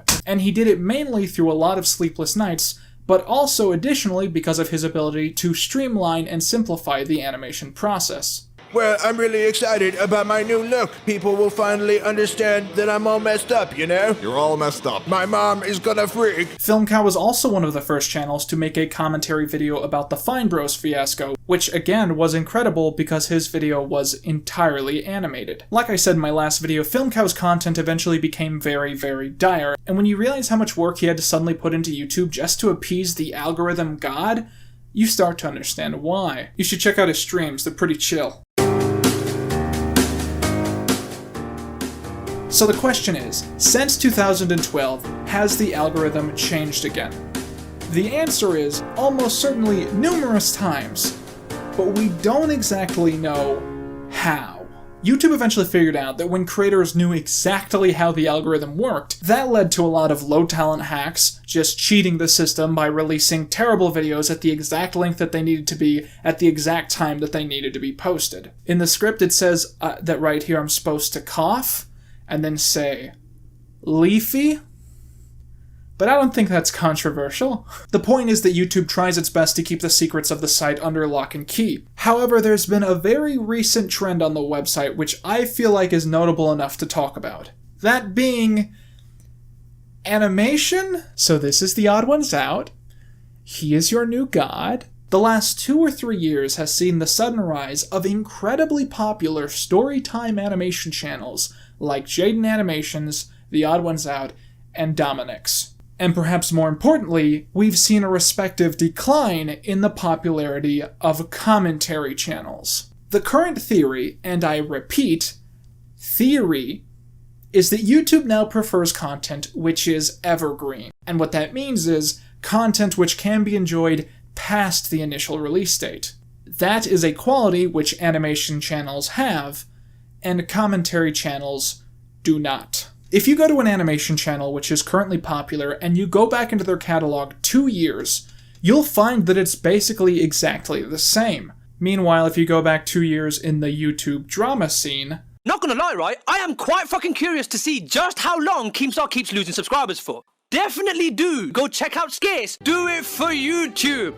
Seeing the animation storytime genre explode on YouTube is very gratifying for me personally, because it's honestly one of the first YouTube trends that I've seen in years, which takes actual hard work and talent. I don't mean the kind of hard work where you stay up all night editing because you have to release this video tomorrow or else it isn't trending, or the kind of talent where you're able to tell a story while also pressing buttons. I mean the kind of stuff that could actually get you real industry work. Like a real job. If you're going to take any lesson away from this rather dire and depressing video, let it be that no career on YouTube is guaranteed or secure. If you find success, that's awesome, but you always need to be skeptical of the tides turning against you, because you could lose it all like that, and most people wouldn't even notice. Not too long ago, I ended up doing a very long video discussing a YouTuber who I used to really like, and now I don't anymore. And more specifically, I talked about the fact that my dislike for him is so sort of present in my motivations that I find it harder to enjoy specific subgenres of content that he basically defined. That being discussion videos written through the guise of a character and extensive lore being associated with the YouTube channel. And one of the first comments I ended up consistently getting on this was, "But Quentin, what about Filthy Frank?" And that was a name I hadn't heard in a very long time. This topic has always been something that's sort of always been on the radar of Fallen Titans, and there's always been a few reasons why it's a good idea or a bad one. For one, when I first started this series, I had a secret private goal where I wanted every episode to sort of have a different reason that a YouTuber lost their fame. This quickly became unrealistic when the algorithm became the consistent reason every single time, but I've never really gotten to talk about a YouTuber who amicably decided to end their series at a natural point, because it's not a thing that really happens a lot on YouTube. But the other side of things was that I know people get very upset when I cover topics that they don't personally believe are Fallen Titans. And furthermore, people very much literally seem to worship Filthy Frank as if he was this god. And usually on this show, I like to criticize content through a modern lens, and I felt like for the longest time, that was something the internet could not handle with this particular creator. But even at the risk of pissing the entire internet off, I have to admit that revisiting Frank's content has been a really surreal experience, because it represents a certain brand of videos that I sort of gradually stopped watching as I had real-world experiences that moved me away from that kind of stuff. You know what I mean, that certain brand of EdgeTube content where, you know, the speaker comes on and they're acting all sporadic and wacky, and half of the time the joke will be that they just say a racial slur, but then edit the video in such a way that it just keeps rolling without really addressing it, making a juxtaposition between that shocking moment and the YouTuber deciding to just not make a big deal out of it. Stick with me, because I swear this part of the video has a point, and I'm going to get back to praising Joe G and his work. When I was 17, I thought EdgeTube was incredibly subversive and hilarious, but then I turned 19 or 20, and the specific situation happened. Basically, I had a friend that was 2 years younger than me, and he had friends that were 2 years younger than him. So what ended up happening one day is I went to hang out with him to go to like a town event, and he ended up inviting his friends, and they sort of gave us a ride. So it ended up happening that I was hanging out with a bunch of 16-year-olds for no good reason. And it turned out they really liked saying the gamer word. So this group of 16-year-olds, we're driving around town with them, and they keep saying the gamer word, like over and over again, like it's their favorite pastime. And eventually we get to a red light at a four-way intersection.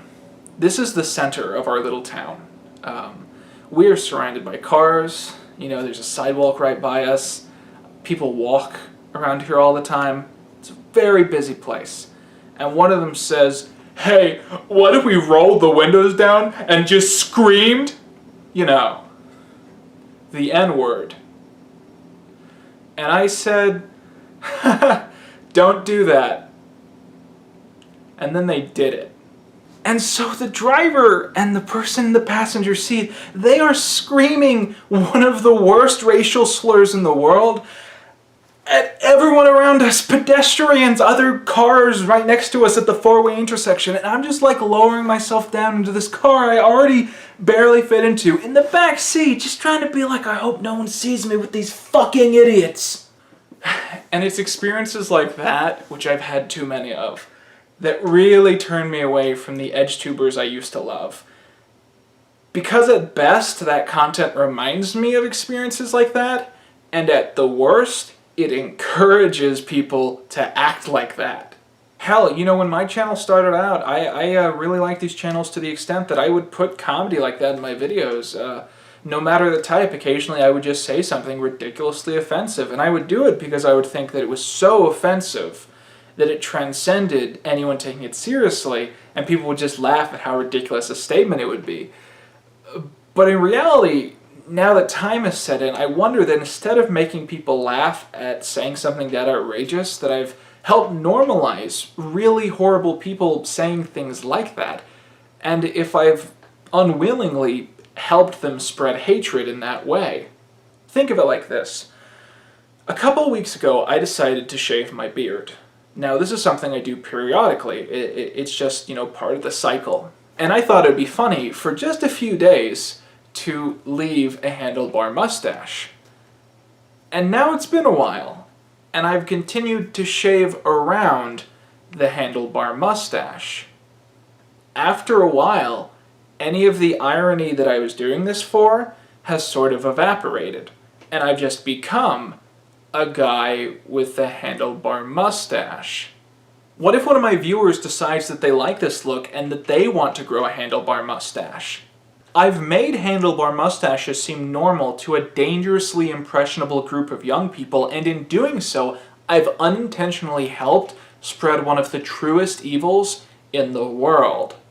So to recap, I'm not saying in the slightest that EdgeTubers are #cancelled, but merely that negative experiences that I personally have had in the real world have made it harder for me to enjoy those videos. And as a creator, they've made me question what the consequences of my actions are, regardless of my intentions. But I think Filthy Frank is the exception to some extent. For one, I think his comedic timing was perfect, and you could tell he had a lot of talent beyond the shock humor. And for two, his content was created not to encourage or take part in edgelord culture, but to make fun of edgelords and reactionaries, and how absolutely stupid they usually end up coming across. I never had to worry about Frank's intentions. I never had to look for clues that he might secretly be a crypto-fascist. I knew that he was a regular guy playing an edgy person in order to make fun of edgy people, even if the most vocal parts of his audience were equally terrible human beings and did not understand what he was trying to do. EdgeTube was like internet content vomit. And the Filthy Frank show was the beautiful cake that got baked out of it, despite all of the flaws. I don't know how to transition no good. Let's play the cartoon intro.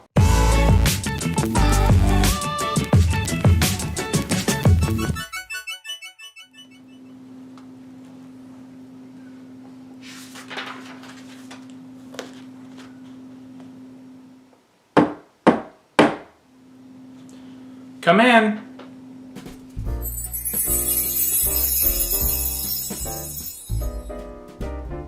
Oh wow! It's my sentient copy of The Legend of Frosty the Snowman from all the way back in my second review. How you doing, man?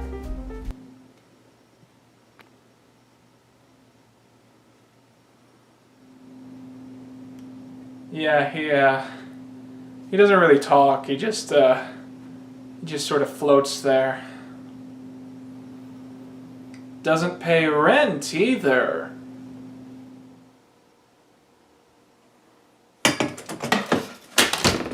Alright, thanks for stopping by, man. That guy sucks.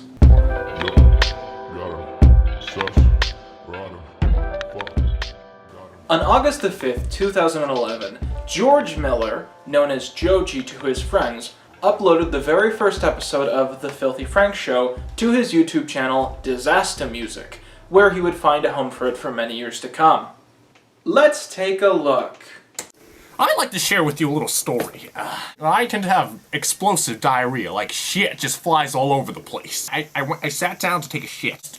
Of course, diarrhea just exploded all over the place. I noticed there was no toilet paper left. I decided to go get some of the toilet paper. When I got back to the toilet, I realized that I was dripping shit. I was dripping shit from my ass! Scalding hot take. Early Filthy Frank is terrible. And it's not just not good because of the production value or the lack of anything funny, but because it represents everything that Filthy Frank grew not to be as time moved on. If I rubbed the Pakistani kid's diarrhea all over my body, I would look like the Jersey Shore cast.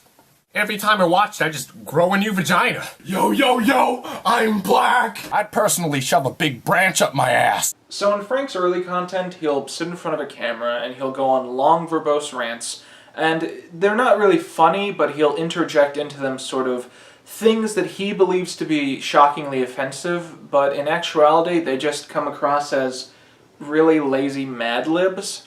It reminds me a lot of, like, early angry video game nerd knockoffs. I had to get out of that locker room. It just tasted like, it just smelled like shit. Just shit. It was filthy shit. If I took a shit, and if I grabbed that shit, and if I threw it at another piece of shit, it would smell like that shit, but 10 times worse. If a Papua New Guinean guy took a giant Papua New Guinean shit, the Papua New Guinean shit would not smell as bad as how the locker room smelled, which was absolute locker room shit. On top of that, it just smelled like football players' dicks. Dicks! Lots of dicks and shit. He tended to include very shocking racist or homophobic interjections. Sometimes he would exercise in playful fat shaming. It's not entertaining, not because I find it offensive, but because it's not heavily challenging. Ray William Johnson could have written these videos. Are you watching Jersey Shore? You're gay! You're gay, bro! You're gay! I was just watching Pokemon! What is the deal with the N-word? I think one of the best ways to understand Frank as a character and what Joji really intended with him is to look at Francis of the Filth, which is a lore book written by Miller and is also the last piece of media he ever released in the Filthy Frank franchise. In Chapter 2, Miller writes of Frank's origins. Frank is found as a fetus-like child in the sewers of Indonesia. Within a few hours of being discovered by the townsfolk, he is speaking complex Aramaic and is writing detailed equations on the wall with whatever he has at hand in a sewer. He passes through numerous different homes and different people taking care of him until eventually he's discovered by the Indonesian government, at which point he's experimented on, and then he is discovered by the Axis powers who take him to Japan because Filthy Frank was born during the Second World War, apparently. So America bombs Japan to end the war. It's described exactly as seriously as it was in real life, with like real historical information on how horrible it was. This is kind of weird because Hitler is treated like a joke. Anyways, Frank is brought up by a shattered corporation who are secretly the last remaining fragment of the Nazi government, and the corporation secretly plans to reunite the Axis powers and defeat the Allies despite the war being over, and this is the group that raises Frank from birth. And man, if you have not seen a Filthy Frank video, you must think this is some weird shit, and honestly, even if you've seen every Filthy Frank video, this is still a really weird book. Anyway, so the reason I'm setting all that up is because we have a really good description here of how Frank's mentality adapts to essentially being raised by Nazis. And this pretty much described in my eyes how Joji viewed his character throughout all of these years. Frank's secluded upbringing gave him a peculiar perspective on the world. He tended to see people and events in extremes. He divided folks into creators and consumers, leaders and followers, thinkers and dumbasses, and bullies and their prey. No one really sat in between any of these paradigms. People were either one or the other, and once they were one, it was virtually impossible to change to the other. Frank saw himself as the consummate creator, leader, thinker, bully in almost any environment he found himself in. This one paragraph sets into stone most of Frank's character throughout the entire channel's run. He believes himself to be the ultimate alpha Chad, but in reality, he's nothing more than a whiny bitch boy. Basically like any nationalist. So the main thing we have to understand about Filthy Frank is that he doesn't exist, like Big Bird or Steve from the Blues Clues. Filthy Frank was essentially an experiment into creating a character who was obscenely unlikable and pathetic, while still being funny, although obviously that factor didn't really work at first. But I think a more interesting aspect to discuss is why it was like this, and why it changed. To suddenly leap forward in the history of the show, Joji eventually started doing a series of videos where he would wear a pink jumpsuit and would attempt to sing along to music. Eventually, this was retconned into being a standalone character who lives with Frank. What the hell? Get out! Get out, you sick prick! Pink Guy would soon gain new friends, as Joji's acquaintances would find their own costumes and the group would film their adventures running around Japan as these characters. One day, Joji and his friends decided to record a comedic dance video. They would call it the Harlem Shake. Do the Harlem Shake. Today the video has over 60 million views. If you were around at the time, you might not have seen it, but you certainly saw a video imitating it. Maybe from a popular TV show. Maybe from your friends or your teachers. Today, it's surreal to think that a Filthy Frank video found large-scale appeal like that, where it became so well known to everyone that people in Harlem were actually annoyed about being asked about it. But the stranger effect it had was turning Joji from a shitposter with a select audience of few to an influential person with a massive audience. And that transition wasn't immediate, but I think growing a real audience is what made him change his mind about how to approach showing this character and this sort of content. One of the main reasons I find it hard to find charm in the character's racist rants in early videos is that I'm looking at these as creations which have been seen by millions of people. But that's not really what they were made to be. These videos were made by Joji under the expectation that 100 views was pretty good for him. His experience was probably that he would make it, show it to his close friends, and then they would laugh about how horrible this persona had ended up becoming. And that's the relationship a lot of audience members like myself had with Frank. It was one-to-one, me and him. But the issue is that YouTube content doesn't exist in a vacuum. While context and intentions are important to understanding the meaning and purpose of media, the repercussions of your actions are equally valid to discuss. Let's jump back to the Harlem Shake. The Harlem Shake video is something that is potentially funny by itself. It's silly, they're doing weird dances, it's worth the few seconds that it takes up in your day. But the repercussion of that is that now everyone and their dog started copying it without the context or really the explicit irony. Suddenly, everyone on the internet has a handlebar mustache. That's enough! Internet! What the fuck have you done? I think the same can be said of a lot of these early videos. They're potentially funny if you watch them on a standalone basis and accept them in a vacuum as a parody of the sort of person Frank is. But when you see all of it copied by millions of people who perhaps don't see it in that same way, or admire it as if it's sincere, it becomes... Is annoying the right word? A lot of Frank's early content is either unlisted or private. There are backups of most of these videos on other channels, but that's not true for all of them. And I think what this primarily represents is Joji's standards for how he needed to present this weird, pathetic jackass started changing over time, to the point that he started to regret some of these early videos. It's sort of like when a kid's show will show monsters attacking people, and that's totally okay. But you can't show someone getting stabbed with scissors, because kids are stupid, and they'll actually do that.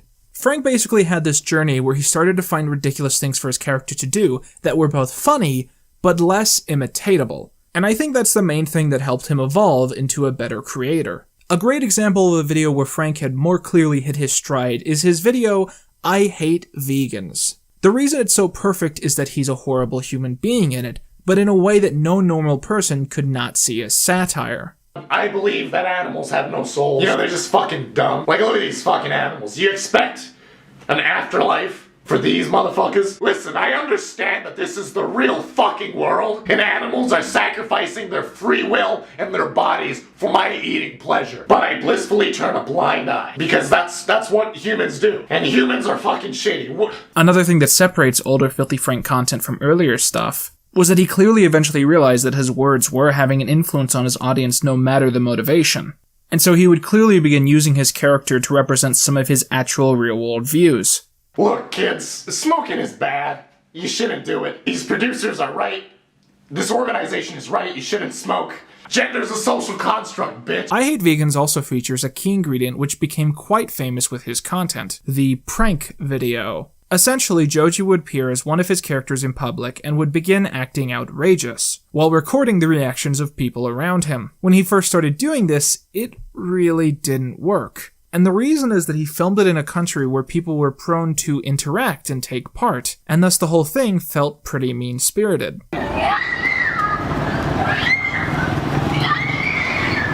When the act truly became perfect was when Frank moved to New York City. Now, I visited New York a few years ago just for over a week, mainly because I wanted to understand what it was like to live in a place like that. And one lesson that I learned right away was that when you're in New York City, you see some weird shit. As someone raised in the Midwest, I was prone to react like a human being, but you can't do that because it encourages the weird people. By the end of the first week, you're just a solid rock.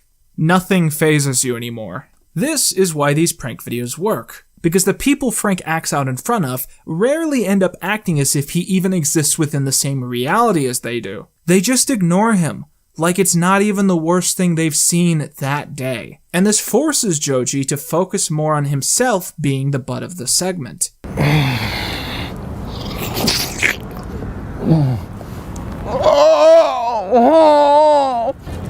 Ravioli, ravioli. What's in the pocket only? This phases segments like these away from being mean-spirited pranks and instead towards being performance art. It's a subtle nuance that really took years for him to find, and it's also why people who have tried to mimic what he does have just ended up being assholes. So to again clarify my position, because I feel like people are really gonna take me out of context here. When I say Filthy Frank's early content was bad, it's not that I'm offended. It's more that it's just really lazy and boring and lacking substance. And that really stands out when you hit around 2014 and Frank's content just becomes pure, concentrated gold. Filthy Frank, Anime Hunter. Filthy Frank, Anime Hunter. Filthy Frank, Anime Hunter. Filthy Frank. Filthy Frank is occasionally described as one of the greatest YouTubers of all time by a select few, and while his rants and/or commentary videos were certainly a big help in keeping his series running, it's his skit-focused comedy that has gained him a lot more clout. In short, it's his best shit. I think my favorite video of his is ET2, which features Frank discovering a crash-landed alien who has never been able to find friends on Earth due to being feared, which causes Frank to promise to show him a good time. But instead of them having wholesome adventures, Frank introduces him to a world of drugs, partying, and sex. We can take over the crack game. We can sell the coke on our own. Content like this is why people watched. It's brilliant. It's also interesting to note how visually interesting ET2 is. I think this is a point in his content where he started to realize that he sort of needed to take the shit out of shitposting, and that he wanted to make something that was actually satisfying to make and to look at, and that really improves the output that he makes at this point. But no matter what you ended up watching on the channel, there was always some element that tied it all together, little pieces that essentially rewarded those who were paying attention. This is not a threat, I promise. One of the most essential pieces to Joji's videos was how he balanced his half-hearted commentary with his channel's lore.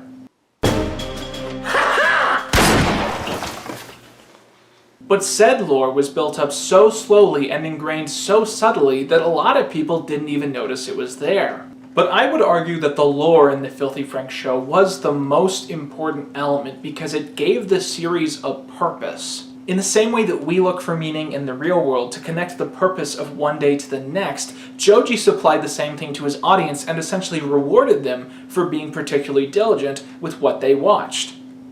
Canonically, the first event in the lore playlist of Frank events takes place when Pink Guy is assaulted by Red Dick and a muscular man known as Prometheus. Horrified by this, he makes a deal to summon the Dark Lord known as Chin Chin, who arrives out of the bushes and helps Pink Guy fight off Prometheus. Some videos later, Chin Chin arrives at Frank's apartment and begins harassing him, telling him that he is owed sacrifices for helping Pink Guy before. Frank is unable to supply this, and thus secondary cast member Salamander Man is pulled into Chin Chin's clutches, sucked into the cupboard that the characters use to travel the Omniverse. A quick side note, out of all the different side characters who are just Joji in different costumes, Lemon Man is the best one, because his main role is to have an existential meltdown. God! I'm a lemon! The group eventually finds Chin Chin and Salamander Man, and use footage of sacrifices sent in by fans to get Salamander Man back from him. A rumor I've heard floating around is that while he did the sacrifices gimmick the first couple years, he had to stop because there was a rumor that someone had accidentally burned down a forest. It should also be said that the movement of time in this series has been consistently measured in something called chromosomes, a joke that was really funny in 2013. Chromosomes also tend to be used as a power source and as the Omniverse's main form of currency, something which made absolute sense in the year $94.17. It's often illustrated that characters have to use up their chromosomes to get from one world to the next. In the lore book, it's specifically said that Frank is one of the only humans who has the ability to multiply his chromosomes. It's also revealed that this is why so many great forces like Chin Chin go after him week after week. His ability to create chromosomes makes him a target for forces hungry for power, who want to drain him of these. Chin Chin is believed by most all forces in the many realms to be the mythical ultimate god. However, this is clearly put into doubt by his hunger for chromosomes from people like Frank. What does God need with a starship? Despite this, he still holds ultimate power, and Frank has many confrontations with him.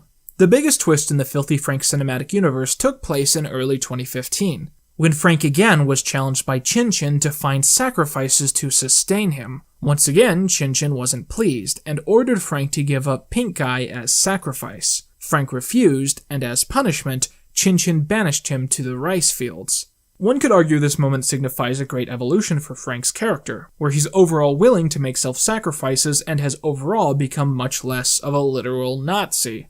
However, you could equally make the argument that the lore elements where Frank is portrayed as this ultimate heroic protagonist god have nothing to do with the parts where he's being a racist asshole. So the week after Chin Chin banished Frank, this is when he released his first video about vegans, which seems to be breaking with the storyline. This was all explained in the next episode, which showed Frank lost between realms and trying to find some way to track the coordinates which would lead him home. The seemingly immortal and wise gatekeeper advises him to smell his way there. Pink Guy and Red Dick are then seen cooking sriracha shrimp to the tune of Meme Machine, and Frank enters the room, smelling the shrimp. However, then a scene appears of Frank, still lost, finally smelling home for the first time. A simple voiceover explains the discrepancy. You're an imposter.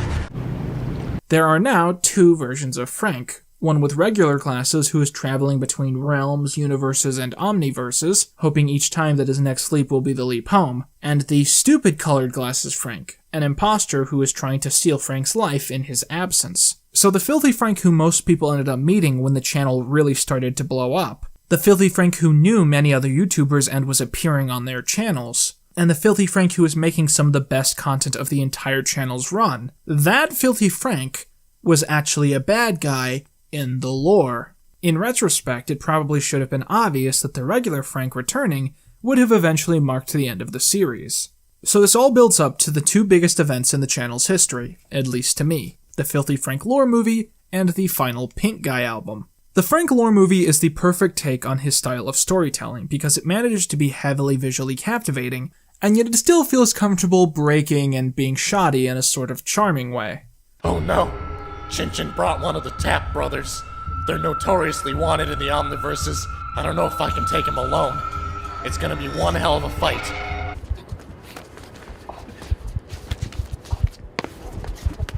It's this great mix where the film is trying to appeal to the audience's expectations of this being some epic masterpiece, while still stepping back and reminding everyone that this all happened because some guy made a show where a bunch of his friends were dressing up in jumpsuits. Fuck is this? Who the fuck is this? Specifically, the reveal of the real Frank returning has always been a really memorable sequence. It's really satisfying to see this character born in filth almost be reborn in this bright aura as he arrives to save his friends. Also, I've always found the shots of Pink Guy crucified to the tree to be really cool. They must have had a lot of fun scouting out locations like this. One of the most notable things about the video is that Fake Frank, who at this point has been running the channel for years, is consistently presented as nothing more than a lesser Frank not even worth taking seriously. In some way, you could argue Fake Frank represents a version of Frank who wouldn't change, and it's only natural that his defeat would be more of a whimper than a bang. Also, ET2 shows up again and helps them fight. I thought that was a fun nod. Listen, kids, being edgy is okay, but the same 10 jokes in a row, that's not okay. Clearly one of the biggest struggles of the Filthy Frank show was that Joji was a regular guy who was playing this outrageous thing. And I think over time he started asking questions to himself. Questions like, when does this end? As early as 2015, Joji was openly talking about his deep desire to move on to other projects, where he didn't have to be a consistently edgy person. and that he did have comedic interests outside of that subspace. But there are things at play outside of his boredom with the material that took prevalence here. A few years before he retired, Joji briefly uploaded a video which featured him arriving in the apartment of Filthy Frank, which causes Frank to freak out, believing he's going to be put down like a dog. And then Joji breaks character and just talks about some serious stuff. Joji had been diagnosed with a condition where he would break into stress-induced seizures, and doing this show where he was constantly putting strain on his body, his voice, and his personality was actually starting to affect his health. Now, there's no real archive of how the fanbase reacted to this, but the impression I got is that a community wired to think that people who care are losers didn't take this seriously, and basically were upset that he was breaking character and threatening to end his show. And after a couple days, Joji privated the video, and for years after that made his real appearances outside of the Frank character very scarce. There clearly was some worry that he had grown this massive audience who wanted him as Filthy Frank and really weren't prepared to accept him just as Joji. I was under the impression that, that was my pinnacle. It's your peak. This is my opus. This is my opus. Like, I'm gonna be yelling on the internet, making semi-valid points here and there. I thought that was, I was depressed that was gonna be it. But really started when he first figured out that playing Frank was causing him physical harm. I think there was this plan set into place to figure out how to transition into ending this series. And what ended up helping out was the in-narrative introduction of Pink Guy as an artist.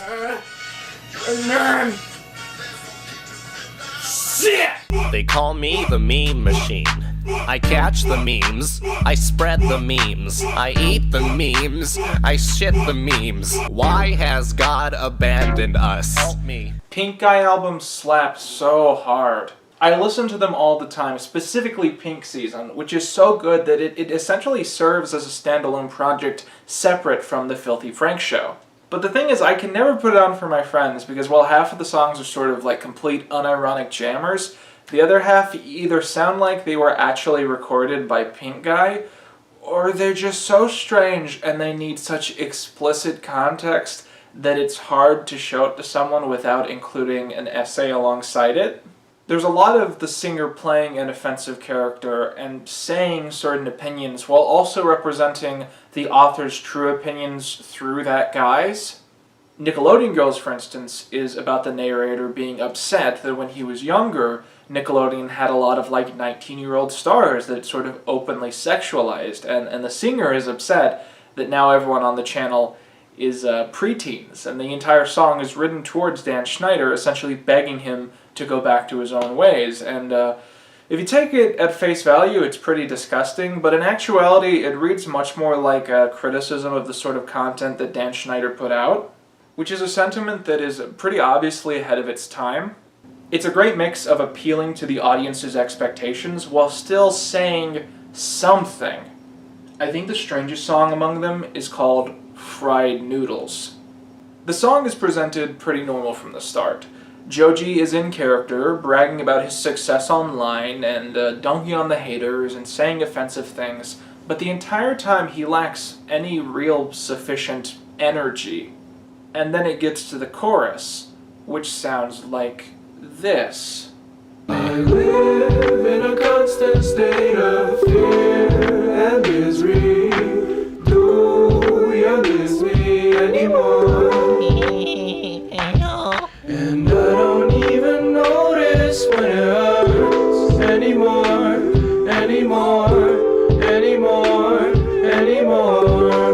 By the final lines of the song, he's essentially telling his audience as directly as he possibly can that he stopped finding it fun to do his YouTube channel anymore. They call my dick a mammoth, you salty, you got a micro D. Classic penis joke inserted with appropriate timing, cause if I ain't got a penis line, I ain't dining. No homo, but seriously, I'm getting faded, and my life is like my vids, low budget and underrated. Kids, the only way to succeed is to chip away at the soul, and hope that by the time you get there, you ain't singing. I live in a constant state of fear and misery. One of the main takeaways from this album is that Joji clearly had a lot of real talent producing real music. And this clearly opened up the avenues for him to have a career switch, for him to do this new, exciting thing that wasn't slowly killing him. The final lore video we talked about earlier ended with the teaser that Chin Chin would return, and that Frank would have to defeat him once and for all. This clearly hinted that there was supposed to be some secondary conclusion to the series after this video. Sometime in the middle of 2017, a close associate of Joji announced on Reddit that there was a concrete plan to end the series, with 2 music videos, a lore book, and a Netflix original movie. And soon enough, later that year, we got 2 last videos. We got a lore book. But that Netflix movie was never announced. It seems to me that it's the most likely that it was something they tried to pitch, but they just didn't get it approved, so they dropped it. So just the fact that the Netflix movie was presumably going to exist at some point explains a lot of the eccentricities of Francis of the Filth, at least to me. It reminds me of Fire Walk With Me, because Fire Walk With Me is like 50% lore that you only understand if you've seen all of Twin Peaks, and it's 50% setup that only makes sense if you've seen the sequel to Fire Walk With Me, but they never made a sequel to Fire Walk With Me, so half the movie just doesn't make sense and you don't understand why it's there. That's what this book is like. It's just like stuff gets introduced that has nothing to do with the lore, and I presume was set up for the movie, and it's never resolved in the book because he thought he was going to get to resolve it in the movie. And I think the biggest example is the fact that Frank is raised by neo-Nazis in a post-World War II Japan, and he is an overt nationalist. It's not presented as a joke, so like his characteristics and his dark thoughts are explored, but not in a humorous way. His deep racism, he hates that other cultures are invading Japan, he deeply hates that Americans are taking part in post-World War II Japan. He goes as far as to fantasize about murdering these invaders to his land and raping their wives. That's actually in the text. And it's not a joke, it's just like a thing we're cued into about what Frank is thinking. And the weirdest thing about the book is the moment he meets Pink Guy, it becomes a different text. He's written like a different character. Suddenly he's this brilliant, protagonist who's having these adventures, who just occasionally will mention that he doesn't like black people. The book becomes unreadable at the point where he spends like a chapter each introducing lore characters who I thought they were in the lore because they didn't deserve to be in the lore, and that was the joke. Like Lemon Man, Salamander Man, Safari Man, and there's no jokes, and it's just really dull. And I think the answer to why it's written like this is that Francis of the Filth is the kind of book where the joke is the fact that it got made, and there are no other jokes. It is a 252 shitpost, and I really wanted to like this, because when I first started reading it, I was pulling out all these quotes that I wrote into the script, and it was like cathartic to have this final experience I'd never heard about with this channel I used to love so much. But then it just became like utter garbage, and I was really sad. So let's pretend I didn't read that and go back to saying that Filthy Frank ended on a really good note. I think Filthy Frank works best as a project, which sounds like a sentence that is saying nothing but stick with me, please. As a YouTuber, I am expected to live every moment on this platform like it's my life. This is me. It's a version of myself that I'm subconsciously building up for the camera, but it's me. And it's a mirror reflection of myself that is supposed to exist for all of time until I burn out or die. Filthy Frank wasn't like that. It was a specific character in a specific setting that had a bit of a bumpy start, but eventually found a quality that was so magnificent that it was like modern art. But it's almost sort of like a sitcom at that stage. There's a limited window where it's still going to be fresh, and if you overstay your welcome, that becomes your legacy.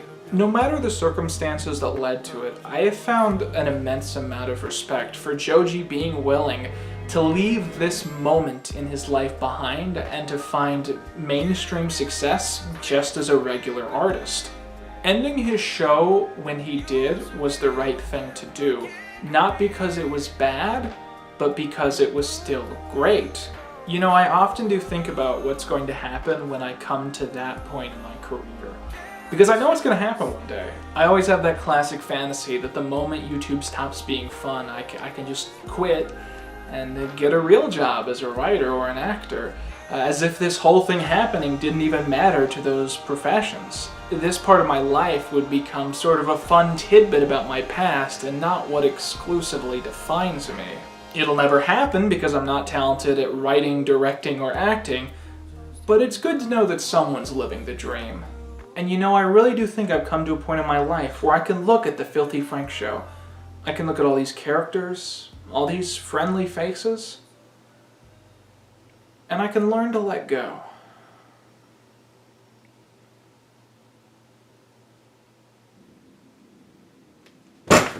It turns out I survived the fire!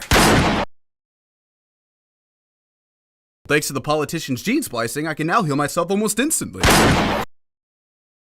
This video is sponsored by Raid Shadow Legends, the greatest free-to-play RPG in the last 150 years. I'm so excited to show you guys this game. I've made a lot of progress in it, and I'm pretty proud. So here's how your average Raid Shadow Legends playthrough goes. The first thing you gotta do is open the app. After it's done loading, all you gotta do is close a couple pop-ups. Okay, so now... Okay.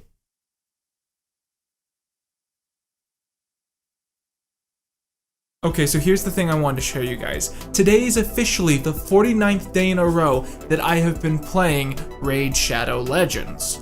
And look at that, for logging on that often, I get a little reward. I'm given 500 energy, which is good because I was starting to get worried that I'd eventually run out. And while we're here, check out all these characters I've been working on these last few months. I've managed to get my original 4 characters all the way up to level 50, and I'm continuing to level up other characters under the hope that I can increase their rank so I can get some of them as high as level 60 or level 70. But of course, I love all my champions equally. They're all my kin to me. Although I will say I think the spirit champions are like a little bit offensive. Raid Shadow Legends is the greatest mobile game ever and the greatest free-to-play RPG in the last 100 years. So be sure to go down to that link at the top of the description right now to go ahead and check it out for yourself. So out of all the years that I've been doing Fallen Titans, one thing that I've gotten pretty used to is the often odd nature of the fan request. The most common comments I tend to get on any video I post are usually, do Fallen Titans on XYZ, and then a follow-up comment responding, hey, XYZ isn't a Fallen Titan? So recently I've started to notice that one of the figures who consistently racks up the most requests and the most rejections is Sargon of Akad. And after so many years, I've decided to listen to you guys and to cover him on this show. And of course, I'm fully expecting the comments to be flooded with people proclaiming, well, Sargon technically isn't a Fallen Titan. And they have a point, because he never really fell. He just died 4,000 years ago. But I feel like Fallen Titans is a show that's been going on for so long that I have to start lightly stretching the standards of who gets allowed on this show. Because in reality, the amount of people who actually fit that course description I gave in episode 1 and are actually interesting people boils down to about 3 or 4. So today we will be looking at the life of Sargon of Akad, his loves, his losses, his conquests, and his eventual decline. And hell, while we're recording this video, I'm gonna play a little Raid Shadow Legends, because this is an app that doesn't actually need your full attention. There's a feature where the game plays itself, and additionally the multi-battle system means I can press one button and have one level loop 30 times over without me having to do anything with my phone. So I can level up characters and get new items, all while setting this to the side and doing work, or taking a shower, or even just going to bed. On that note, I need my phone to read my script, so we're gonna actually get out of this as soon as we can. So the first thing we have to talk about when we dive into history like this is the unclear nature that is implicit with so many historical topics. History often proves itself not to be a one-to-one retelling of what actually happened, but of the best possible collage of accounts of the story of what might have happened. In many cases, we discover that legendary texts are more coherently archived than actual first account records, and that means we have to sort of guess what happened based off of retellings of retellings of retellings. And this doesn't always universally have to only apply to ancient figures. I mean, most of the fun facts you probably know about Marilyn Monroe almost certainly aren't actually true.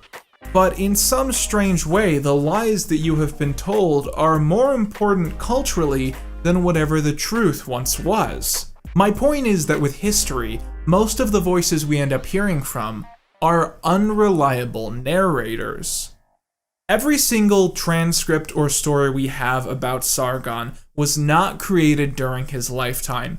Instead, after he died, he became a bit of a legendary figure, and the stories told in the 2,000 years after his death are what we have archives of. And of course, if a story was printed 2,000 years after a man died, it's very possible that it's not entirely accurate. And yet it tells us all we need to know, that this man was of such myth and such stature that stories about his life continue to be told 2,000 years after he died, which is quite a Christ-like accomplishment. And yet today, that popularity has waned by more than a little bit. Historians ages ago found an ancient text which purported itself to be an autobiographical look at Sargon's life. Sadly, like most of the things we're going to be talking about today, a lot of the text is missing and the slab is incomplete. But we have just enough to understand how ancient figures perceived the birth of Sargon. I will now be reading that story completely verbatim. In West Azaparnu, born not raised, in the palace was where I spent most of my days. My mother was a priestess, my father I knew not. The brothers of my father loved the hills a lot. It was my mom's secret to have a kid, so she put me in a basket and glued on the lid, and chose the nearest town to have me delivered, but instead of UPS, I was yeeted in a river. I got found by Aki. He was the drawer of water, took me under his wing, and now I call him a father. I tended to his garden since I made it this far. He said, "You're going to be visited by the goddess Ishtar." Then there's a lot of stuff missing, and then it just says, "Sit on my throne as the king of Akkad." What's important about this story is that if it was written by Sargon, it almost certainly isn't true. It just doesn't make sense that Sargon would be able to remember that story. But it probably isn't written by Sargon because this slab dates back to the 7th century BCE, which was 1700 years after Sargon died.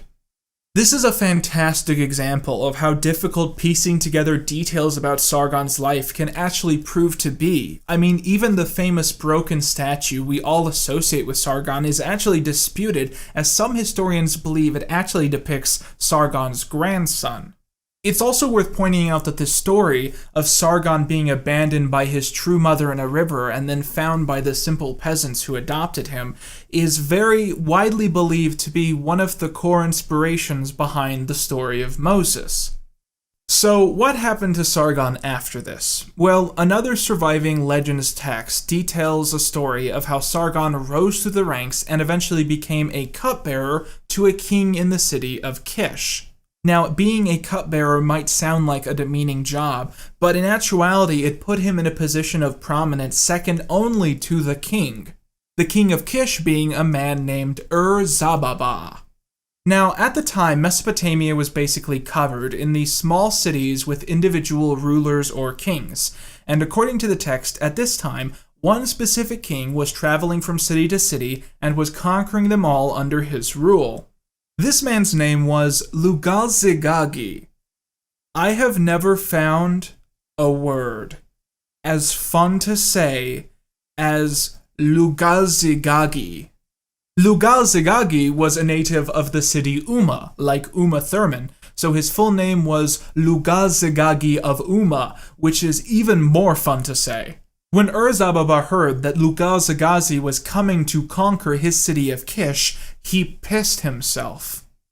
I'm not making that up, that's actually in the text, and in fact it's a lot worse than that. King Urzababa, and then there's some missing text, and became frightened in his residence. Like a lion, he urinated, sprinkling his legs, and the urine contained blood and pus. He was troubled, he was disturbed, like a fish living in brackish water. Again, quotes like this really make you think about unreliable narrators in history. So for some reason, Urzababa additionally did not trust Sargon the cupbearer. In the text, it's hard to figure out why. There's this part where Sargon is having dreams about the goddess Inanna drowning Urzababa, and then Urzababa is having his own nightmares, but key details in the nightmares are missing, so we don't know what these dreams mean, which is very David Lynch. Anyway, Zerbaba decides Sargon has to die, Lugal-Zagazi has to be dealt with. So he sends Sargon to meet with Lugal-Zagazi to offer a supposed peace treaty, and then sends a note to Lugal-Zagazi asking him to kill Sargon. And that's the most famous cliffhanger in history because the rest of the text is missing.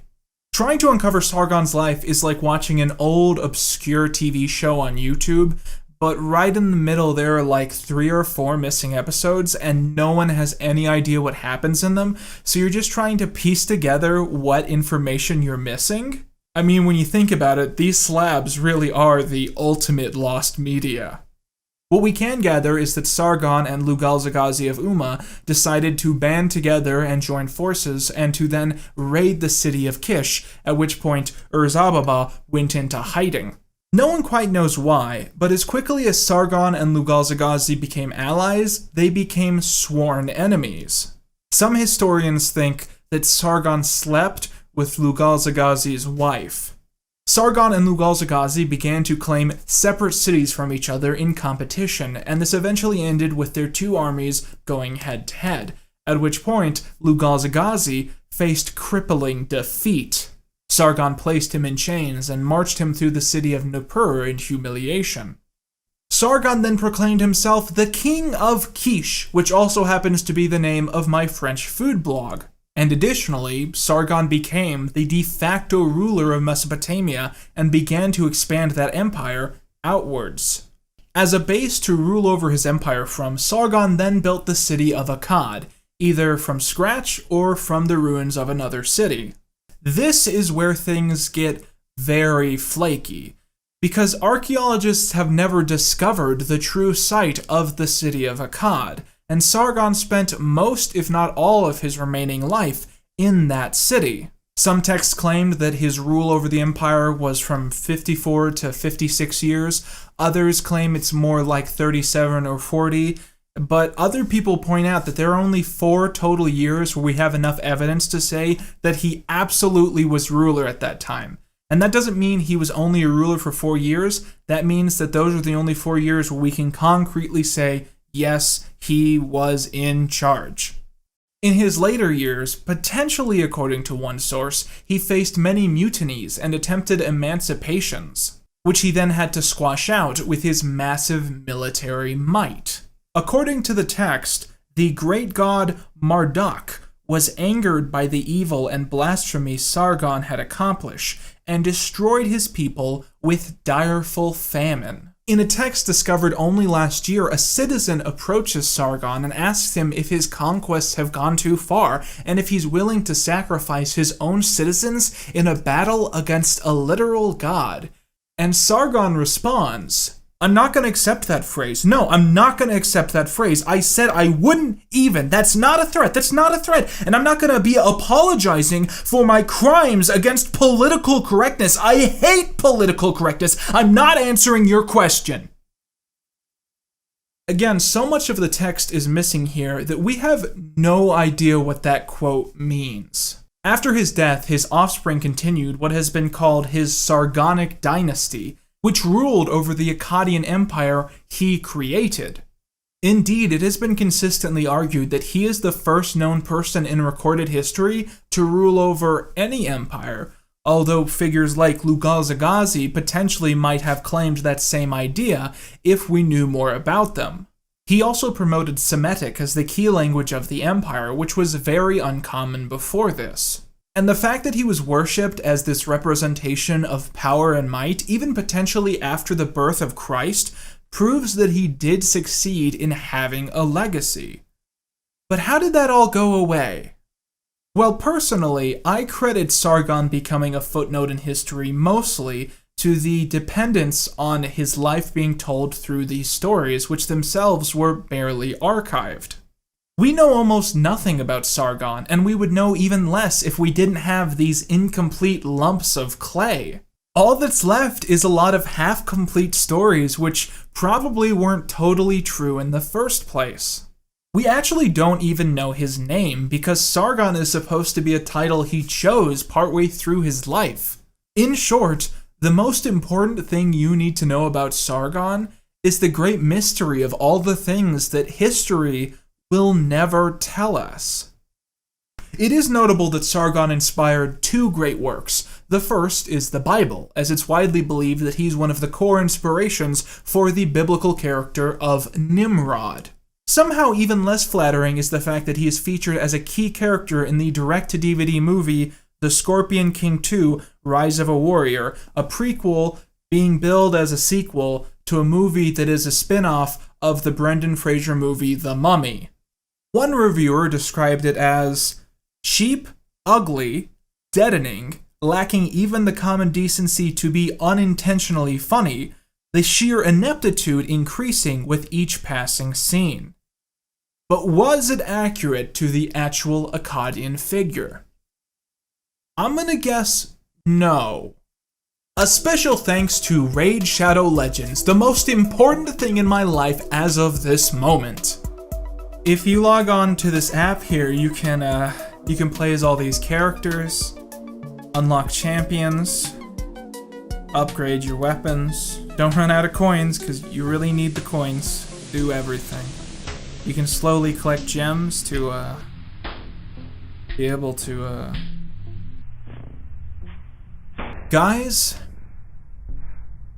I have a confession to make. This video, this video isn't actually sponsored by Raid Shadow Legends. When I first agreed to do a sponsor back when they were emailing me like 20 times a month, I decided that I actually needed to get into the game and start playing it all the time.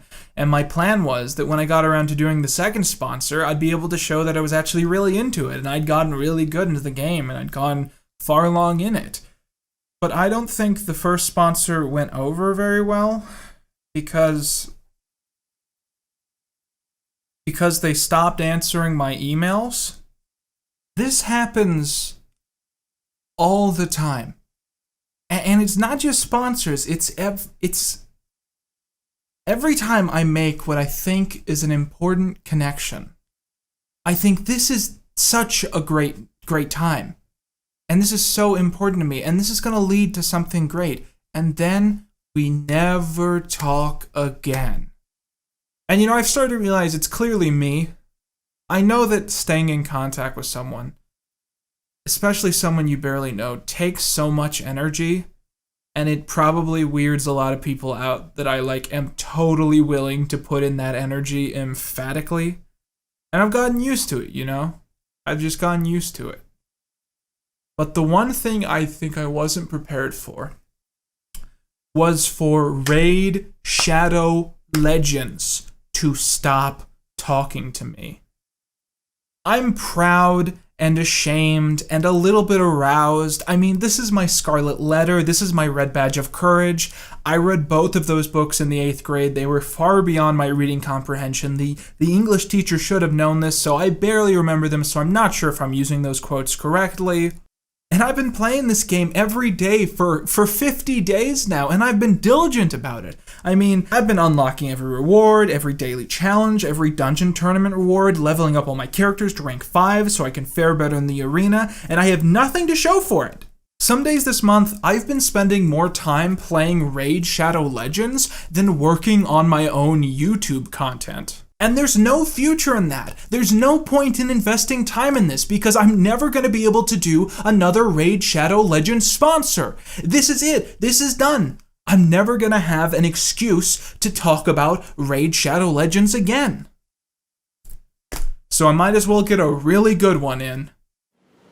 So y'all want to talk about Raid Shadow Legends? You want to talk about Raid Shadow Legends? Let's talk about motherfucking Raid Shadow Legends, because I know everything there is to know about Raid Shadow Legends.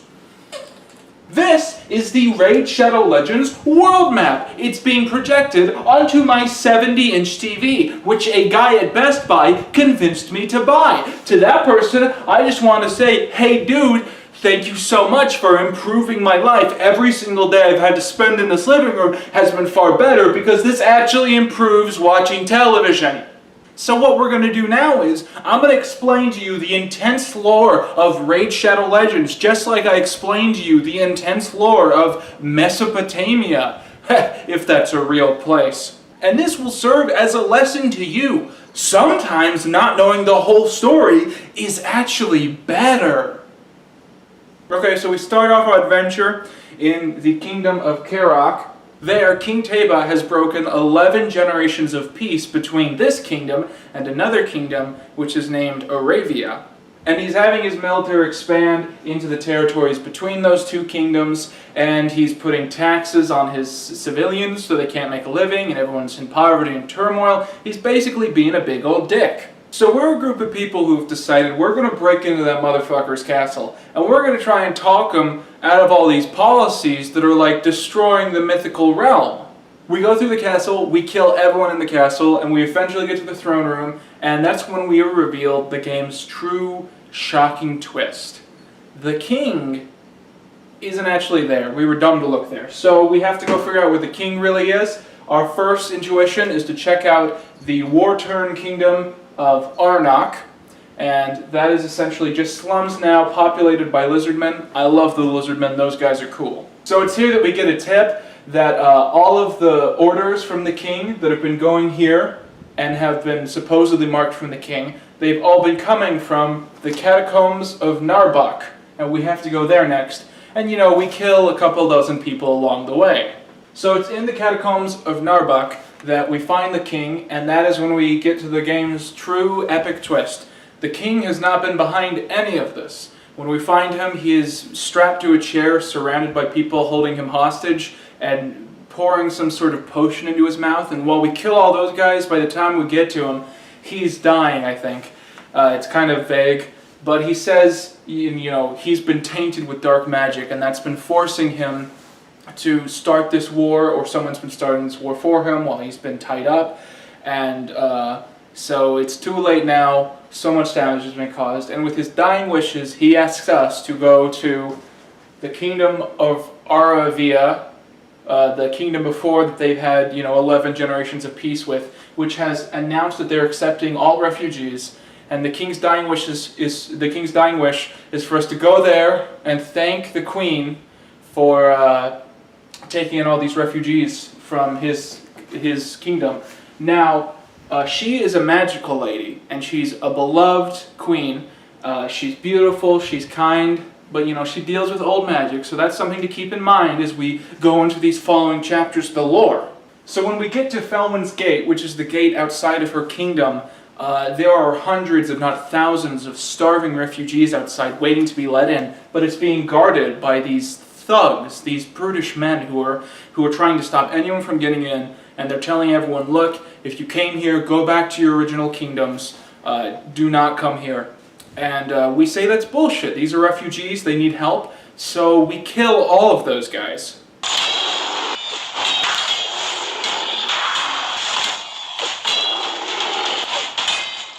But as we and all of the refugees pass through the gates, one of the guards that we killed stops us and grabs us, and pulls us to the side. And he says, "See what you do. Not good. We bar gate for reason. None can help them now." Uh-oh. So what we find out is this queen here, she joined forces with someone called the Shadow, and that tainted her magic and made her evil. and she is the person who poisoned / kidnapped / mind controlled the king into starting this war between their two kingdoms. So all this death and mayhem would happen, and we would go on this whole voyage. And she's doing this to help something called the Shadow. And then the story tells us that the people blocking the gates, they were the good guys. It was she who had betrayed the king, had fomented the war between Kirok and Arabia. The company now realized that the Skinwalkers had barred Felwyn's gate for good reason. Donning their cloaks, the heroes fled the palace. And throughout the rest of this motherfucking game, this is the pattern that happens. We go through priority number 1, kill everyone, ask questions when everyone's dead. And sometimes it turns out we didn't kill the right people. We just went through and like if someone was on a smoke break, we were like, hey, I'm gonna cut your head off real quick. And that's just what we do. I mean, am I supposed to go through here and accept I've made all these wrongs, then keep doing the same thing over and over again? What am I, the fucking CIA?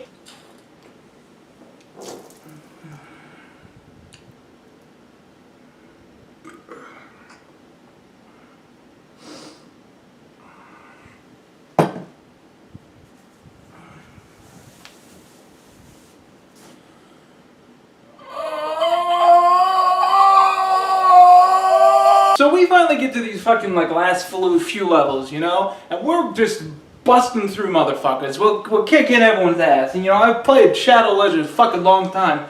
You know, this is, I can manage that. I can kick some ass, you know? All the people out there who shit talk me online, come fucking pal around or raid Shadow Legends. I'll bust your ass into the stratosphere. But we get here, and I can't remember exactly where. Why would I care? But like somewhere around here-ish, you know? Like, we get some kind of prophecy from a dude who dies, and he's like, you guys are all gonna die. You're all gonna die. And we're like, oh no, that's bad. So we get to the end of the map here, the Brimstone Path, and it's basically like Mustafar, you know? It's like there's lava everywhere. I think there's a portal to hell or some bullshit. And we get in there, and we just start kicking people's asses. You know, that's the game. You fuck some demons up. Or, you know, elves, whatever it happens to be that week, you know. But this time we're fucking some demons up. And we get to the final chapter, okay? The final level of the whole narrative-driven portion of the game. And what happens? Oh, it turns out the prophecy was correct. It soon became clear that the priest's prophecy would be fulfilled. For only the combined force of their shards could unleash enough power to seal the dark portal. Our heroes bravely stepped forward and, together, offered the ultimate sacrifice to cast out the shadow from the world. So that's it, huh? That's the whole story. We go through all that adventuring, I trek through all those fucking worlds for you, and this is the ending you're gonna give me. We all die. Oh, that's the satisfying ending. All of you guys die. Did J.J. Abrams write this fucking video game? Are you kidding me? I've wasted my life! I haven't been outside since January. I've just been playing this game every motherfucking day! And this is all it has to give me! It's bullshit! Fuck you, Raid Shadow Legends, you're a piece of shit! You ruined my life!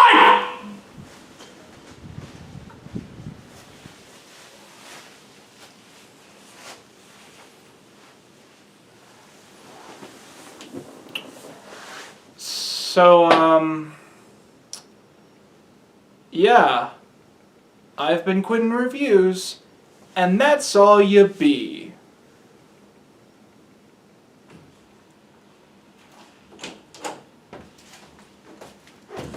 Who the fuck are you?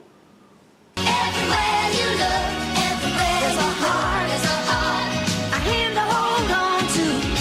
Everywhere you look, Haha, yes, 'tis I, Evil Quentin, from the B-movie universe. 5 months ago, John miskilled me, but now I'm back as a ghost, just like my father, Wyatt Receiver. Get the fuck out of my house!